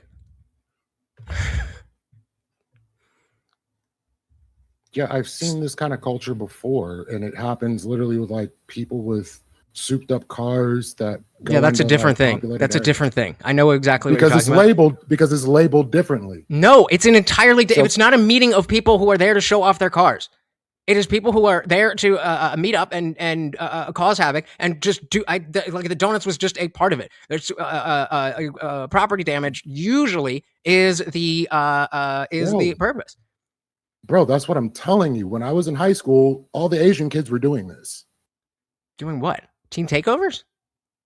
A bunch of them would show up in an area like a mall parking lot or whatever, do donuts, sometimes cause property damage, that's not what I'm- sometimes smash up their cars or run each other over by Right, accident. but this is explicitly not about the cars. This is in a road. This is closing down streets. I understand that. I know what a car show is. This is not that. And the fact that you are willing to come to bat for the black community when you don't even know what your I'm own not community coming to is bat doing. for anything. I'm saying this is a phenomena that's happened before, and you're labeling it black, and I'm saying this is something that just happened. We just look at the with pictures. teenagers. What do you want from me? That's because of the label that you're looking for. Okay, so I mean, what the label? Like, I didn't name it Teen Takeover. I will go ahead and stop the clock one more time. Lethe, do you have a different term that you would like to look up? A different example? Like, I don't want to feed you any ideas here, but I like, think is they there would something call them else? things like, I think they would call them like street takeovers or something like that back in the day. And it was predominantly Asian kids. So like, let me send you an image. Yep. Well, I'm just going to click street. We're going to do the same thing. Street takeover. I just sent you an image from a street takeover from back in Yep. the day. Here's As a matter of another fact, one. we're looking at some right now. I can't really bring it up if it's not on the internet, so it would have to be a link.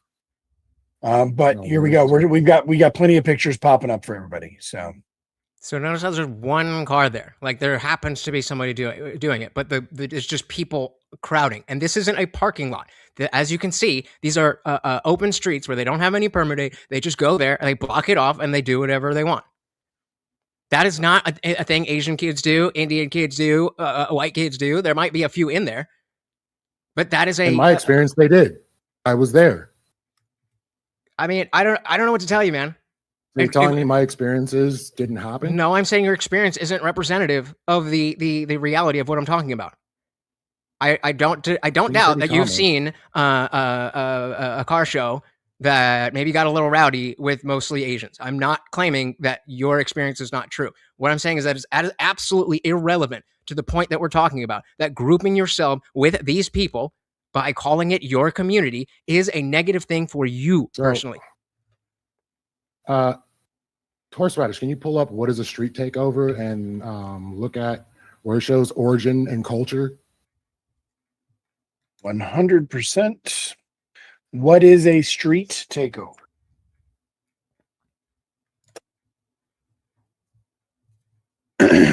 All right, so we're looking at AI overview. It does cite its reference. We will look at the reference as well.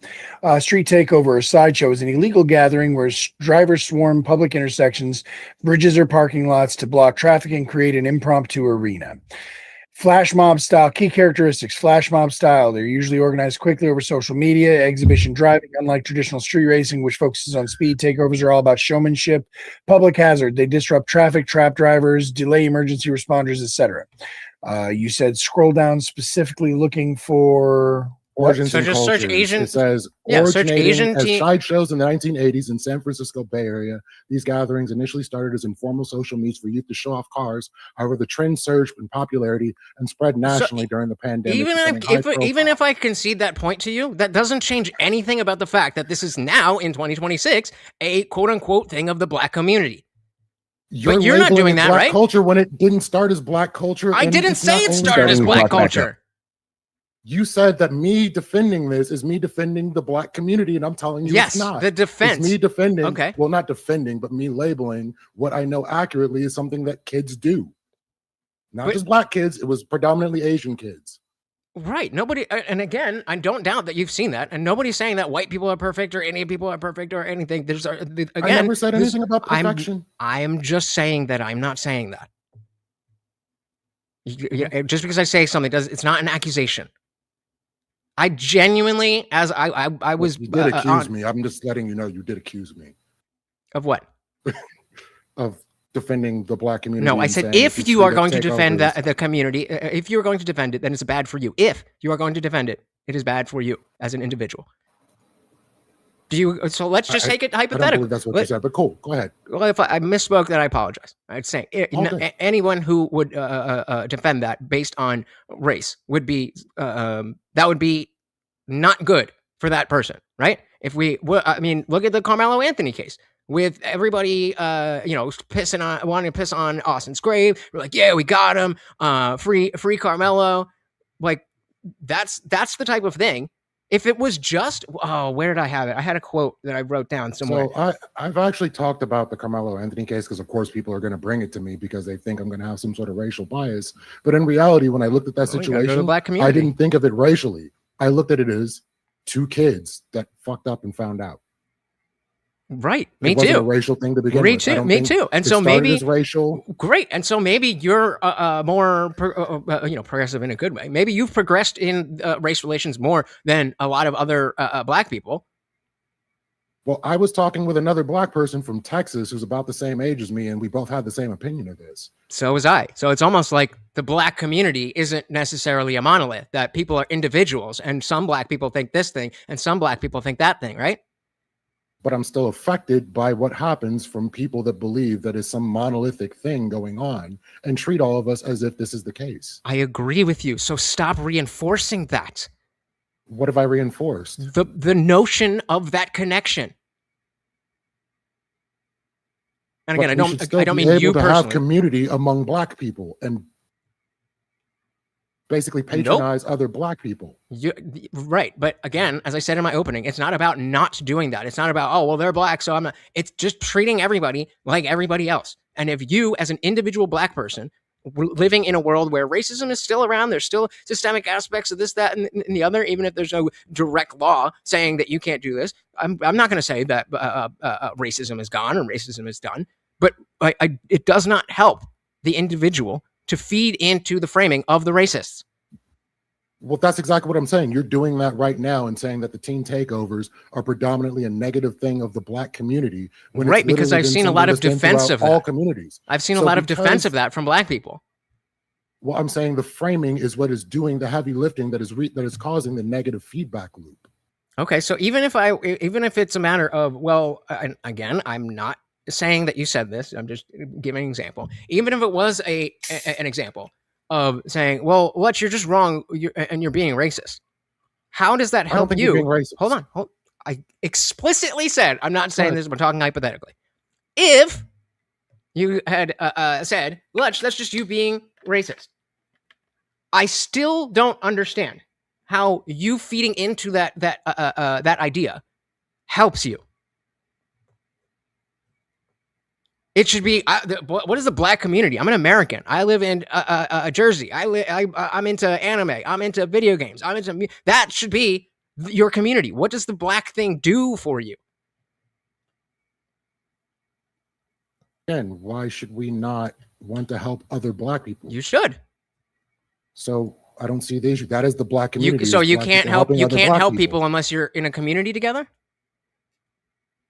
You're in a labeled community together? Could I help you? That's what I'm pointing to you. Could I help you?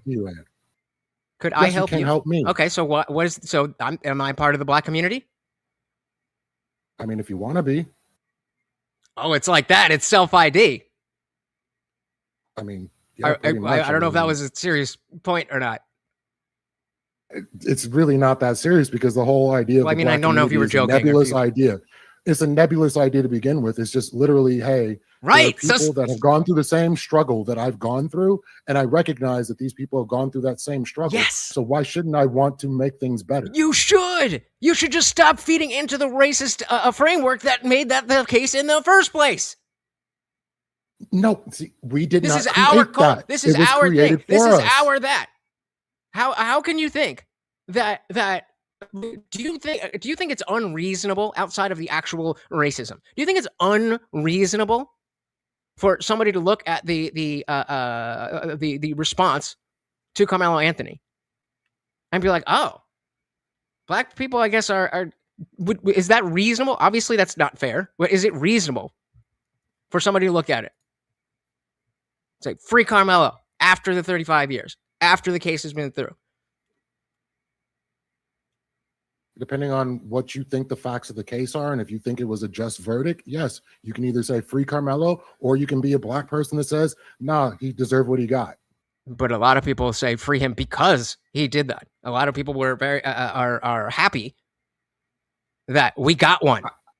You haven't heard that? I don't know you haven't heard that people. framing? I don't know these people. I'm okay, sure well, maybe there's some asshole people. Okay, that so think then this let way. they. Then So you are you're trying to exactly treat black living the people- way that I think that a black American should live under the fact of under the framework where people are talking about the black community. If you're not plugged into that, then that's exactly what I think is beneficial to the individual. In the same way that I'm not tapped into Indian crime and Indian politics and Indian things. I'm an American. I'm an individual. So if you're doing that too, then you agree at some level that is not helping you to group up with other black people just because they're black. What you're intrinsically proposing to me here is that those loud voices that say dumb things are representative of the black community. And I'm saying they're outliers of the black community and not what the black community aspires to be. Okay, and so if then we were to look perhaps at the black community as the people that make the poetry, make the music, created rock and roll, gave us Elvis, gave us Michael Jackson, did great things throughout America. If we looked at black people as that, and that was the black community, we wouldn't be having this problem. But for some reason, the spotlight always goes to the negativity.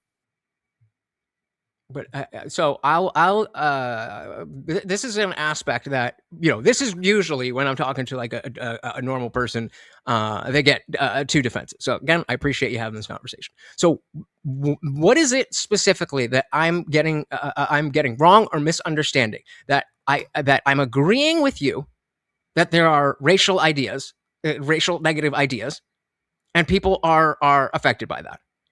What I don't understand is how grouping yourselves together benefits you as an individual.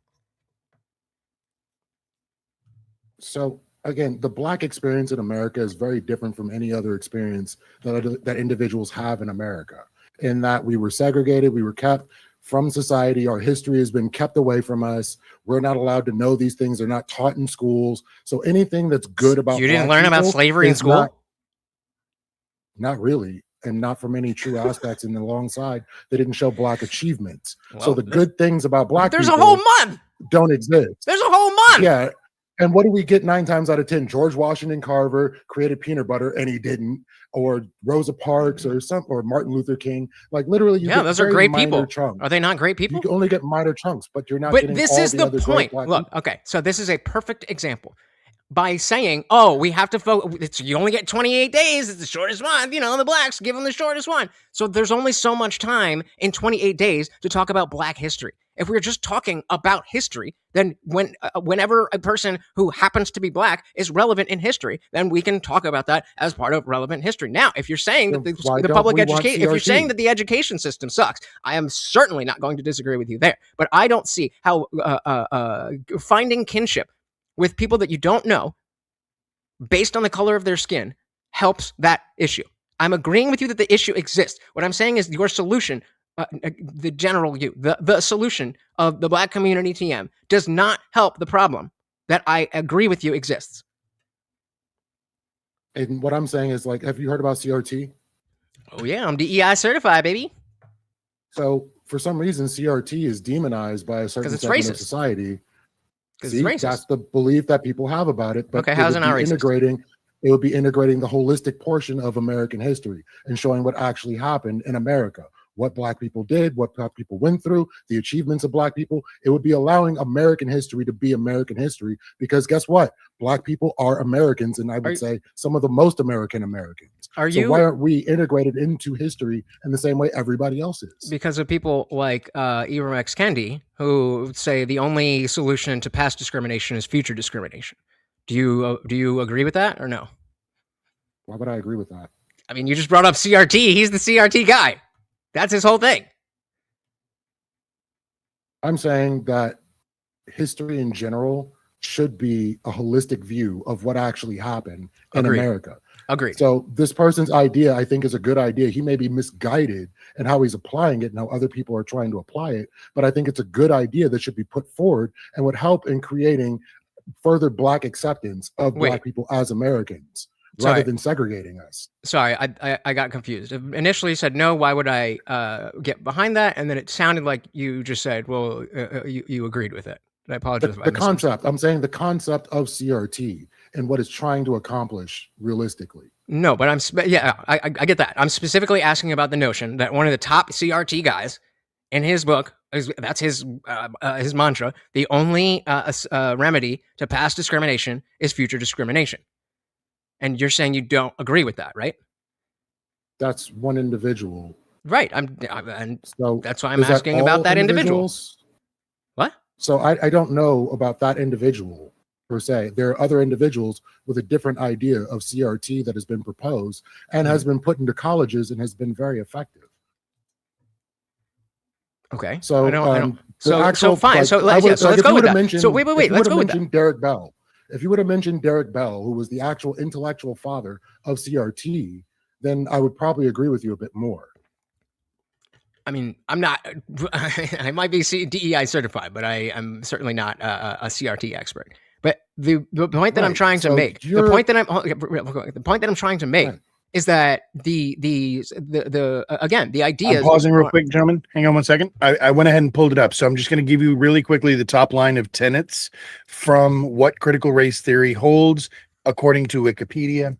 Scholars of CRT say that race is not biologically grounded and natural. Rather, it is a socially constructed category used to oppress and exploit people of color, and that racism is not an aberration, but a normalized feature of American society.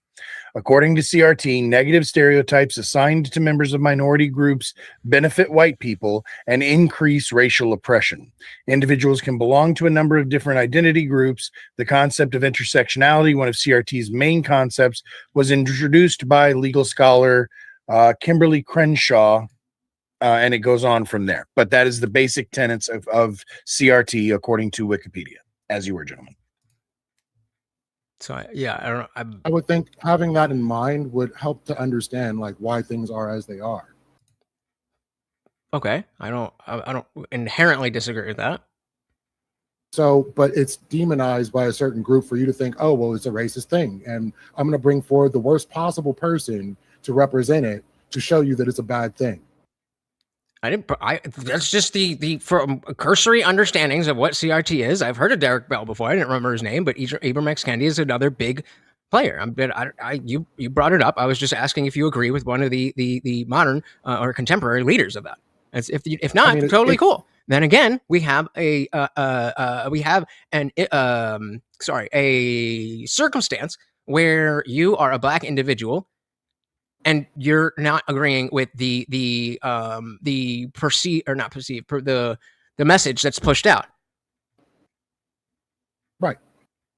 And that's a good thing. I'm the one that suffers because of what's being pushed out in the negative form of CRT. So then why are you feeding back into it? At Black people so stop feeding back into it then. That's not no, going to make racism go away, but it's not going to make it worse. I'm giving you the positive ends of it. So it's like looking at the civil rights movement and then looking toward like Farrakhan and Marcus Garvey, who are like the most negative ends of the civil rights movement. Okay. These are people that were working with the KKK. I don't understand the point. So I would think like when you're looking at the civil rights movement, you could call it racist if you're saying, oh, well, look at, Minister Farrakhan, look at Marcus Garvey, instead of look at Martin Luther King or Malcolm X post his Hodge. Like these are the positive steps of what civil rights is versus the negative end of it. And I could just say, well, no, the civil rights movement is racist versus, oh, the civil rights movement was actually a good thing for the American culture. Why would the civil rights movement be racist? I just gave you the reason why it would be racist. If you look at it from the end of Farrakhan and Marcus Garvey, you would see it as a racist proposal. You're taking the worst examples of civil rights and putting them as the forefront of what civil rights is. Okay, no, I understand. And so, like, let me try a different angle. Let me try a different angle. Do you think white supremacy is, or let's say specifically white pride, Is that a good idea or a stupid idea in your personal opinion? So usually you don't get the idea of white pride. You get Irish pride, Italian pride, so on and so forth, because they have a That's not what I'm asking heritage about. that's not just white. I agree But with when you, somebody's saying white pride or white power, that usually has a negative connotation. Right. And so you don't see because it's a different frame, it's a different landscape for white people than it is for black people. That even though there's white pride people, those people are relegated to the edges. Why? Because it's stupid to base your life on identity politics. Be an individual person. Find your community through your values, through all of those things. Because they tend to be racist and only want white people to yeah, prosper. and that's bad. They want to move out to other right. society. They want to move out to the countryside and start their own little commune. They want to send all other minorities out of the country. That's why the white pride, white power thing is negative. Right. And so if a white, so let's say horseradish was like, well, hey, you know, I mean, the white, there's a, you know, white pride isn't as the, and started, you know, I don't want to keep using the word defend. I think there's a stronger word. But if he was arguing in favor of white pride, don't you think that would be a negative thing for him in society in general? Technically, yes, because of the connotations that are attached to it. Right. And so at least from the outside of the black community, the phrase the black community, as you correctly stated, usually appeals to the negative aspects. And so taking on that mantra, taking on that language, taking on that framework of the racism that you're trying to combat, I think is counterproductive. I'm willing to, and again, I'm willing. The reason why that is the case is because the forefront of people that talk about the black community only bring forth the negative aspects. If people talked about the positive aspects of black community, we would have a very different conversation right now. As you just said, people don't. So if people were talking about if people were talking about it, overall, just at a bird's eye view, that when you ask 100 people, Family Feud style, do you think the black community is a positive or a negative connotation? What do you think it would be? I think it would be predominantly positive, except for racist people. Okay, I disagree. I don't think that at all. I think there's a well, yeah. Can you give me a number? I mean, I would just guess. I would think at least 40% of people would think that black community is not a negative thing. Okay, yeah. So we're on the same page then. So yeah, and exactly. So the fact that there are those negative aspects that are tied to it with Farrakhan and the other examples that you gave, and people already are looking at the black community as something that's not negative. Then why are you injecting the negativity by maintaining that framework? Because you said it's the negative parts of civil rights. It's negative parts of the black community. So, I mean, civil rights was a much more specific legal thing. We got the Civil Rights Act. Great. Can't keep that moving. But now there's again, I'm still not understanding the benefit of the black community TM to solve the issues that I agree with you exist to some extent. So we can't have the Japanese community, the Chinese community, the Indian community anymore, because I really love the Japanese community. Like, they accept me. I have a great time there.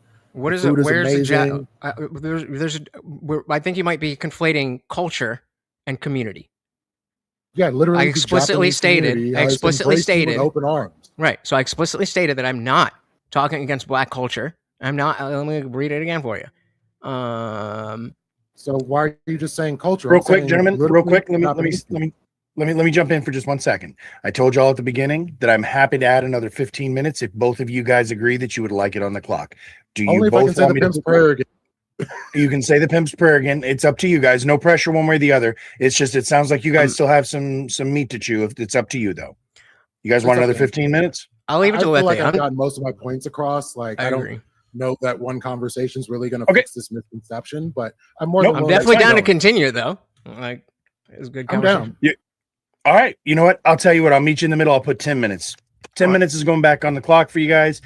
Give you guys a little bit more time to finish it up as you were. Yeah, so I was saying in the let me be very clear about what I am and am not arguing. I'm not arguing against black culture. I'm not arguing against black history. I'm not arguing against historically black churches, organizations, charities, businesses, or people voluntarily helping one another.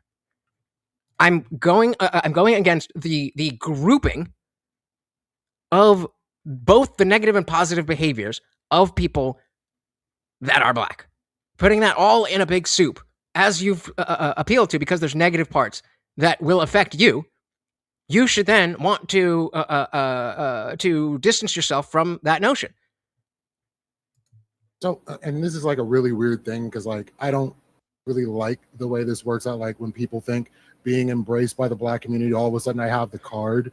But the idea that, like, if you go to a black church and they treat you well, and then they take you, you know, say you can come to our house and you can have dinner, you've been accepted into the black community. There's black people in community that are accepting you there. And it's not a problem. Same thing happens if I go to a Japanese community and some of the people there really like me being around, invite me to their home, introduce me to their religion, teach me things about their culture. That is the Japanese community at work. So, like, I don't see the differentiation here in saying there are different communities and why can't you have that community and also enjoy you can. it. You absolutely Whether or not can. you are Japanese, you can still appreciate the Japanese community and patronize it. But you, and so on as and you so stated, forth. that's the society views that differently than the black community, right? I don't think it should. If you went to, like I I said, agree if you with went you. to a That's not what I black asked you. church and said- They view those differently though. So they can be being part wrong. of the Chinese community does not have those negative connotations that the black community does have. Whether it's fair that they're there or why? not, whether it's fair that they're there or not, they're there.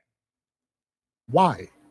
For a myriad of reasons. Black people have not been treated fairly for most of history. That doesn't mean you should feed into it. And that's what I'm trying to tell you. We're not feeding into it. I'm saying you should disabuse yourself of the idea that it's negative. Okay, tell me why. Is a thing. Tell me why. I literally just did. Like, if you Okay, go to well, a I'm black stupid. I church apologize. and you get invited into their home, you are now being accepted by the black community. That is the black community. The negative portions that you're talking about also exist within the black community, but that's not what the black community is. Okay, Just so because then something why not? exists, there are negative things in each community. So then why not just do the things that you're already doing and you happen to be black? Why add the extra step of calling it the community? I'm Because sorry if that's I'm what it being. is. It's the way language works. Like, you're literally like having an issue with the way language works. Okay.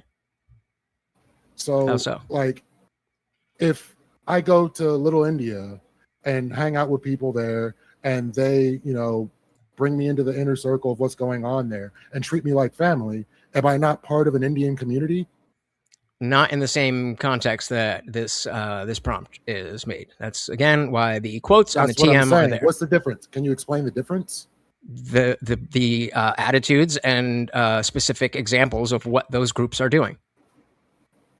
So only because there's been a negative label slapped on a specific people, now they can't have a community, is what you're saying. Nope. I'm saying that feeding into the language of it, you have your community, you have your culture, but you don't separate yourself from everybody else. Other people may be able to do it, and maybe that's not fair. Maybe other cultures have aspects that are more acceptable to the average white, whatever you want to say. But I'm certainly not saying that it's fair. I'm just giving you my perspective on this reality, that you're undercutting your own personal value to society in general by tying yourself to other people. Now, if you personally don't operate that way, I would say good for you. That's how normal people operate. Just, I'm an individual, and my community is, the DMZ or whatever it is. So I feel like you are agreeing with my point, but you don't like the language that I'm using. So no, the language that you're using is conflating two things. So you're saying that because there's a negativity in the black community, and that becomes what the holistic idea of Black community means and is, and that is absolutely not true, because all community is community. Indian community, Japanese community, Chinese community, they're all community. So are they all the same? Don't just look are at they all the negative same aspects. Are they all the same, or are they different? Technically, yes, they just belong to different cultures and ethnicities. So that difference is the reason. So let me give you, let's give a different example. I've stopped, I mean, I said it here just to be clear, but because there's so many Christians in my, that watch, the word atheist triggers them. And so I've literally just, instead of calling myself an agnostic atheist, I just started saying agnostic non-theist. Why? Because whether it's fair or not, whether it's true or not, there is a perception that atheists are far left, blue hair, progressive, whatever. And I'm not that thing. And so I made the decision to stop associating with that label, because whether or not it's fair that they have it right or wrong, it is what it is. And I think the same thing applies to the framing of, quote, the Black community. So what that sounds like to me is you're conforming based on what other people's perceptions of something that is good, rather than society. Being the change, rather than being the change in reforming what people's beliefs negatively about this thing are. So I don't care disagree with about that truth. framing. You only care about perception. Nope. So as we are, obviously, I am one person. I'm not going to be able to change every Christian person's mind by doing one show. And so this goes exactly back to the colorblindness concept, whether it really was that way or not. That concept was the peak of our racial relations, because that was a good starting point. You start by looking at everybody equally. Then once you can see everybody is a human, everybody is the same, then we can effectively look at the differences between what it's like being a brown person or a white person or a Black person or a short person or a tall person or a man, any of those things. And I'm saying that the labeling, I'm specifically talking about the language and the way that it is used. I think that undercuts the value of an individual Black person who is using that language. Why? Because it is, as you said, baked and in the racism that has always existed in this country. So because people hate Black people, we shouldn't be allowed to have a community, and everybody else gets to have a community. What do you mean have a community? What do you mean have a community? Literally, that's what community is. Am I talking about the behaviors, or did I explicitly just say I'm talking about the language? I'm not telling you to do anything different. I'm telling you the language is not doing what you want it to do. I feel this way about the word God. I think God is a very, very, very, very, very, very, very bad word, because what is a word supposed to do? Take the ideas and thoughts in my head and transfer them over into your head. And so if I say God, you're just going to think of your version of God. So that's not a good word. The phrase, the Black community, unfortunately, has taken on a very negative connotation in many areas. And so you can decide that, if that's the hill that you want to die on, like, fair enough, but it's going to be a rougher road for you. And I'm saying you're basically running away from the truth. If you're an atheist, the only thing that there is to be an atheist is to not be convinced of any God claims. So what's the difference between an atheist and a non-theist? What's the difference between an atheist and a non-theist? It's just changing language to fit people's sensibilities. Right. And so don't you think that if I want to spread the ideas that not all atheists are bad, then operating with the language that allows people to hear my message instead of sticking, no, I am an atheist. Don't you think that more people are going to listen and understand the difference about the difference between atheist and leftist when I tweak the language a little bit and meet people where they are? Again, remember, you're only the second person who's ever really been willing to have this conversation with me. And so I don't know how to go about it. I don't know what Black people think of this notion of the Black community label being bad, because nobody's willing to have that conversation with me.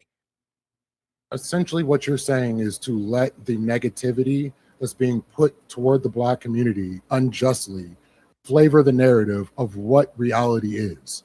And I don't think I'm saying that's it already fair. does that. So why don't do you use that think framing. Law-abiding Black Americans should face an undue burden of culpability for any horrible actions that happen within the community when other communities don't face them? They shouldn't. I don't understand. So can we go back to your why can't we have a community? What specifically do you mean? I'm saying literally, like, you can label it something different. It still is what it is, but that's not a normal thing in language. So you call it the Jewish community, you call it the Indian community, but when it comes to black people, now we can't say community anymore. We have to say something else. We have to come up with a new word. And we already change our name like every 10 years. We're African Americans, we're Nubians. Okay, then we're stay blacks, we're this, we're that. stay with the Why do we have names to that you do- know are not going to get you hired. Keep doing the things that you know are going to make people group you together more and have those negative things. You can do that. But again, as I stated in my opening, that is harmful to you as an individual. So you can decide. This is the same exact thing as saying, well, women shouldn't have to wear shirts in public because men can do it. So why can't women do it? Well, I mean, there's a lot of people who would agree with that, but we're not there yet. So if you want to do that, you can move towards that. But you don't just snap your fingers and it happens. So me not using the title of atheist specifically so that I can say the exact same message and be heard better so that people do actually understand that atheist doesn't mean I don't believe in, I believe there's no God. It believes I don't have a belief in God. They're only going to hear that and listen to that and understand that if I can meet them where they are. And so again, I really appreciate you personally being willing to have this conversation. But most black people that I've tried don't want to do it. They want the understanding without the conversation. I'm just going to be honest with you. I'm not a stupid person. So if you say you're a non-theist, I already know you're an atheist, and I would treat you as an atheist, even when I was a Christian, and I would act accordingly. Exactly. So you have to be stupid not to know. Exactly, brother. That's what I'm telling you. Being changed. So what's the point? The point is that you are smart enough to know the difference. Some other people might be triggered enough not to listen. So I am doing more good for myself by tweaking the language so that I can get my message out than standing and dying on a hill that is going to have me standing alone, shouting into the ether, and people are still going to have these negative ideas of the word atheist. Do you think I would be better off? Do you think I would be better off standing on being an atheist as opposed to a non-theist? Anybody that doesn't freak out at you the same way for saying atheist as non-theist is just stupid. Okay. I would think most of the people that I deal with that are staunchly Christian, if you said non-theist, they just treat you like a blue-haired atheist. Okay, if that's your opinion. So, but I mean, so basically, you're arguing for trigger words. Like that's essentially what you're arguing for is trigger words. These words trigger people, so we have to change the way we speak. Would you be okay with me saying the N-word right now, outside of TOS? Would you be okay with that? Well, I don't have a problem with it. I think it's kind of disgusting. Why? Y'all say it. The black community gets to say it. Why? I don't like that the black community says it either. Okay. There is a level of ignorance within the black community that. So you don't think there are certain words that maybe actually apply to reality that we, by living in a society, don't use for the benefit of other people? Was there ever a positive connotation of the N-word to begin with? Was it born from positivity? Nope. So to take a negative word and repurpose it for positivity is stupid in that aspect. I agree. That's why you don't use the word, right? But you know that word exists. You know what it applies to, but you choose not to use that word. Why? Because I know what it means. Okay. And so what it means to other people when we're talking about the black community TM is the same exact thing. No, so instead of saying the black community, the black community is doing this, the black community is always going to go this way, the black community commits this, that, you may as well just say N-words are doing this and N-words are doing that. That's how I hear it. That's how I think a lot of people hear it. I think that's something you need to look internally and fix within yourself. Why? You're the one calling attention. You're the one calling attention to the patterns. I wasn't thinking about that stuff until other black people, not you personally, but I wasn't thinking about that way. Sorry, I didn't hear what you said. You said me, and then you right, and then not you personally, just the. But I'm saying that is the algorithm doing its work. It is the systemic portion of the racism that black people have had to deal with throughout the entirety of America, and is It needs to die, and people need to look inward and not use the N-word and let it die, and just treat the Black community as the Black community. That close. You went like that any close. other community. But it's not any other community. I actually went ahead and added the other 5 minutes without even telling y'all because I knew I knew there was. I knew it was there. I knew y'all had shit to say. So, all right, but we have come to the end of this this wonderful conversation, at least for now. I'm going to go ahead and put 5 minutes on the clock. We're going to go through our closing arguments. We do have a couple of questions already from the chatters. I'm going to reiterate to everybody, if you guys have any questions for them or any thoughts, throw a couple bucks in the tip jar. You can also do the bits, just so you guys know, not to grift too hard, but the bigger the donation, the cooler the little video clip is. Just saying. Anyways, I'm going to go ahead and put 5 minutes on the clock for you now, Lutch. Closing arguments uninterrupted. I'll start the clock when you start to talk, sir. Guys, definitely get your donos in. It is not easy to set all of this up. So I never really write a closing. I never know where the stuff is going to go. So I usually like to just go back to where it all began and just repeat things that I said, because I don't think that any of the things that I put forth in the beginning were ever knocked down. So again, I was perfectly willing to concede this debate if it came to that. I want to have this conversation because I genuinely want to understand the experience of inside the Black community. And it's very difficult. As I said, with Christians, they get very, very personal, and it's about identity. I explicitly, over and over, said I'm not arguing against Black culture, Black history, historically Black churches, organizations, charities, businesses, or people voluntarily helping one another. It seems that Lethe was taking those actions, like people helping one another, and the fact that they are Black means that there is some necessity to group that as something that we both agree has negative connotations, whether that is fair or unfair. I'm saying that the modern expectation of racial solidarity has outlived much of its usefulness. That means that at one point, I would 1000% agree with Lethe, but we don't live in that world anymore. And if we want to get past it, then, as Morgan Freeman says, if you want to solve racism, stop talking about it. Again, this is all based on every person should be treated as an individual, and I think it's sad that there are some people. I don't know specifically who or to what degree, but feel like they need to do things like, they don't want to talk white, or they don't want to, do X, Y, and Z that'll make them successful, because then the people in the community are going to, find that negatively, so on and so on and so on. Identity comes from values, people, and voluntary actions. Any type of identity politics is just bad. It never goes anywhere. And so we should be talking about individuals and individual groups. If you are in an individual group that happens to be all Black and you're doing good things, well, it's a lot easier to say that community is doing well than to measure that up against all the other Black stuff and see, well, is the Black community doing well with this or not? Again, community itself is not bad. Humans need community. The question from the beginning, why should race be the thing that defines it? And he said the history, but again, we've outgrown that history. I'm not saying things are perfect, but you can't be operating on level 1 and expect results from level 3. I disagree that race relations are better now. I think they might be better if you're Black or if you're not white, but the race relations are, it's not good. It absolutely was better when, hey man, it's the 90s. I don't see color.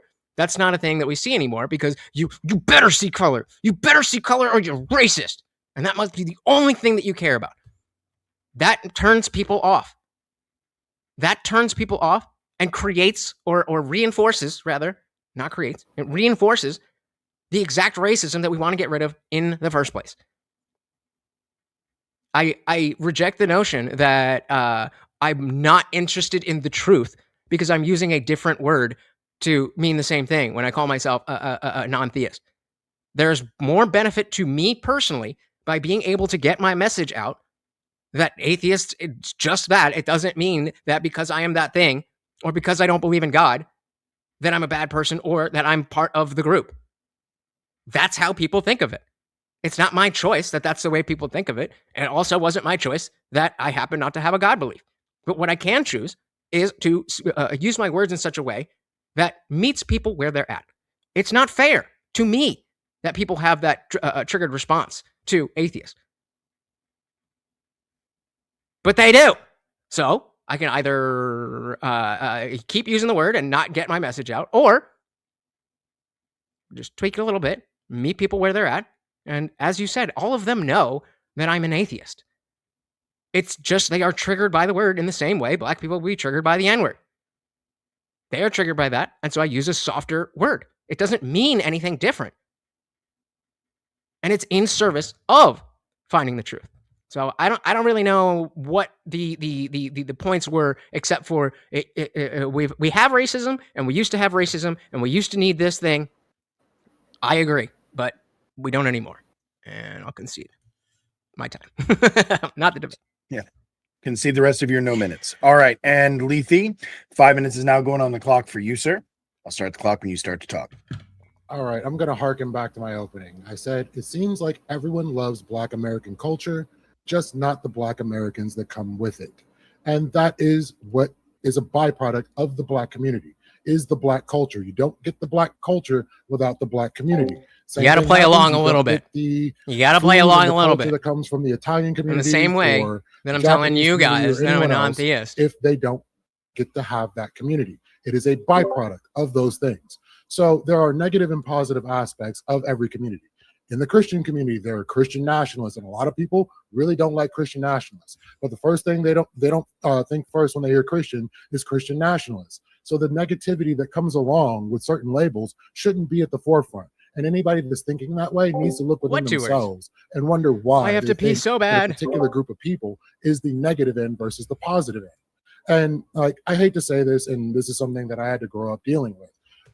When I was a small child, and I'm going to say the word, my pop sat me down and he said, "Hey, you're a nigga in America. You have to be better. Oh, come on. You can't mess up because it'll always be worse for you."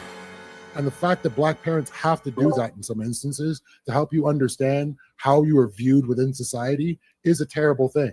The idea that being Black or having a Black community or Black culture being a trigger word just means that my very existence in this world is triggering to society.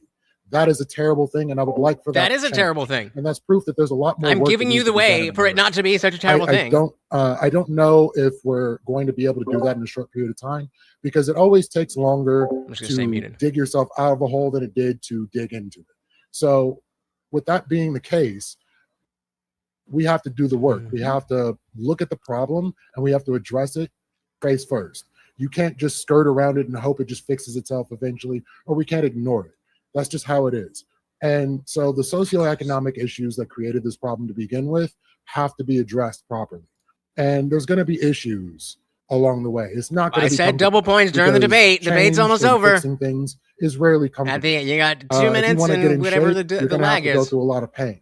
You don't just, wake up and all of a sudden you have six-pack abs and muscles. 378. It's a painful process and a hard road. 22. And So it's $11 to address these $11 things, the longer it's going to take for us to actually meet any sort of change. And I'm going to go ahead and end on that. All right. Well, there we go. That actually that brings us to, I'm not muted, am I? No. Okay, cool. Gotcha. Had to make sure. No, I'm muted. That brings us to the end of this debate. Thank you both, gentlemen, very, very much. Like I said, we do have a few questions. I'm going to put 10 minutes on the clock. I think 10 minutes should be, it's going to take us a little bit past the time. I assume neither of you guys has a hard out bedtime at the 10 o'clock hour. So I'm going to go ahead and put 10 minutes on the clock for everybody to vote and to send in any questions that they have. But I also have a question or two myself. So let's get that poll. I'm right here. I'm just turning. Sorry, I'm right here. I'm just turning my camera off because I got a peek. Yeah, no, do your thing. I'm sorry I said the N-word on your show. Yeah, no, you were gonna get the words. Don't worry. I was gonna have a comment, but I have to publicly renounce the fact that we used that word publicly, and I do understand it was a quote, and I appreciate you babbling through it as quickly as you could for me, like you did. But anyway, so everybody, that is the link to the vote. Who do you think made the most compelling arguments tonight. Do you believe that it is, that it was Lutch who is currently not present on the affirmative, the Indian Jesus, me, or that guy, or do you believe it was Lethe Water Kai on the negative? So I'm going to go ahead and give him a second to get back. Yeah, thank you both, gentlemen, as always. And are you live, Lethe? Nope. All right, cheers. You are though, right, Jesus? Yes, sir. All right, cool. Let me throw you the link in DMs then. I already got it. Oh, you do? Oh, snap. Yes, sir. My Right. dude. Norsy. All right. Right. Yes. So let's go back because we do have, like I said, a couple. So the first question is... Can you make sure that's the right link, please? Where are you at? Come on. Is it not going to replay for him? Replay. There we go. All right. So ask Jesus why he thinks other communities don't have negative connotations. Do you remember the anti-Asian community rhetoric during the COVID onset? So, sorry, what was the first This is part? from Zephyr. Again, this is from Zephyr. Can you ask Jesus why he thinks other communities don't have negative connotations? Does he remember the anti-Asian community rhetoric during COVID onset? Okay, so I never said there's never said that there wasn't negative aspects to other communities, but I think we would all agree that the most relevant community and when we're talking about race relations, when we're talking about politics, when we're talking about culture in general, that it's the Black community. And the last word I got in with the debate was, are they all the same? Why would you expect them to all be treated the same? That doesn't mean it's fair, but I don't know why we would expect different communities with different cultures and different ideas and different values to be treated exactly the same. All right. Well, so that actually ties into the second dono. Well, I have a question. I have a question on that though. Like, do you think that the Black community doesn't have values that are good? Of course not. Of course, I don't think that. So you don't think family and excellence are good things? Of course I do. What does that have to do? The Black community strives for. I mean, okay, good, but how's that going? How's that working? I mean, is racism I think it's done? working out pretty well. We got a Supreme Court justice, even though he kind of sucks. There's a lot of Black excellence out there that was brought about through. Don't disagree with that. There is a lot of Black excellence. I think there's a lot of American excellence. Like the historically Black colleges that created a lot of very up and coming Black people. Like, I think that's a good thing, and that's a part of the Black community. Yeah, again, agreed. But is that how people use the framing the Black community? And I would argue no. And even yes, you're still I'm people in general. The people in general use it that way. And I don't know. Let's ask chat. Let's ask chat if they use the Black community the same way you do. One's for my chat or your chat? This chat. Yeah, he said he's not streaming. So this would be the DMZ in general. So while they're doing that, so I'm going to go ahead and reread the other half to Zephyr's question.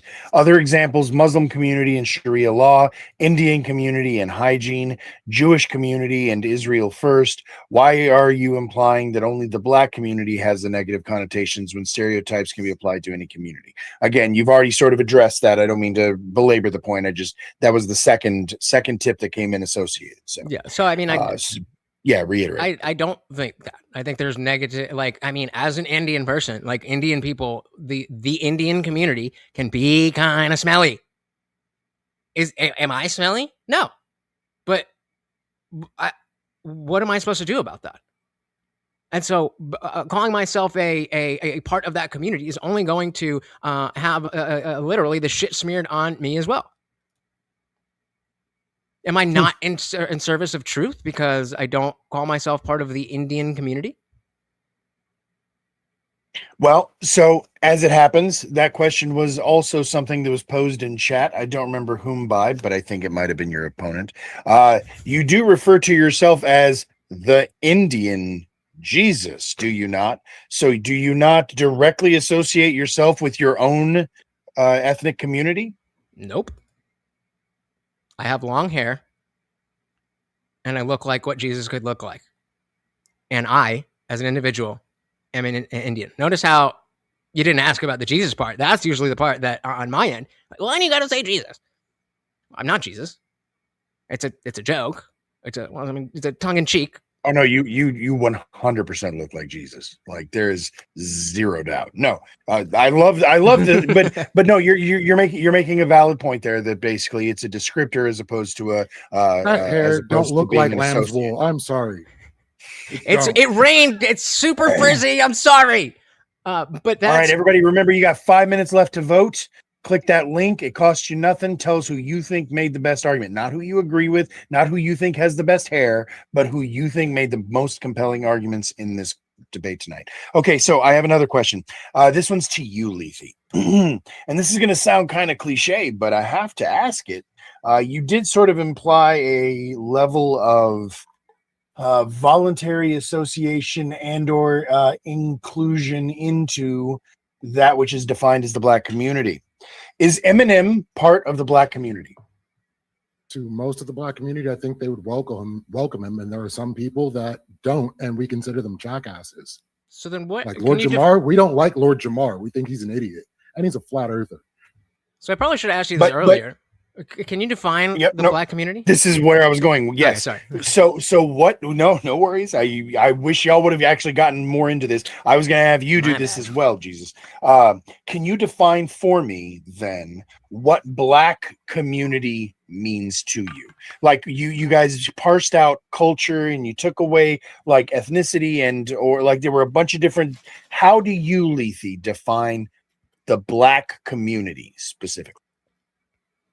I would say in some cases, groupings and gatherings of Black people, things that revolve around aspects of Black culture. Those things are part of Black community. So like when it comes down to rap music, like say you were trying to get a track going, if a Black group would be cool having Eminem on, I would say that's him being embraced by Black culture and the Black community, because I think they're somewhat synonymous. Culture and community would be synonymous for the most part to you. Yes. Okay. So then my next question, how does community appropriation work? Like we agree that cultural appropriation is a thing. Does that mean that community appropriation is also a thing? And if so, how would that not be what you just described Eminem as? Some people would look at it that way. I think there are certain things that Black people do, like we have a different kind of hair than most people. So there are certain things that Black people do specifically that just seem weird on other people. Smell of a hot comb in the morning, as an example. Like box braids, sure. Certain things that Black people do, like people consider that appropriation. Same way, like when people get like Maori tattoos and stuff like that. It's like that's not what your people do. Like, why are you doing this? It doesn't have any significance to you.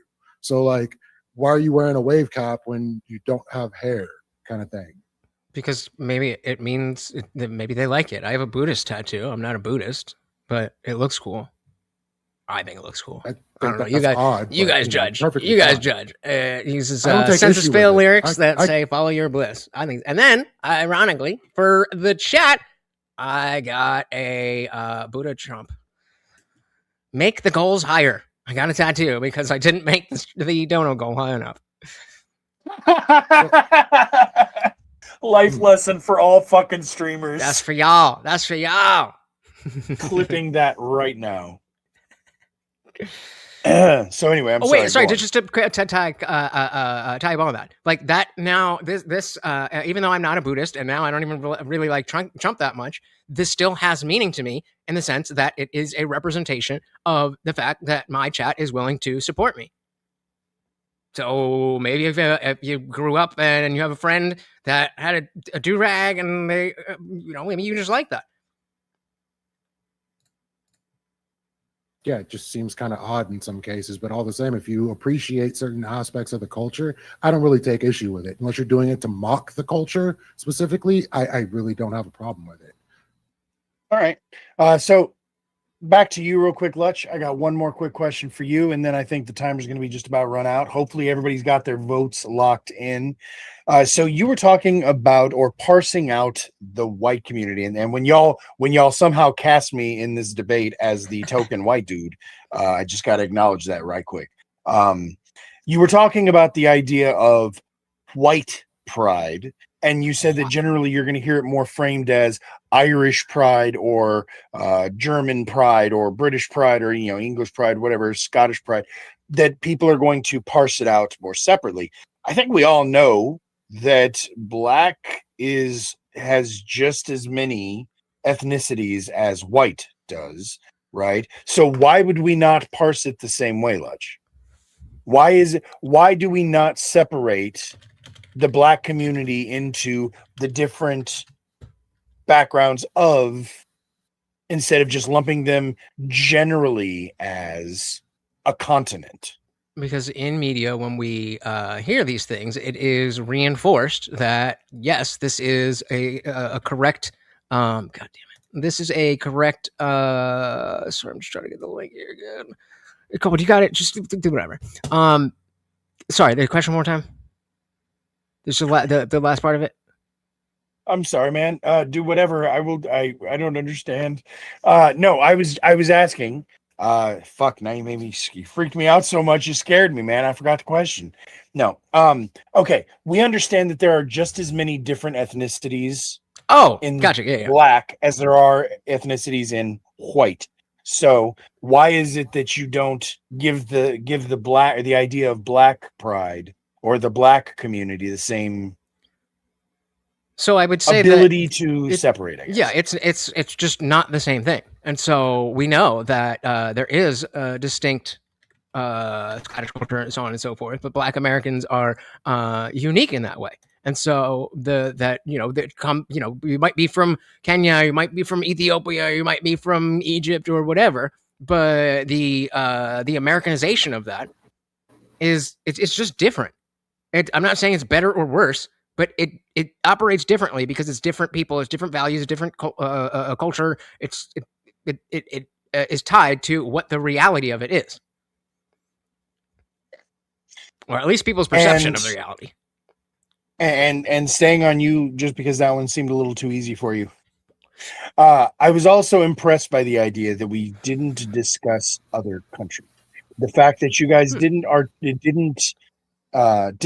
focus on the fact that we were talking about American Black culture, because does what you're referring to as trademark Black culture, Lutch, exist in any other country that you know of other than America? Yeah, I think it's the Western world. So you're going to see it in Canada and Australia. Well, I don't know about Australia. I don't know what the population is there, but definitely in the EU, the UK, and Canada. It's not exactly the same. Yeah. Do you believe that the Black community in the UK or in England, how similar do you think that the Black community in England is to the Black community in America? Not really the same. It's a very different kind of culture. And even in America, there's different types of Black culture. I was going to get to that. I was just, and now let's talk about the Black culture in Los Angeles versus the Black culture in Biloxi, Mississippi. Bingo. Yeah, it's extremely different. They have different ideas, different traditions, different things that they do, which is why the music comes out different, which is why the food comes out different. Like, we still have the same values and we still want prosperity for our people, but we just don't do the same things. And so if you tend to gravitate to one form of Black culture versus another, and some people even gravitate toward like British Black culture, which is also pretty interesting. So like there's just different forms of it. So now back to you, Lethe. Are you saying that there are different cultures but one community? Or do you think that each of those different cultures also represents a separate community? I think we generally want to patronize each other as Black Americans, even though our culture may not be exactly one-to-one, but we won't feel the same way about what happens with like UK Black people because we don't have the same connection. We don't have the same experiences. Yeah. So like, we're not going to feel the same sort of solidarity. I can see that changing in the future. Like if we put together the idea that we were all just snatched up and had our culture erased from us, and this is the culture that we are, but they're essentially British culture. We're essentially American culture, which is why I say Black people are some of the most American of Americans, because that is all the culture we have. Agreed. Okay. And just completely off fucking topic before we go scratch off and see who won. it just dawned on me that you sort of just made the argument, not even an argument, but an explanation for why we don't have more push for feminists, American feminists, pushing for more women's rights on the other side of the ocean. Like we all know this is kind of a trope or a cliche. You'll hear a lot. Well, if you really believed in women's rights, you'd be over there in the Middle East. Yeah. Blah blah blah. Hell yeah. No, but you just made the same argument. Like I feel like it's probably the same. Well, yeah. I mean, well, I'm talking about women here though. So again, women in America have a completely separate community at large. So instead of being just the Black community, it is an American community, right? Yes, sir. All right. Anyways. All right, cool. So let's go to the numbers, people. Everybody get those last here. I'm going to drop it in the chat one last time, just in case you slow fuckers. Oh, nope. Wrong one. Oh, that's the clip I did. I didn't know I could do that. That it automatically copy pastes the clip. That's I don't even remember what I clipped, but it was fucking hilarious. Oh, Lutch telling us that his tattoo was because he didn't set the goal. We're fucking tied. Go vote now. We're tied. Yeah, we're tied. We're tied. Go vote. So let's put this in there. We're not voting on Lutch's tattoo, although we might. We're gonna go ahead and vote on who we think made the most compelling case. So. And I'm wondering, Lutch, like, has anything I said tonight ostracized me from your community, or would I be accepted by your community? You would absolutely be accepted by my community.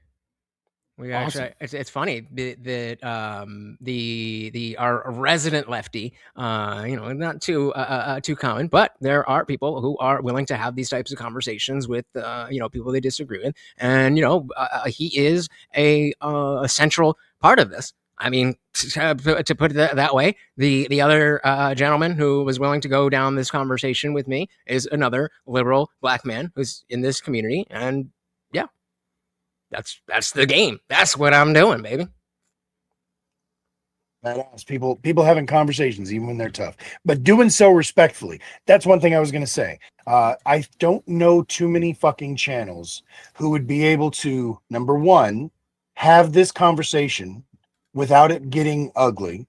Number two, be able to bring together as talented fucking creators as the two of you guys for a conversation like this. I am sincerely honored that both of y'all hung out with us tonight and had this conversation for us. So thank you both for that. Regardless of the votes of the audience, you guys are both winners in my books. Appreciate you. Appreciate you, Lethy. Appreciate you, Horseradish. Let's see. Good shot, Lutch. Drum roll, please. Are you fucking kidding me? You know what? I'll take it. It is currently a tied split vote. 50-50 I think that's fair. Dead fucking nuts. Cheers, gentlemen. Let's all put it in the air. So looks like we are all winners here tonight.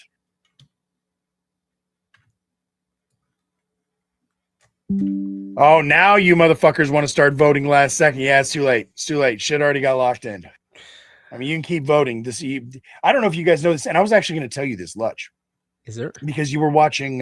Well, actually, before we do anything else, thank you again, both of you guys. Thank you to the debaters earlier, and most importantly, thank you guys to the audience. You guys are the reason we're here and the reason we're doing this. All three of us are content creators.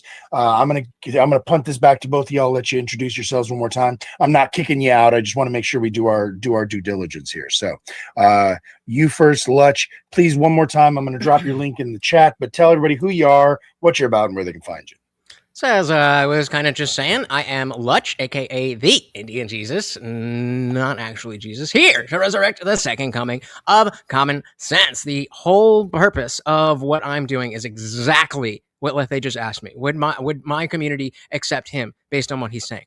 They better, or they're the ones getting kicked out, because that is the issue of our time, in my opinion, that we are so polarized that we need to come together. And so that's what my my channel is about. We usually go over a debate or a podcast or sometimes a speech, but usually two people talking back and forth and breaking down what exactly are they saying. You see how he said that? Remember before I was talking about you should build up some goodwill so that in case it gets hairy, that you're not going to be the a-hole for raising your voice or so on and so on and so on. So that as we always say, all of us, that this debate or this debating is not just two guys talking. There's a whole lot of other stuff going on there. And if you can bring that to your real life and real conversations, I think America will be in a much better place. So dilly again to Lethe and Horseradish and the chat. Appreciate you, man. Yeah, 100%. We're going to come back to that in just a second. But Lethe, one more time for everybody out there, please tell us who you are, what you're about, and where they can find you. Lethe Waterkai, your resident goofball and semi-debater, here chilling as often as possible in the DMZ. You can find me pretty much on all platforms, Lethe Waterkai. Thanks for having me. Great conversation. Nice. 100%. And yeah, once again, thank you guys both more than I can possibly put into words. So real quick, you said something there, Lutch, about the fact that you review debates, and I am, again, super honored that you sometimes choose to review DMZ debates. And you had mentioned that you appreciated the presentation in general. So one of the things I wanted to let you know, I don't know if you had caught this because you hadn't seen the and I'm going to go ahead and I'm going to invite everybody out there. In case you aren't already a member, join the Discord channel. It costs you nothing. It's where all of us hang out and bullshit when the lights go off, the cameras go away. So that said, you didn't realize that there was a channel in there that has all of the results and the VODs. Nice presentation, easy to find, all that jazz. If you look in the YouTube video description part of all of those VODs, you can see the link for the straw poll. So not only can you still see who or what the audience vote was, you can also see and still vote on it. I don't close them. So as viewers watch the VODs, the straw poll votes can go up, and I encourage people to do so. So is this, I'm looking on YouTube, is that the underscore horseradish in channel? The description? Yep. The underscore horseradish. Yeah. Okay. Yep. I followed that one. Yeah, you sent me that one. I was like, oh, bad. Yep. Exactly. Well, I'm just saying, if you look in the description, you'll see the link to the straw poll, and not only can you see the results. Yeah, exactly. But you can still have people keep voting for it.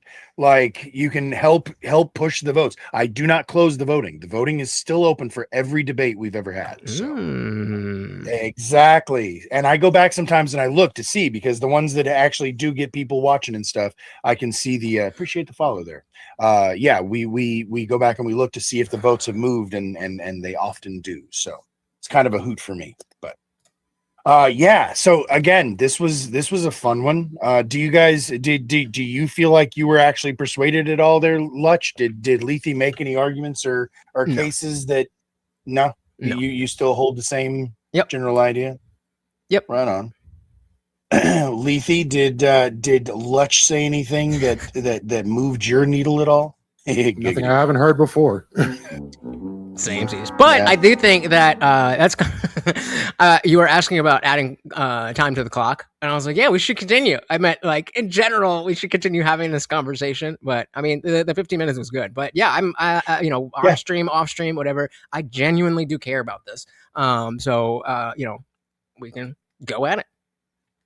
Yeah, you should come hang out in the Black community, get some barbecue, hang out, listen to some Sam Wilson. Fair enough. You will be welcome. Sam Wilson or Sam Cooke? Sam Can Cooke. I get some Sam Cooke? Okay, thank you. That's what I want. But yeah, all right. Well, you know what? I'm not going to hold you guys here any longer than you already have been. You guys definitely came through for me tonight. We're not even, like I said, the showcase nights, we don't do the after party and all that jazz, which now that I've got the new job and all that, the Friday nights are probably going to be the 3v3s and the showcase, and then Saturday is going to be the normal DMZ. So, I really like the way, for what it's worth. Sorry, say that again, sir. I really like the way that you do the 3v3s. Like, the first time I covered one, I didn't know what it was, but by having the one, it's mini 1v1s, that's a really, really good way to do it. Thank you. I like it a lot as well. It's my favorite. It's my favorite of them, but they're also, like, I like it the most because it also, like, what you and I share the ethos, right? The idea of bringing people together, having these conversations, like finding ways to have these conversations and actually engage, right? My favorite thing about the 3v3s is when I see lineups where you're like, holy fuck, there's no way in hell that those people agree on this. Getting two people to collaborate on the debate who would never fucking think that they would agree on anything, and in fact would like intentionally disagree on principle. So as an example, this is one that I'm about to, I have not actually proposed this to the people, so you guys get to hear it first, but the two of y'all are going to recognize every fucking name I'm about to see. This is hopefully next Friday night's 3v3. Sharia law and biblical law have similar moral character. Oh, and let's fucking on the go. affirmative will be Ancom Psycom, Vigilante TV, and Tyler Average Debate Enjoyer. And on the negative is going to be Game Boy, Emmett, and Zach if you're feeling adventurous. Yo, that's a fire lineup. That's a fire lineup. Yes. Because again, Game Boy and Emmett like pathologically hate each other, right? Ancom and Tyler, like for that matter, Vigi and Tyler, like the idea that these people are now going to collaborate. Hey, appreciate the follow. The fact that these people are going to now collaborate, you know what I mean, is just fucking wicked to me. And to get to see them have to like strategize, build arguments around each other. Yeah. So again, the 3v3s are my personal favorite. So but yeah, every Friday is going to be either a showcase or a 3v3, and then the Saturday nights are going to be sometimes I might sprinkle in other shit too. I don't know who the fuck knows. So I'm still figuring it out. Aren't we all? Aren't we all? That's right. So I assume that are you going to keep streaming much? Are you staying live? For a little bit. We're closing down soon, but I don't know. I have a goal that we're gonna open the panel, but I ain't know what he doing. Yeah, no, you know what? Hold on. We can. What I'll do is I'm gonna raid us out into your channel on Twitch. Okay. Give you some of them juicy raid views, and I'm gonna stick around for at least another hour and just bullshit with you guys while I'm getting everything set up for tomorrow night. So that way we can keep hanging out and we can drop down into one of the public rooms and have this conversation further. Does that sound like a plan? All right, cheers. Because I actually think there were a couple of people out there who wanted to jump in here and have a conversation. I think, was that you there, NoCal? So yeah, let's get that raid going. We're gonna everybody raid over into wrong one. Raid over into Lutch. So everybody hold on to your pantyhose. This is gonna feel funny. It's gonna be okay though. We will land. I'll be gentle. We will land. Yeah, we will land safely. Right. Boom. Oh, it looks like Zach is still streaming too. I should see if he wants to join the conversation. Right. And like I said, if you guys want to, if you have not already, click that Discord link. As long as I know who you are, you're vetted or vouched, you can jump in. So the water's warm because we pee in it. All right. Good night, everybody. I will see you guys tomorrow night. Doot doot. Peace. Boom. All right, so now we're here. We can get rid of that. We can get rid of that. I gotta mute. They're in. So and I don't even have to wait for you to like say hi to me and all that shit this time. Thank you guys. I very much appreciate it. How public do you want to be, Lutch? Do you want to vet people and bring them in? It's your stream now, so like, do you want? I mean, so I'm gonna do it through StreamYard. So I'm heading out. Do it through StreamYard. Ooh. Okay, you know what? I'll leave the Discord. Send me the link. I'll join into your StreamYard. How about that? Have fun. Been a blast. You're out. Thank you, Leslie. Leslie. All right, appreciate you, Lethy. Have a great night, bud. You have a good one. That is the StreamYard link. All right, we can get rid of that. We can get rid of that. And I moved that, but whatever. Oh, look, it's already us. All right, holy moly. As always, oh yeah, I'll give you one. I woke him up. As always, I just need that moment. I have used OBS when I tried to do a gaming stream, but it's so simple. StreamYard, it's so simple. If I can get them to fix that one issue, then it's too easy, simple for me to want to take the time to go check that. So I mean, horse ride. Hey, deuces. Over on Twitch, illegal immigrants inbound. There you go. All right, fuck you guys. I'll drop the link. Actually, I'll do it in there. Nope. Wrong. Yes. All right. So you must cam up. You must cam up. But come on through. And there's the raid. Shout out to the radishes. What do you guys call yourselves? The DMZers? We'll rock some jams while we wait for everybody.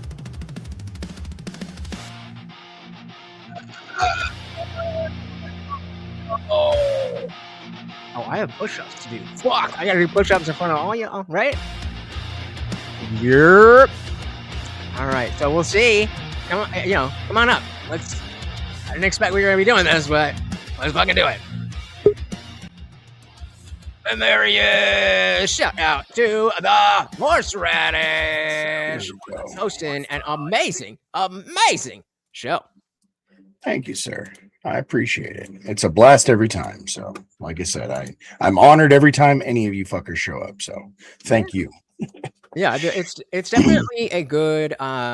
You've got a good platform. I say this all the time, but I don't know if you saw any of the debate sphere drama that was going on this week, but it's very clear that a lot of people are looking for the shortcuts, and the people who are spending the time to think about what exactly it is that the viewers want, and it's pretty clear. You want me to?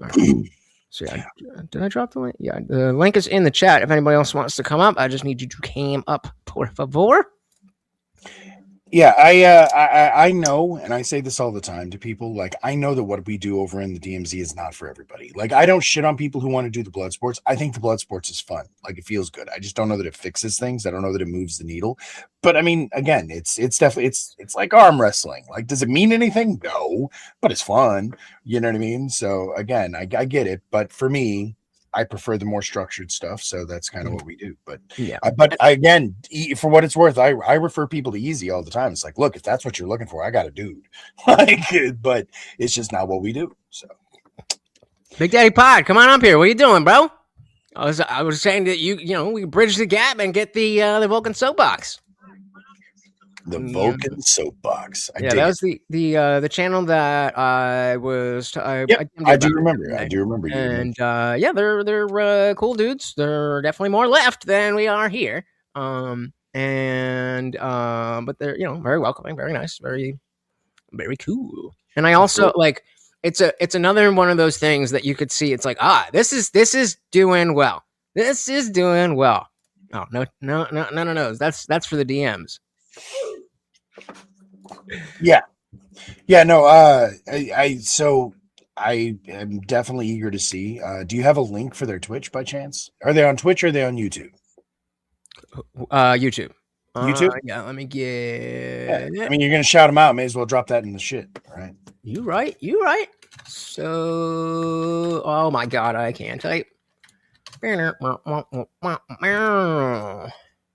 Break it down. In the chat. Right. Oh, yeah. Right there. Just youtube.com/@Vulcan Soapbox. And yeah, it's another channel where it's like they're still finding their footing. I think they have like 1.8 subs. So they're doing they're doing their thing, and they figured out, this is what's working, and they're in that stage of just tweaking this and tweaking that. And as we do. So I gotta say, this is a thing, and this is, I mean, since we're kind of talking about what happens behind the curtain, right? But welcome.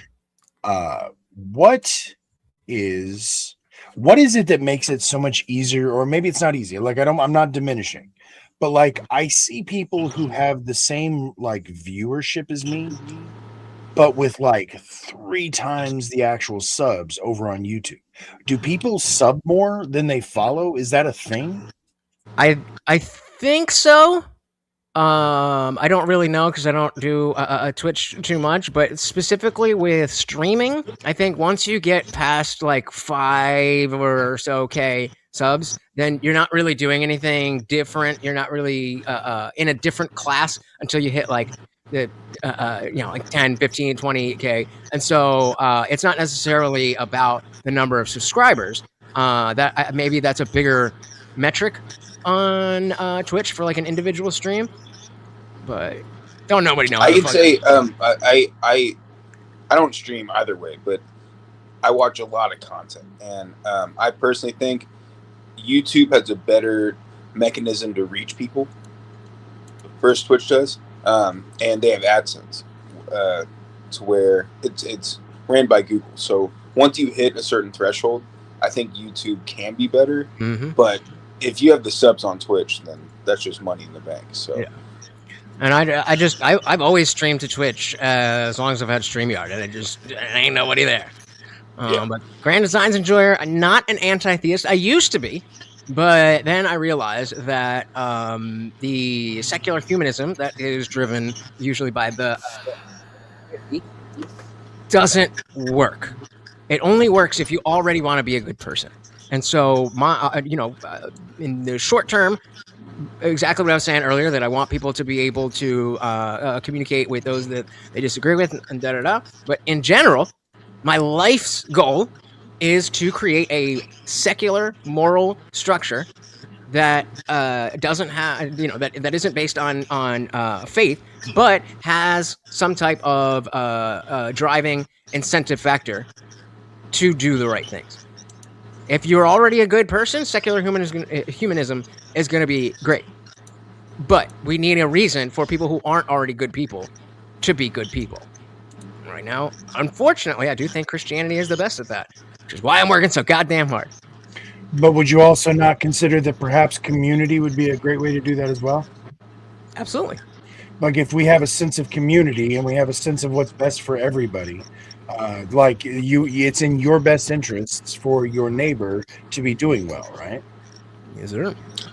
But I kind of think that's what like the Christian moral compass covers is fellowship. Yeah, that's 100%. That's kind of what it is.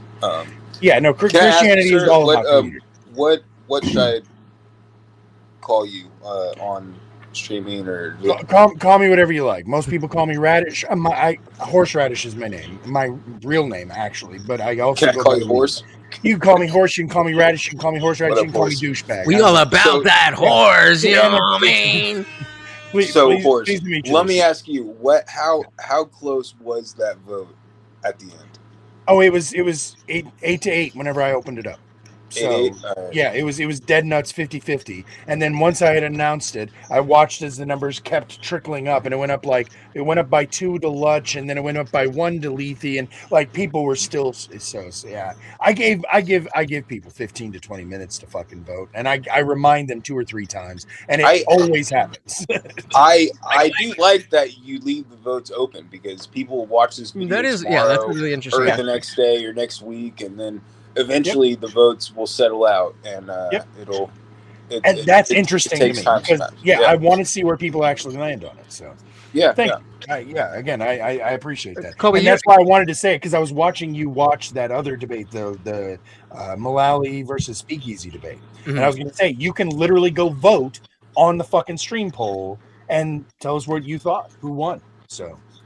Giving Ryan a little bit more. I felt so bad because I was talking to Easy. I mean, I didn't feel bad, but I was talking to Easy about something behind the scenes, and then I just assumed that he would have like the plan that whatever he's talking about, like how will it work with the panel of judges or whatever, and he explicitly was like, I'm not making that argument here. I'm like, well, I'm not. That's what I need to hear. Yeah, and that debate topic especially is kind of hard for a lot of people to talk about because it is inherently like a racial debate, which unfortunately I think we need to talk about that more in this country because it is such a hot topic. But you're talking about tonight's debate, not the Speakeasy one. Okay, got it. Yeah. I mean, like what happened tonight, it is an inherently racial debate. We're talking about like the black community, and that is kind of a hard topic for a lot of people to talk about. Especially respectfully. Well, especially respectfully. It's got so many landmines that it's unless you have a pro, they're not going to fucking make it safely across. And that's why I was willing to do this tonight with these two, is because I knew they were pros. So well, and I mean, we've had talks with so Lutch has a Discord channel, and we would do after parties where it's like shout out Lutch, everybody, if you're not already following Lutch's Discord channel, please join it. Yeah. Lutch, do you have a link to it in your do you have a link in your bio, or do you have to drop it? Yeah, it's in the description. If one of the mods could drop it, please. So we've had these talks before, and it's sometimes it goes well, and sometimes it devolves into people yelling at each other. Like we've gone down both sides of that rabbit hole, and it's a hard topic to talk about. I think both people in this debate did it well. I would say personally, I think Lutch brought it more points than. I am certain Lutch will go back and rewatch this on stream, so he can actually definitely breaking this down. Go ahead, now I don't have to search for anything for Monday. We're good to go. Yeah, it's inherently a hard thing to talk about, and I'll say this: I think we need to talk about it more. I think this country has become so. I mean, we're three. Well, I'll say this: we're two white guys and one Indian guy talking about the black community. So no, hold on. So funny enough, that's actually. So, okay. So the idea of nothing about us without us, I actually agree with the idea. I do not believe that people should be excluded from a conversation. It's not to say that we don't have valid input or things to say about the conversation, but this is where like representation becomes important to me. Is I want to make sure that when this conversation happens, specifically when it comes to debate, it's going to be two people of color. It's going to be people involved that it like, again, I don't want two dudes talking about women's rights. I don't there's a patriotism prompt that I'm trying to cook up that I really wanted to have two vets. I wanted two vets to have a debate about patriotism's benefits, right? Like I want it to always be directly involving the people that it impacts. Yeah, but that's not always possible. At the same time, though, it's also important to get the outside perspective. 100%. So as much as the inside perspective is more entertaining, the outside perspective is equally as important. Sure. Yes. Once again, the first debate of the night, having two Christians discuss the right of life and the right to death. That is what I want to see. Yeah. It also forces people out of their box, because you saw what happened was that excuse me, Joe was completely prepared to go into this arguing against an atheist, and to find out that he was arguing this against a Christian immediately threw him off his fucking game, because his entire argument was built around arguing against, you know what I mean? We hopped in right when you'd stop the clock. It was like 20 something minutes left, and like, so you're conceding the debate. That's right where we hopped in. Literally what happened. So Big Daddy Pod is saying, I'm old and headed to bed. Fair enough. But to clarify, the guys who own Vulcan Soapbox aren't left. They work hard to have a neutral platform. Since most of their audience is black, they end up with a lot of left-leaning panelists. They disagree with much of those positions. Well, there you go. Yeah, no, there you go. Well, I'm left on some things, and I'm not as left on others. There's plenty of things that whenever I get to talk to people who are on the left, I get to be the one on the right. Like I argue correct. We definitely have on Lutch's channel. We've got a good mix of people that we have. The whole format is just like open conversation. Like we sometimes this comment section goes off because we're just like arguing while he's with doing me. Live stream, we're just like arguing. but it's never uncivilized. So back to the doing the business job thing here, Lutch. We need to figure out, and if it doesn't exist now, so we need to fucking find somebody who can create a way for our chats to actually be unified, not ours, but like because you're cross streaming. So the reason I think that like my YouTube, like I see people come into YouTube, they'll make one comment, but they think there's nobody fucking there. They don't realize there's 40 motherfuckers chatting furiously over on Twitch. And similarly, you get that's why people don't go to Twitch for you is because they think it's a dead channel. Right, but your YouTube is popping. So off. you're saying is there there a should way? be? Yes, You're saying where there needs to be a third party. That yes, mediates. I've seen that. All three of our. I see some people do. I just don't know how the fuck to do. Yeah, it. I don't either. And because we were just talking about, I love just the simplicity of StreamYard and like I know the basics of OBS. We did a gaming stream and it wasn't gonna, it was too. I'm a business guy, so you're saying if I figure that problem out, I could be a millionaire. I have not been able to find the solution out yet. I have asked several people. They've given me half-assed solutions. So yes, 100%. Please do. Let's ask ChatGPT. Especially if you can do it, whether you're on OBS, StreamYard, Streamlabs, whatever you're using. It's hard. It's complicated. Yeah. But the more inclusive it is for streamers, you know what I mean, the better it'll be. Can I ask you all both?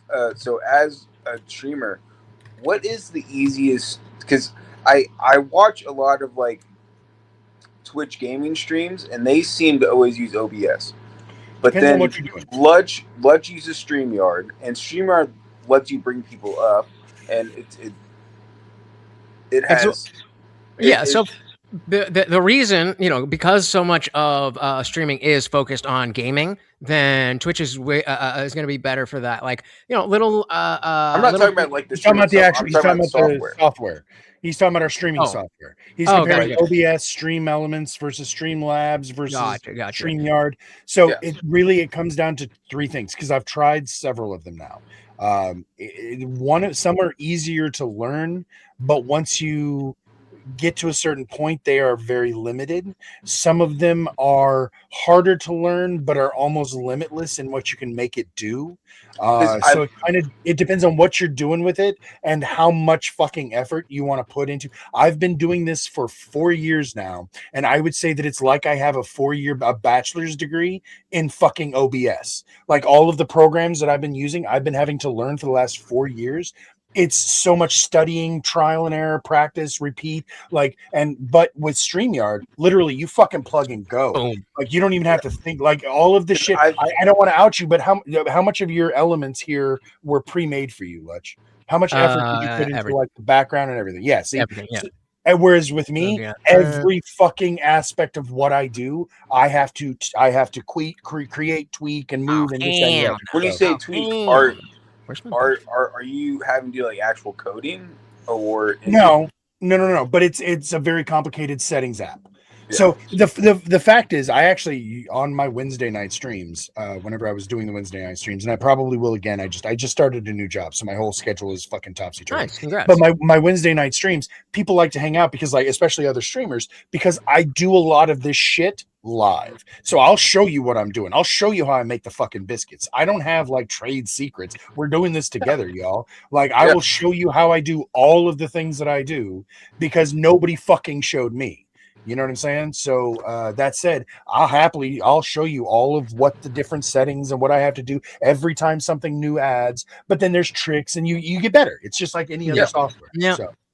So let's see what ChatGPT has to say. It's a cider program that merges chats both from different channels as well as different platforms. Yes, there are several options of better choice. Whether you want one inbox for responding, 2 a searchable archive, or 3 AI can understand. No, we want one inbox for responding. I don't know. Did I say streaming? Oh, I didn't say streaming. Nope. I meant for live streaming. So if you need to specifically, we're looking for Twitch, YouTube, Rumble, and Kick. If we can get those 4 unified, those 4 chats to show up on all 4 platforms. So if somebody says something on Kick, it shows up in the chat over in YouTube. I think wouldn't the platforms go ahead. Like wouldn't the platforms block that from happening because that's the reason why they exist? This is why it would have to be a third party thing. But here's the thing. All of them allow for and acknowledge that people multi-stream. Like multi-stream is so fucking prevalent that they have to understand that. You know what I mean? Well, that kind of popped up because, like, a couple years ago, Twitch was throwing out huge bag deals, and then there was Facebook, which they tried to get into streaming space, and they were throwing out huge bag deals for people to do exclusive streaming. So we're kind of entering the space now where it is streams that allow you to open stream, which is kind of new because for the last like decade, as far as streaming has existed, it's only been like exclusive deals. Yeah. Yeah. No, that's true. Well, again, because the culture evolved and the companies had to deal with it. You know what I mean? Yeah. Because otherwise they would lose people and all I mean, to Twitch or to Kick and Rumble. So Facebook gave Ninja like $40 million. Lilu Dallas multipass. Sorry. I wanted to CT, you're Christian, right? Yeah. And then right as you said earlier that you're not a Christian, but you're kind of ancillary in that world. Is that it's complicated, but sure. Because Grand Design said I'm not a humanist, but I am an anti-theist. I realize that I don't want just a secular state, but an anti-theistic state if I want to prevent some toxic influences from gaining ground.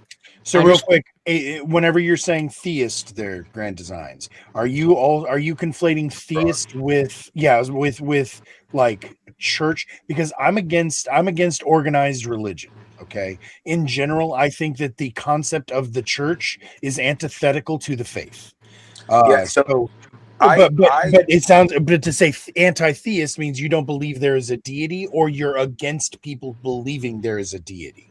So go ahead. I went into some like I don't even know what I would call it. It was some ortho bro like live stream where I can name a few if you need. Yeah, we have a few. Yeah, there's a lot, and I said one thing. I was on the panel, and I said that I don't believe in organized faith, but I believe in God. And yes, they jumped down my throat. Oh yes, absolutely. It happened. It happened 30 minutes before Lutz showed up tonight. Yeah. And it was so disappointing because like they don't understand. They're so locked into this like. I don't know if they're doing it for views or doing it for their own thing. They're so locked into this mindset of saying you have to follow this. Okay, so I'm gonna drop something out on me personally. Yeah, I wear a cross around my neck, and I didn't for a long time. I've that's kind of when I first found Lutch's channel. I was an atheist. The fuck happened? What are you gonna say, Radish?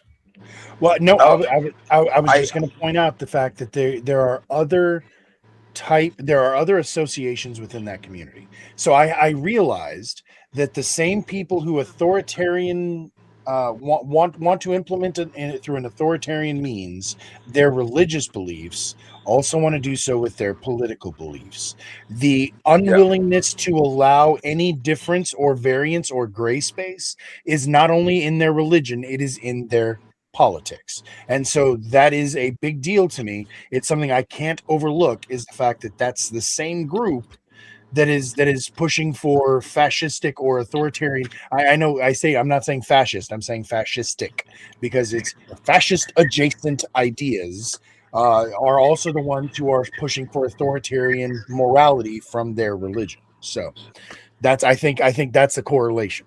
It sounds like who are like Trump or die. So It was not political. All I said was that I think that a lot of organized faiths are wrong in the sense that they are organized, and that the whole concept of a God figure does not have like I don't have to go to church to have faith in God. Like the only thing You don't even have to have a name for God to have faith in No. God. Well, and that's No. yeah. I was gonna say that after, because I was saying before that I when I went through my militant atheist phase, I was just angry that I felt like everything that I grew up with was a lie, and so then I would be very harsh on other people, specifically Christians and so on. And then that anger started to fade, and I was able to look at it with a more sober perspective and realize that, like, without some type of religion, before I do what I'm going to do before I die, it's going to happen. But without that, it's chaos. I can say that like I've been praying a lot prior, and I can say the exact moment that made me like start crying, because what I needed was answered by God. And it was, I was moving out of my house and I needed a job, and there's this box of books. It was just books, and it was in the trash pile. And in that box, it had sat there for like a couple days. And I was about to move. I had my ID, but I had lost my social security card, and I needed a second form, because in this country, to get a job, you have to have usually at least 2 forms of ID. And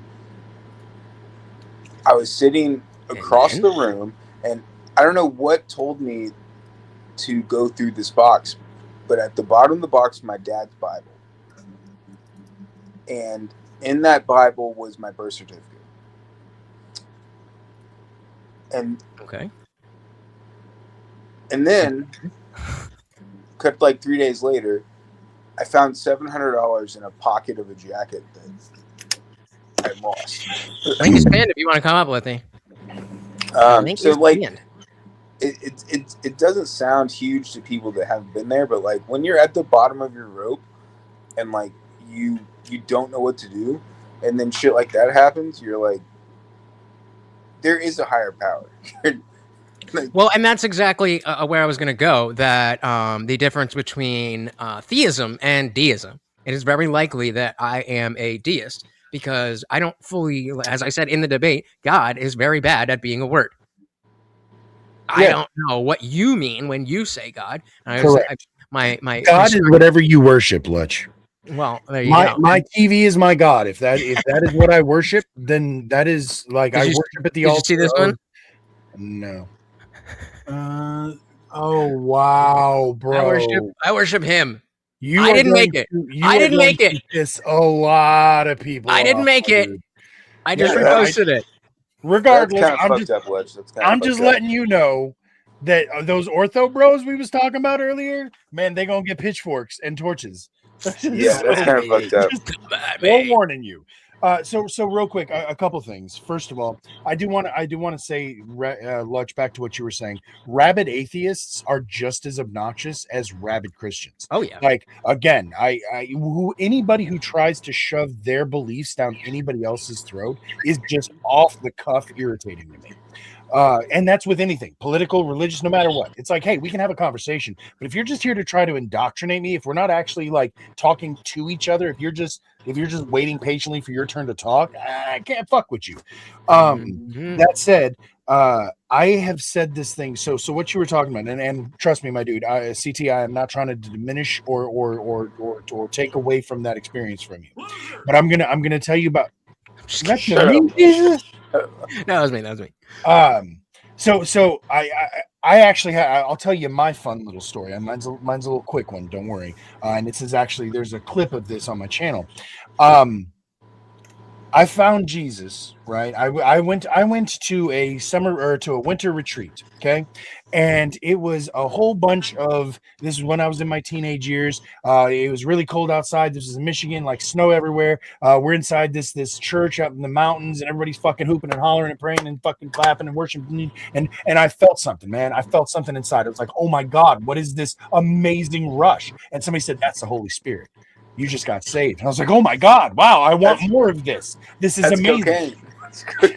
I was like, this is amazing. I went home and slowly that energy faded. And somebody told me, oh, that's because of the horrible secular lifestyle that you live. You need more church in your life. I said, okay. So I tried every church I could fucking get my hands on, right? And I tried and I tried, and I never found that rush again until the first time I was in a mosh pit.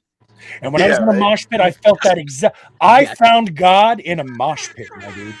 Yeah. That's where the Holy Spirit touched me. And I realized, oh shit, maybe that was just mob mentality. Maybe that was the group think. Maybe that was the shared energy of everybody moving to the same rhythm and everybody having that same fucking shared energy. Holy fuck, that is intoxicating. That we've known that for thousands of years. Right. I would say so.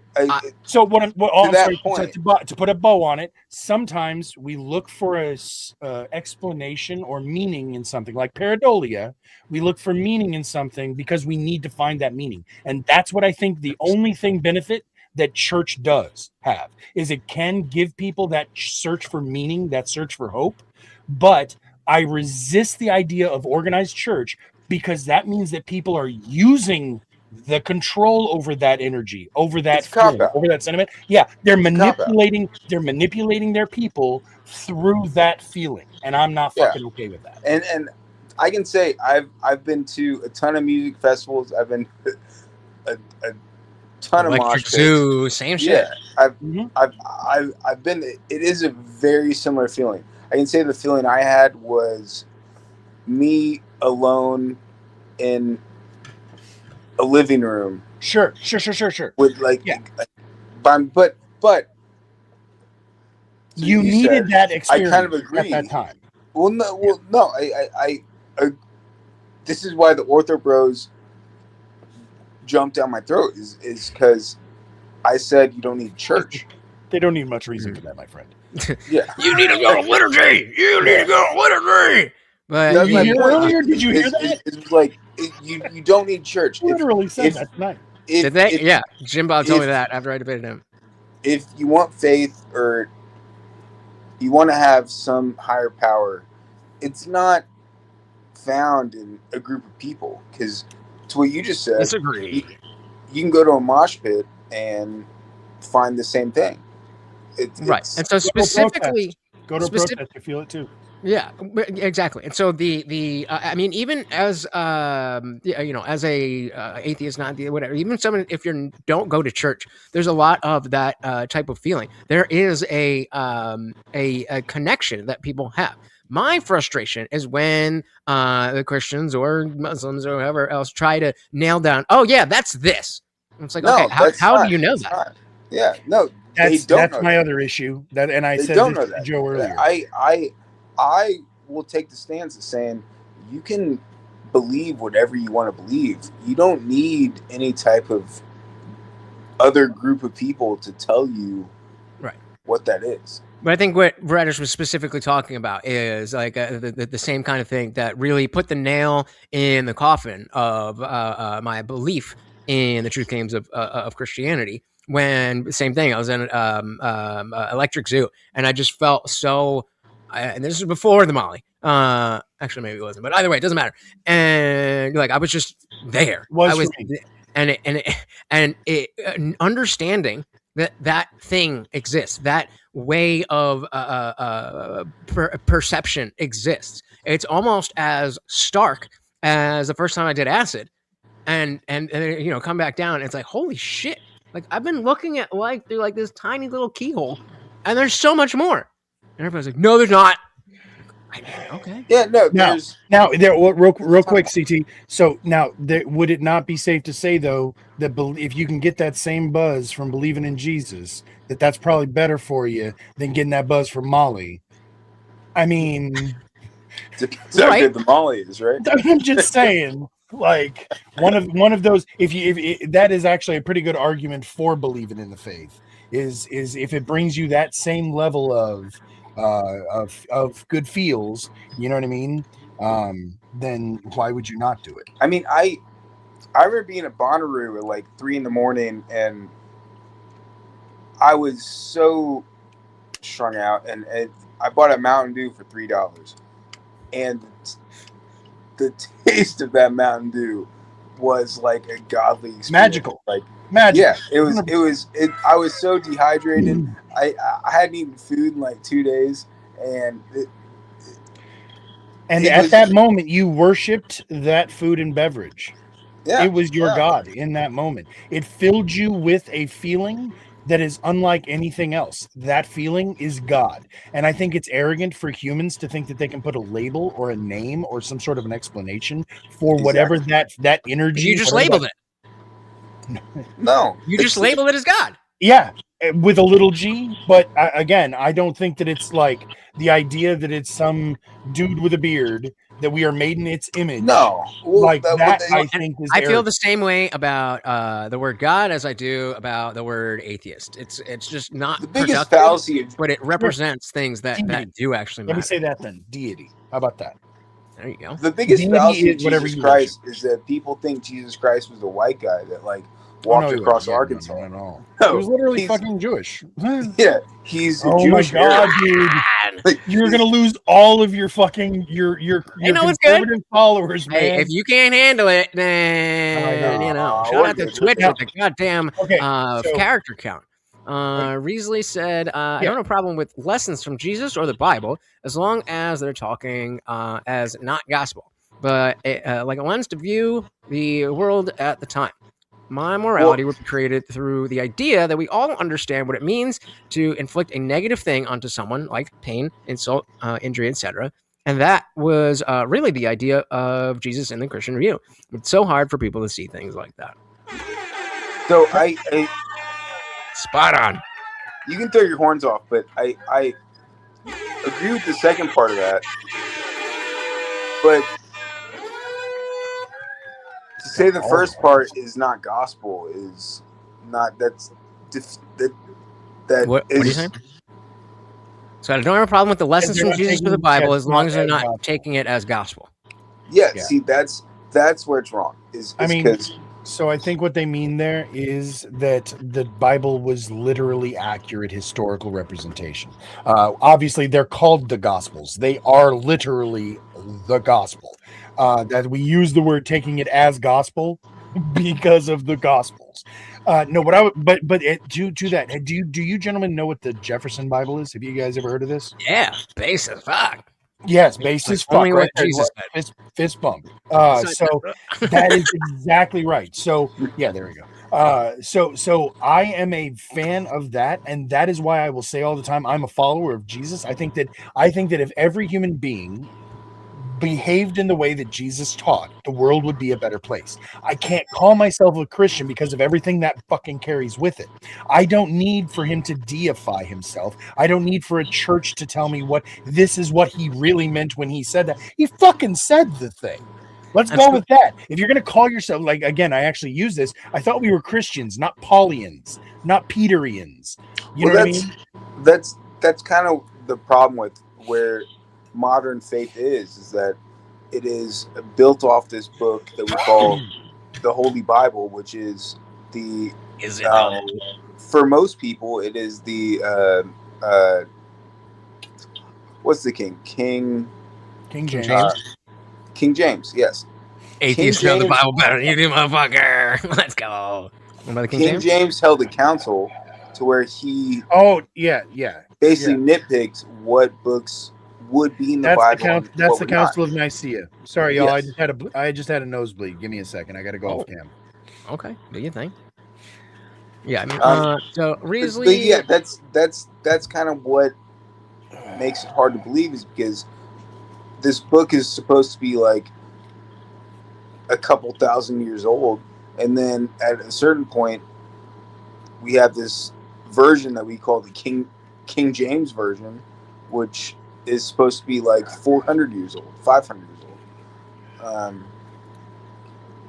So what is your response to this? Saying, isn't it a critical lesson from the Bible to not worship?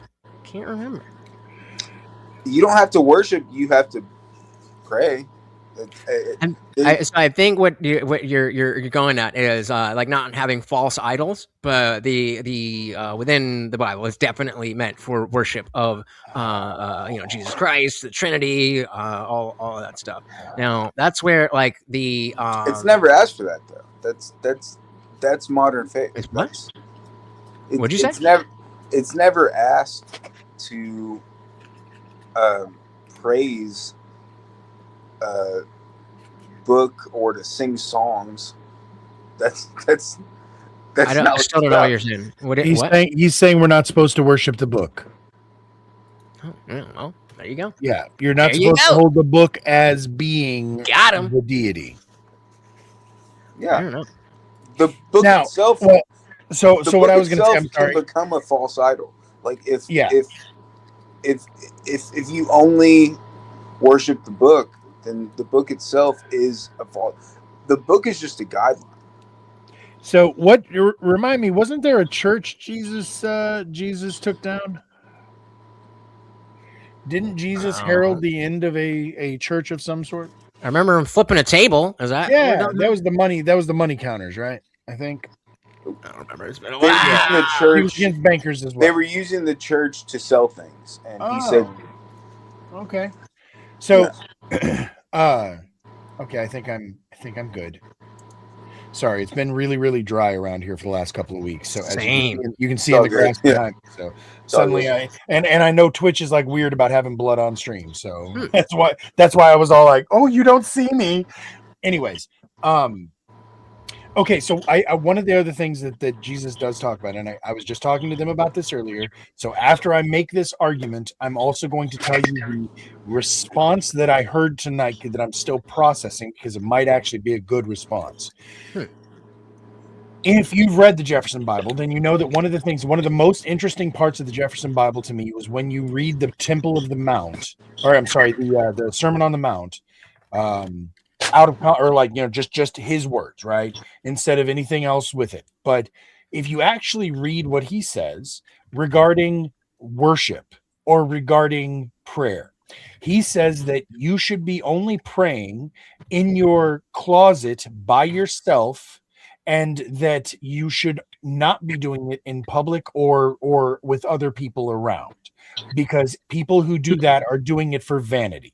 Jesus said that the only thing that you should actually be praying to God is thank you. That's what the Lord's Prayer is. If you ever played a sport, you know what the Lord's Prayer is. Yeah, that's the only thing. Jesus said that's the only prayer you should offer to God. He is not a genie in a fucking bottle. You don't say, "Hey, please cure Aunt Nillie's polyp," or "Please give me a better job."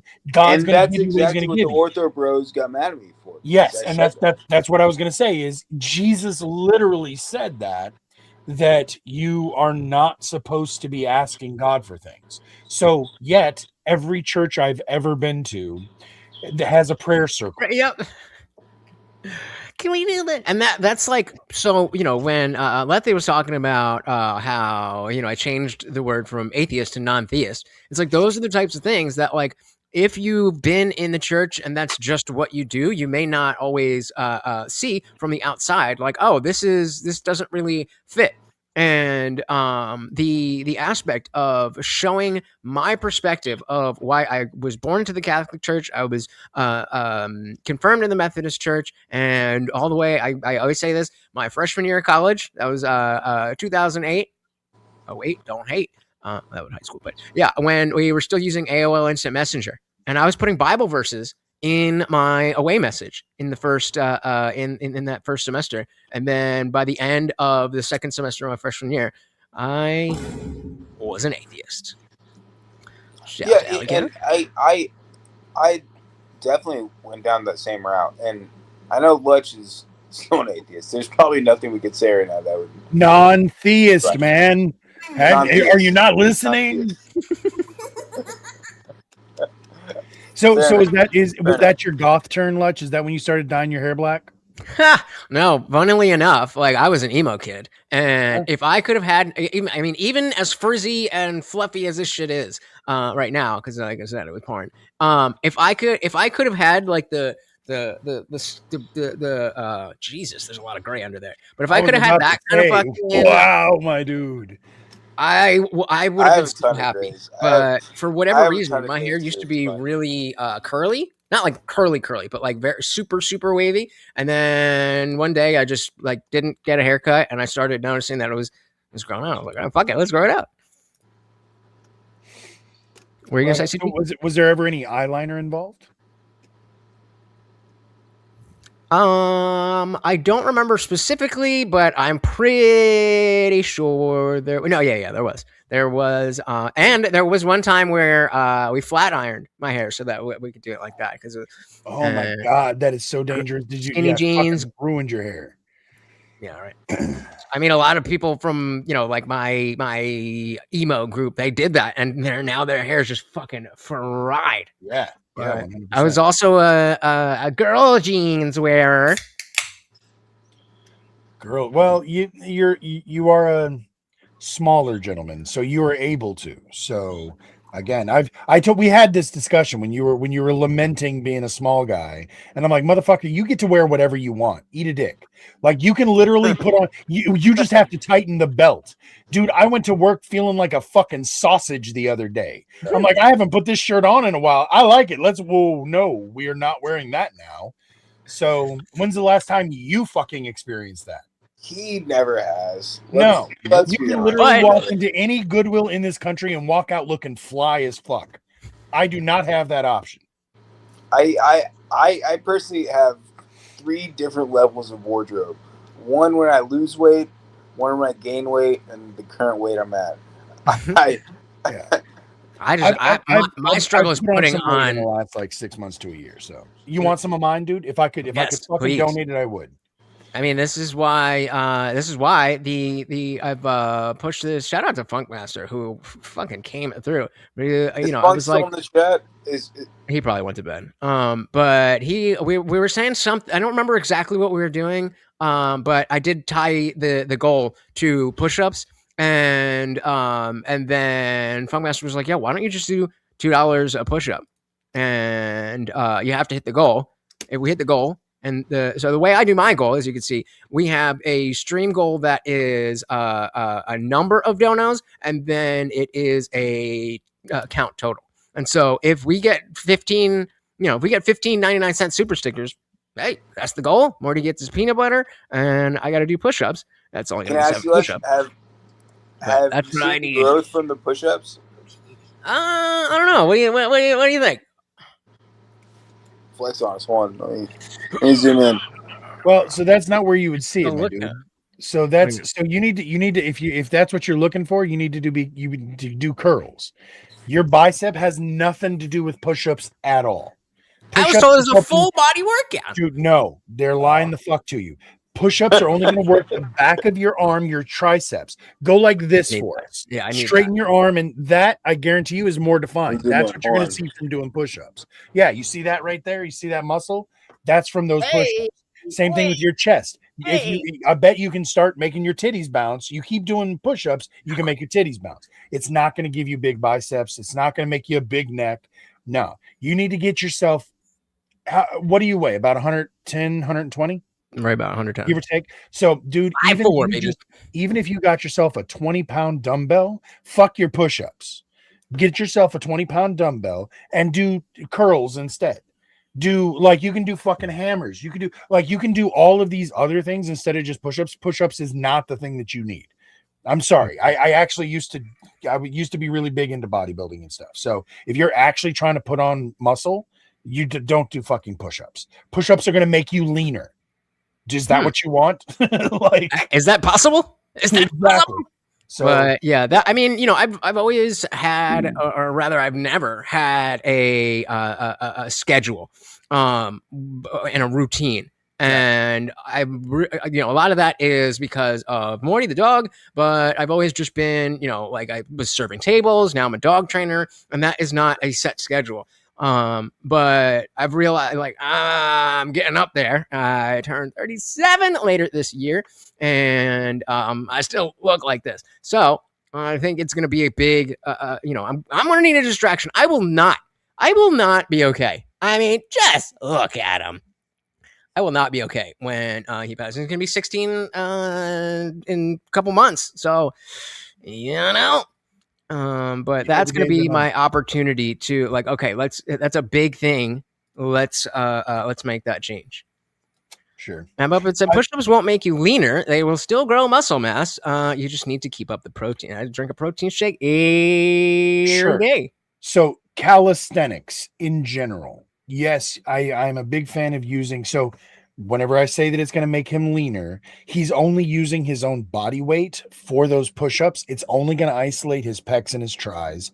And that's not like he's trying to flex his biceps to show his gains from push-ups. I was just explaining that you doing push-ups, doing lots and lots of push-ups, yes, you're going to build some muscle, but not like you would with other kinds. If you're trying, you want to do high weights, low reps. If you want to build muscle, that's the at this point, it's literally just a way to do things. Something. And get that started because I've always tried to do. Real quick, I just want to say I think it's brilliant the way that you tied the tips to the dog, because that fucking dude, it breaks my heart. Like Shout out Morty. Feed the dog. Shout out Morty. Feed that man's dog. Like everybody out there in the chat, throw this dog a fucking treat. Give him some peanut butter, please. And hearts out for Morty because he is an elder dog. He's unfortunately on kind of the last leg. We're getting this dog. I mean, he's. I mean, I can start to see him slowing down. I see him having issues with the stairs. He has heart problems, so he's on medication that makes him piss all the time. So I had to go. Luckily, he's not great at it, but put the potty pads down, and I can see it. This morning, sometimes he usually sleeps in the bed, but sometimes he has a little cove in the closet where he likes to go. And usually when I wake up and I'm just like, he's ready to go. He's like, all right, let's go. But he's definitely slowed down. And this morning he didn't even hear me until I got up. I stepped on the floor. I had to walk over to him. I'm like, you good, bro? Are you good? Please. Oh God. Like, every time I leave the house, I'm like, he's gonna be dead. He's gonna be dead. And it's been years, honestly. I think I've probably been watching channel for at least 4 years, and really Morty's always been doing this for 4 years. About I think 22 or 23. January 1st, 2022 was my first stream. So I'm just gonna grab some water. Are you able to still hear while you're gone? I will take that as a no. I have a really good question, and I'm going to tell you the question before he gets back, and then I'll ask him when he gets here. Okay. But do you have any pets? Unfortunately, not right now. No. Okay. But then the question, because I was going to pose the question to you, but how much is too much to save a pet? I know this sounds insensitive and callous, but the thing is, especially for him, he needs to kind of start thinking about this. If a doctor says to him, it's going to cost you this much to keep Morty alive, what's the price? I think it's kind of what you're able to do. It kind of, at least in my opinion, it depends what you can pay. I mean, which sucks. We always talk about the American healthcare system, but it's even worse. Yeah. All right. So now that he's back, Lutch, I'm going to ask you a tough question, my dude. Are you ready for a tough question? That's right. Sure. All right. So this is going to seem insensitive. I don't mean it to be, but it is something that if you haven't already got an answer queued up, you need. Why one. are you gay? No. It's the hair. We get that. So free. How much are you willing to pay to keep Morty alive? If a doctor, what is the price tag? If a doctor says he's messed up, but we can fix him, this is how much it's going to cost. What would you say in your current situation would be that number? Would be sorry, Morty, fist bumps. I love you. You've been a pal. My immediately I was thinking 10K. Like I got him 7 week. He was at 7 weeks, and he's the only being that has been with me since I got him Halloween 2010, and everybody else that I know don't fuck with me anymore. So, I mean, it would depend. Like, if it was a matter of, oh, he's got this issue and we can fix it, then hopefully it's cheaper. But yeah, I'd throw 10, yay. And I would go into debt for that. But if it was a matter of like, well, we can keep him alive, but he's not gonna be able to walk, he's not gonna do this. Just like, let him go. Let him go. I've already told my dad, I was like, just so we're sure, I do not want to be kept alive by machines. If I'm out, take me out. Hold the Although Why do you ask? You never know what tomorrow's going to hold. Oh, well, just because if, well, first of all, I had this conundrum myself not too long ago. That's kind of what I suspected. Yeah. No one asked that question if they haven't dealt with themselves. Our dog was like 14 years old, and it was bad, and they were pretty sure it was cancer, and it's like, well, we can remove it, but we don't know, it's probably going to come back, and there's no telling that this is all of it. And so then it's do you put your dog through chemo? You know what I mean? Like, and it's like, we love you, dog, but at this it's hard. Yeah, it's like that's a thing. Like, I don't. So again, and given the he's fact here that for you a good time. Morty, you were saying that Not a Morty long was here. You were saying Morty was getting there close. I was just wondering if you had actually put any thought into it yet. So, not specifically, but well, it depends how many treats we can get off YouTube chat. There you go. That's it. We're gonna have a fucking. If you don't donate, he's going to die. I'm just joking, folks. I'm just joking. So what is Riesly? Am I saying that right? Riesly. So since I think you guys can understand, I'll show you this thought experiment of how understanding works. There's an order of people. There's an order of people and a box in the room. The rule is that the first person is allowed to look at what's in the box, and that he has to play telephone with what's in the box. So we got people in a room. There's a box in the room. Number one looks and sees, and then everybody else is talking about it. Goes on to say, is this Schrodinger's cat? Right, this sounds like a fun game. Yeah. So what happens to the state of understanding in the group when the order of the line is destroyed and the group is asked to determine what's actually in the box without being able to look again? What happens to the state of understanding in the group when the order of that line is destroyed, and so we don't know like who was first, or are we gonna like do we see the people? Of Christianity is the idea that this thing happened, and we passed it down from generation to generation, trying to explain without having to actually been there. And how much does your understanding actually like follow through in this game of telephone that lasts for generations? Yep. Sounds about right. And that's such a big frustration that it's so simple. And yeah, I would say maybe I'm happy to say most Christians that I've met are it's not about I can convince you of this. Like when I ask, it's not I can't convince you much, but this is what I believe. And like, I mean, fair enough. But it's the people who are like, no, you're bad because you don't believe what I believe. It's like, get the fuck out of here. 100%. Well, actually, now that you mention it, thank you for reminding me. So I did say earlier that the argument that I made about the praying by yourself in the closet, that I heard a response tonight that I had never heard before. But their argument tonight was that you're still private. We're not doing it publicly. We're doing it in private in a church. We just made the closet bigger. I think that's fair. I got to go back and reread the actual scripture, because I'm pretty sure he said alone.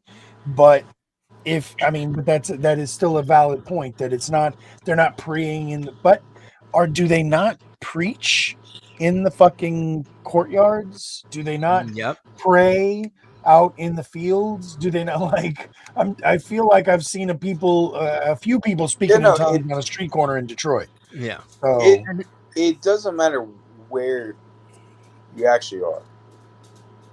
Did I forget your water? Oh no, you got water. Again, Christ said it did.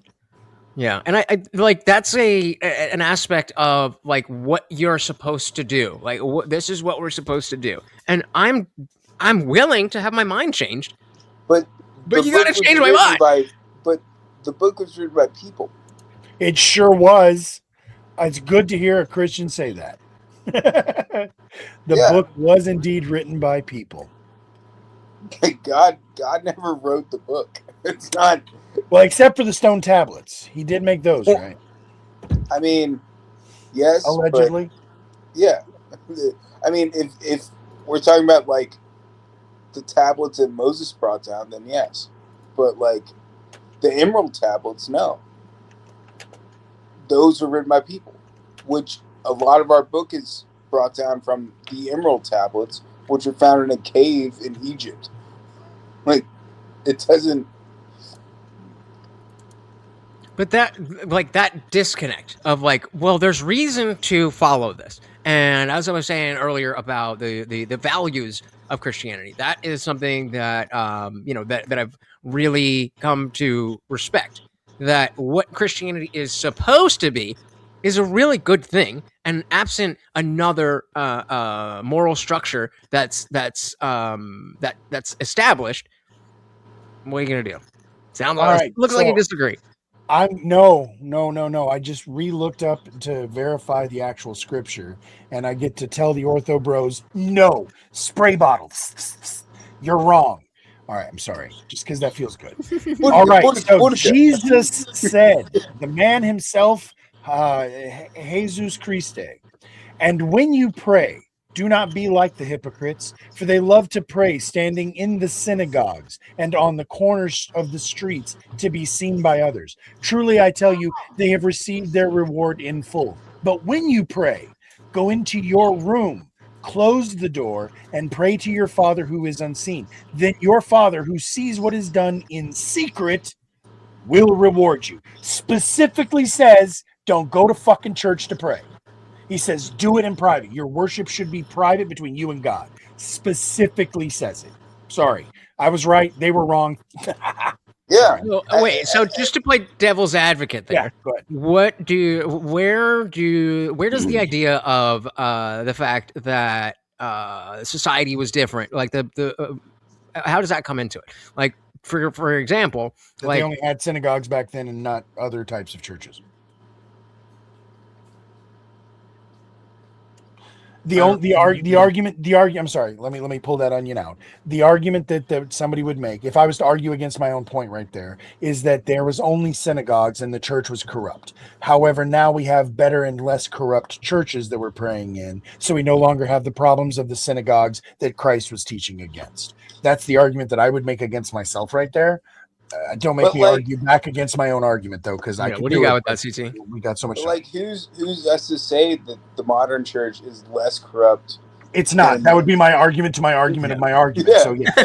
Like I said, I will debate myself. I've fucking done it for hours. But, yeah. So, like the church itself, Jesus said, do it in private. I don't know how much more clear we need to be. Based off that, the church itself is corruption. Against Christ. It is against Christ's teaching. Yes. And when Christ said, I'm going to go back and fucking double check myself on this one too, because they had me second guessing myself, but I know I'm right. But he talked about the fact that he wanted to build a church that could never fall. His church was built in his followers, that you are the church. There is not a building. There is not a council. There is not a fucking dude in a silly hat with a staff. You are the church. My words are the gospel, and this is our faith. That was what Christ taught. Oh yeah.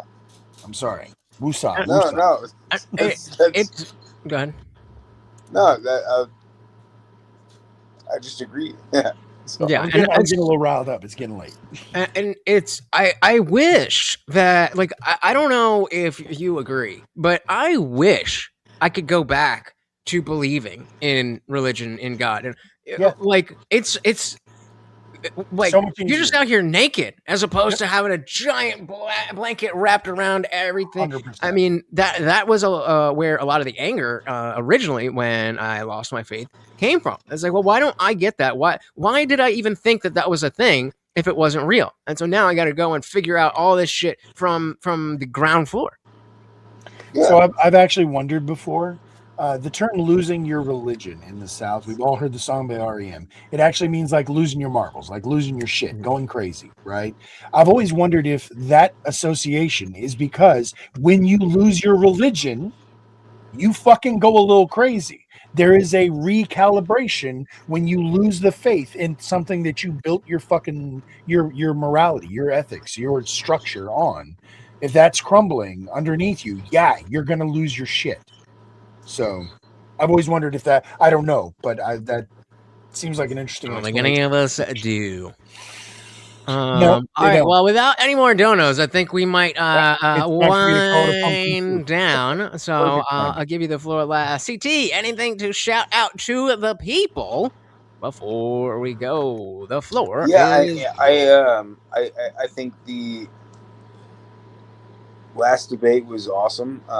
It's a very hard topic to talk about when it comes to like the black community, but I think both parties did it well. I appreciated being moderated by someone that gave them actual time, because a lot of these debates you have to talk in like 5 minutes, but you gave them 50 minutes, and yeah, it was fun talk. And then to go after and be able to talk with Lutch and the moderator was Horseradish.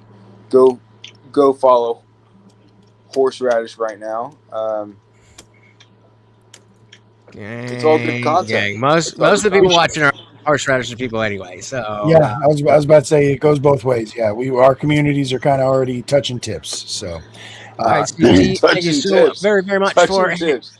I'll end on that. Touching tips. There you go. Thank you for hanging out. We will see you next time. Peace. And now for you, sir, the great Horseradish. Again, any final words about the topics or anything like that? And of course, shout yourself out.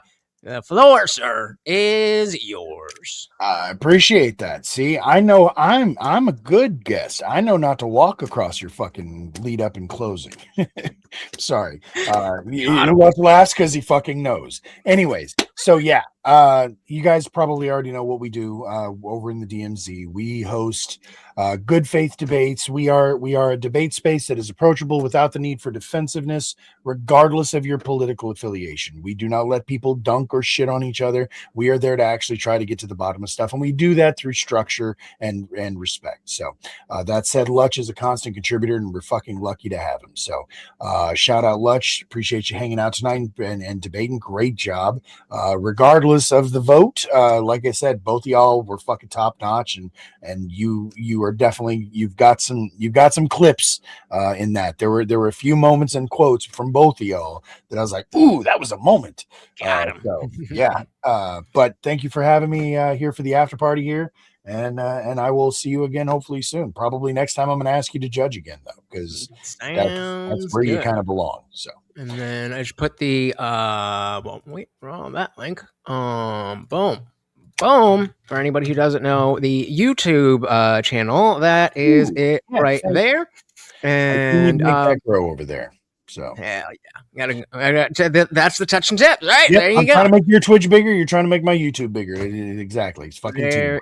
You go. And so yeah, again, I do want to say how much I really do appreciate the platform that you have. It's clear that a lot of thought and effort and care has gone into crafting what it is, and most people either don't care enough to go through that or are not able to see it. You know, they're not able to see the vision and then go for it.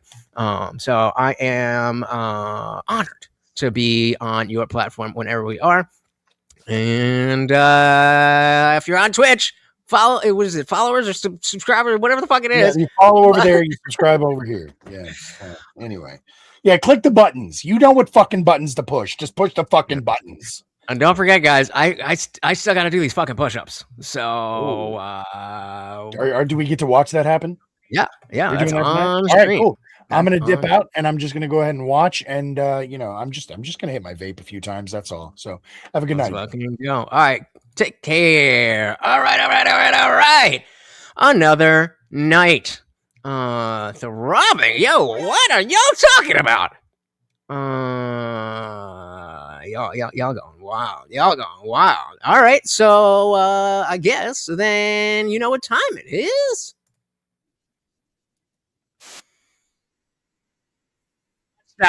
Number 94. What's 94 divided by 2?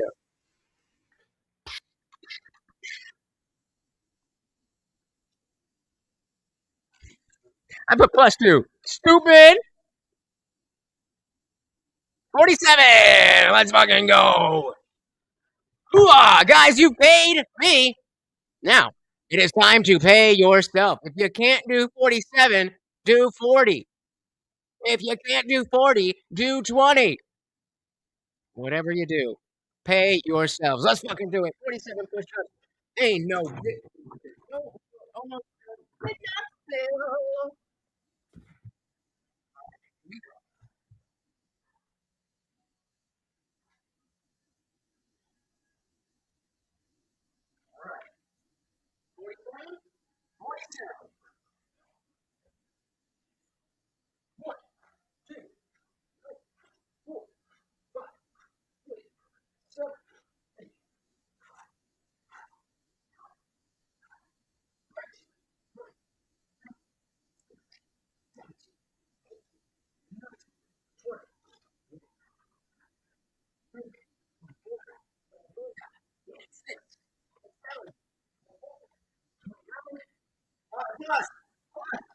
All right, we got 13 left. Wait, 17 left. 17 left.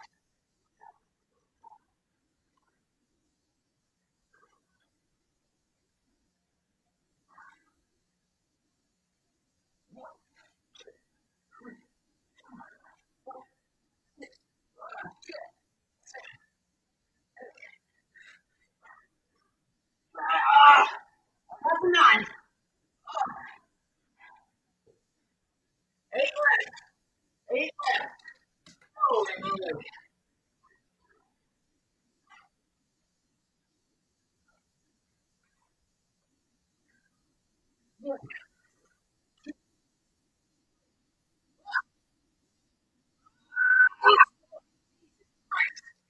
Jesus Christ. Oh, Lord.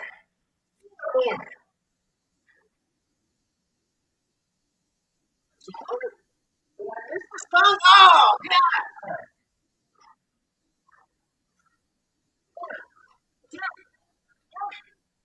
What? And what? For good luck. Let's fucking go. Woo!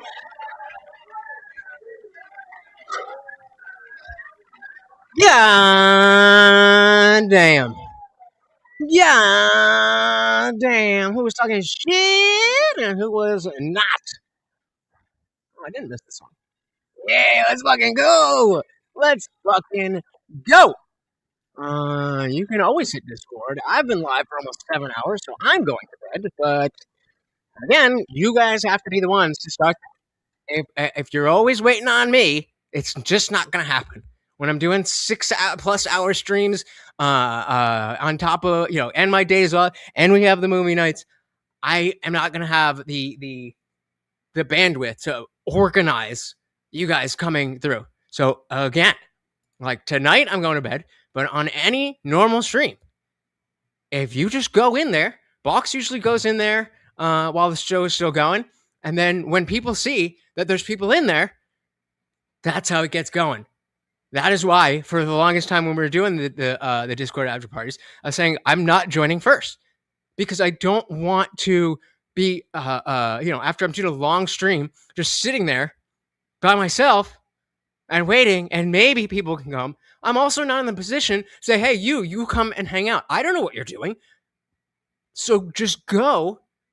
If you build it, they will come. If you build it, they will come. I'll do spiritual push-ups. That's my, it is 2:41. It is 2:41 a.m. Well, it's been some minutes since then. Oh, yeah, lucky bastard. I see Kobe. Thank you, thank you, thank you. Shout out again to the man, the myth, the legend, the horseradish. We started doing more like not girl push-ups, but just little gay push-ups. And now we're now we're moving. I see Bob in the Discord. Go and hang out.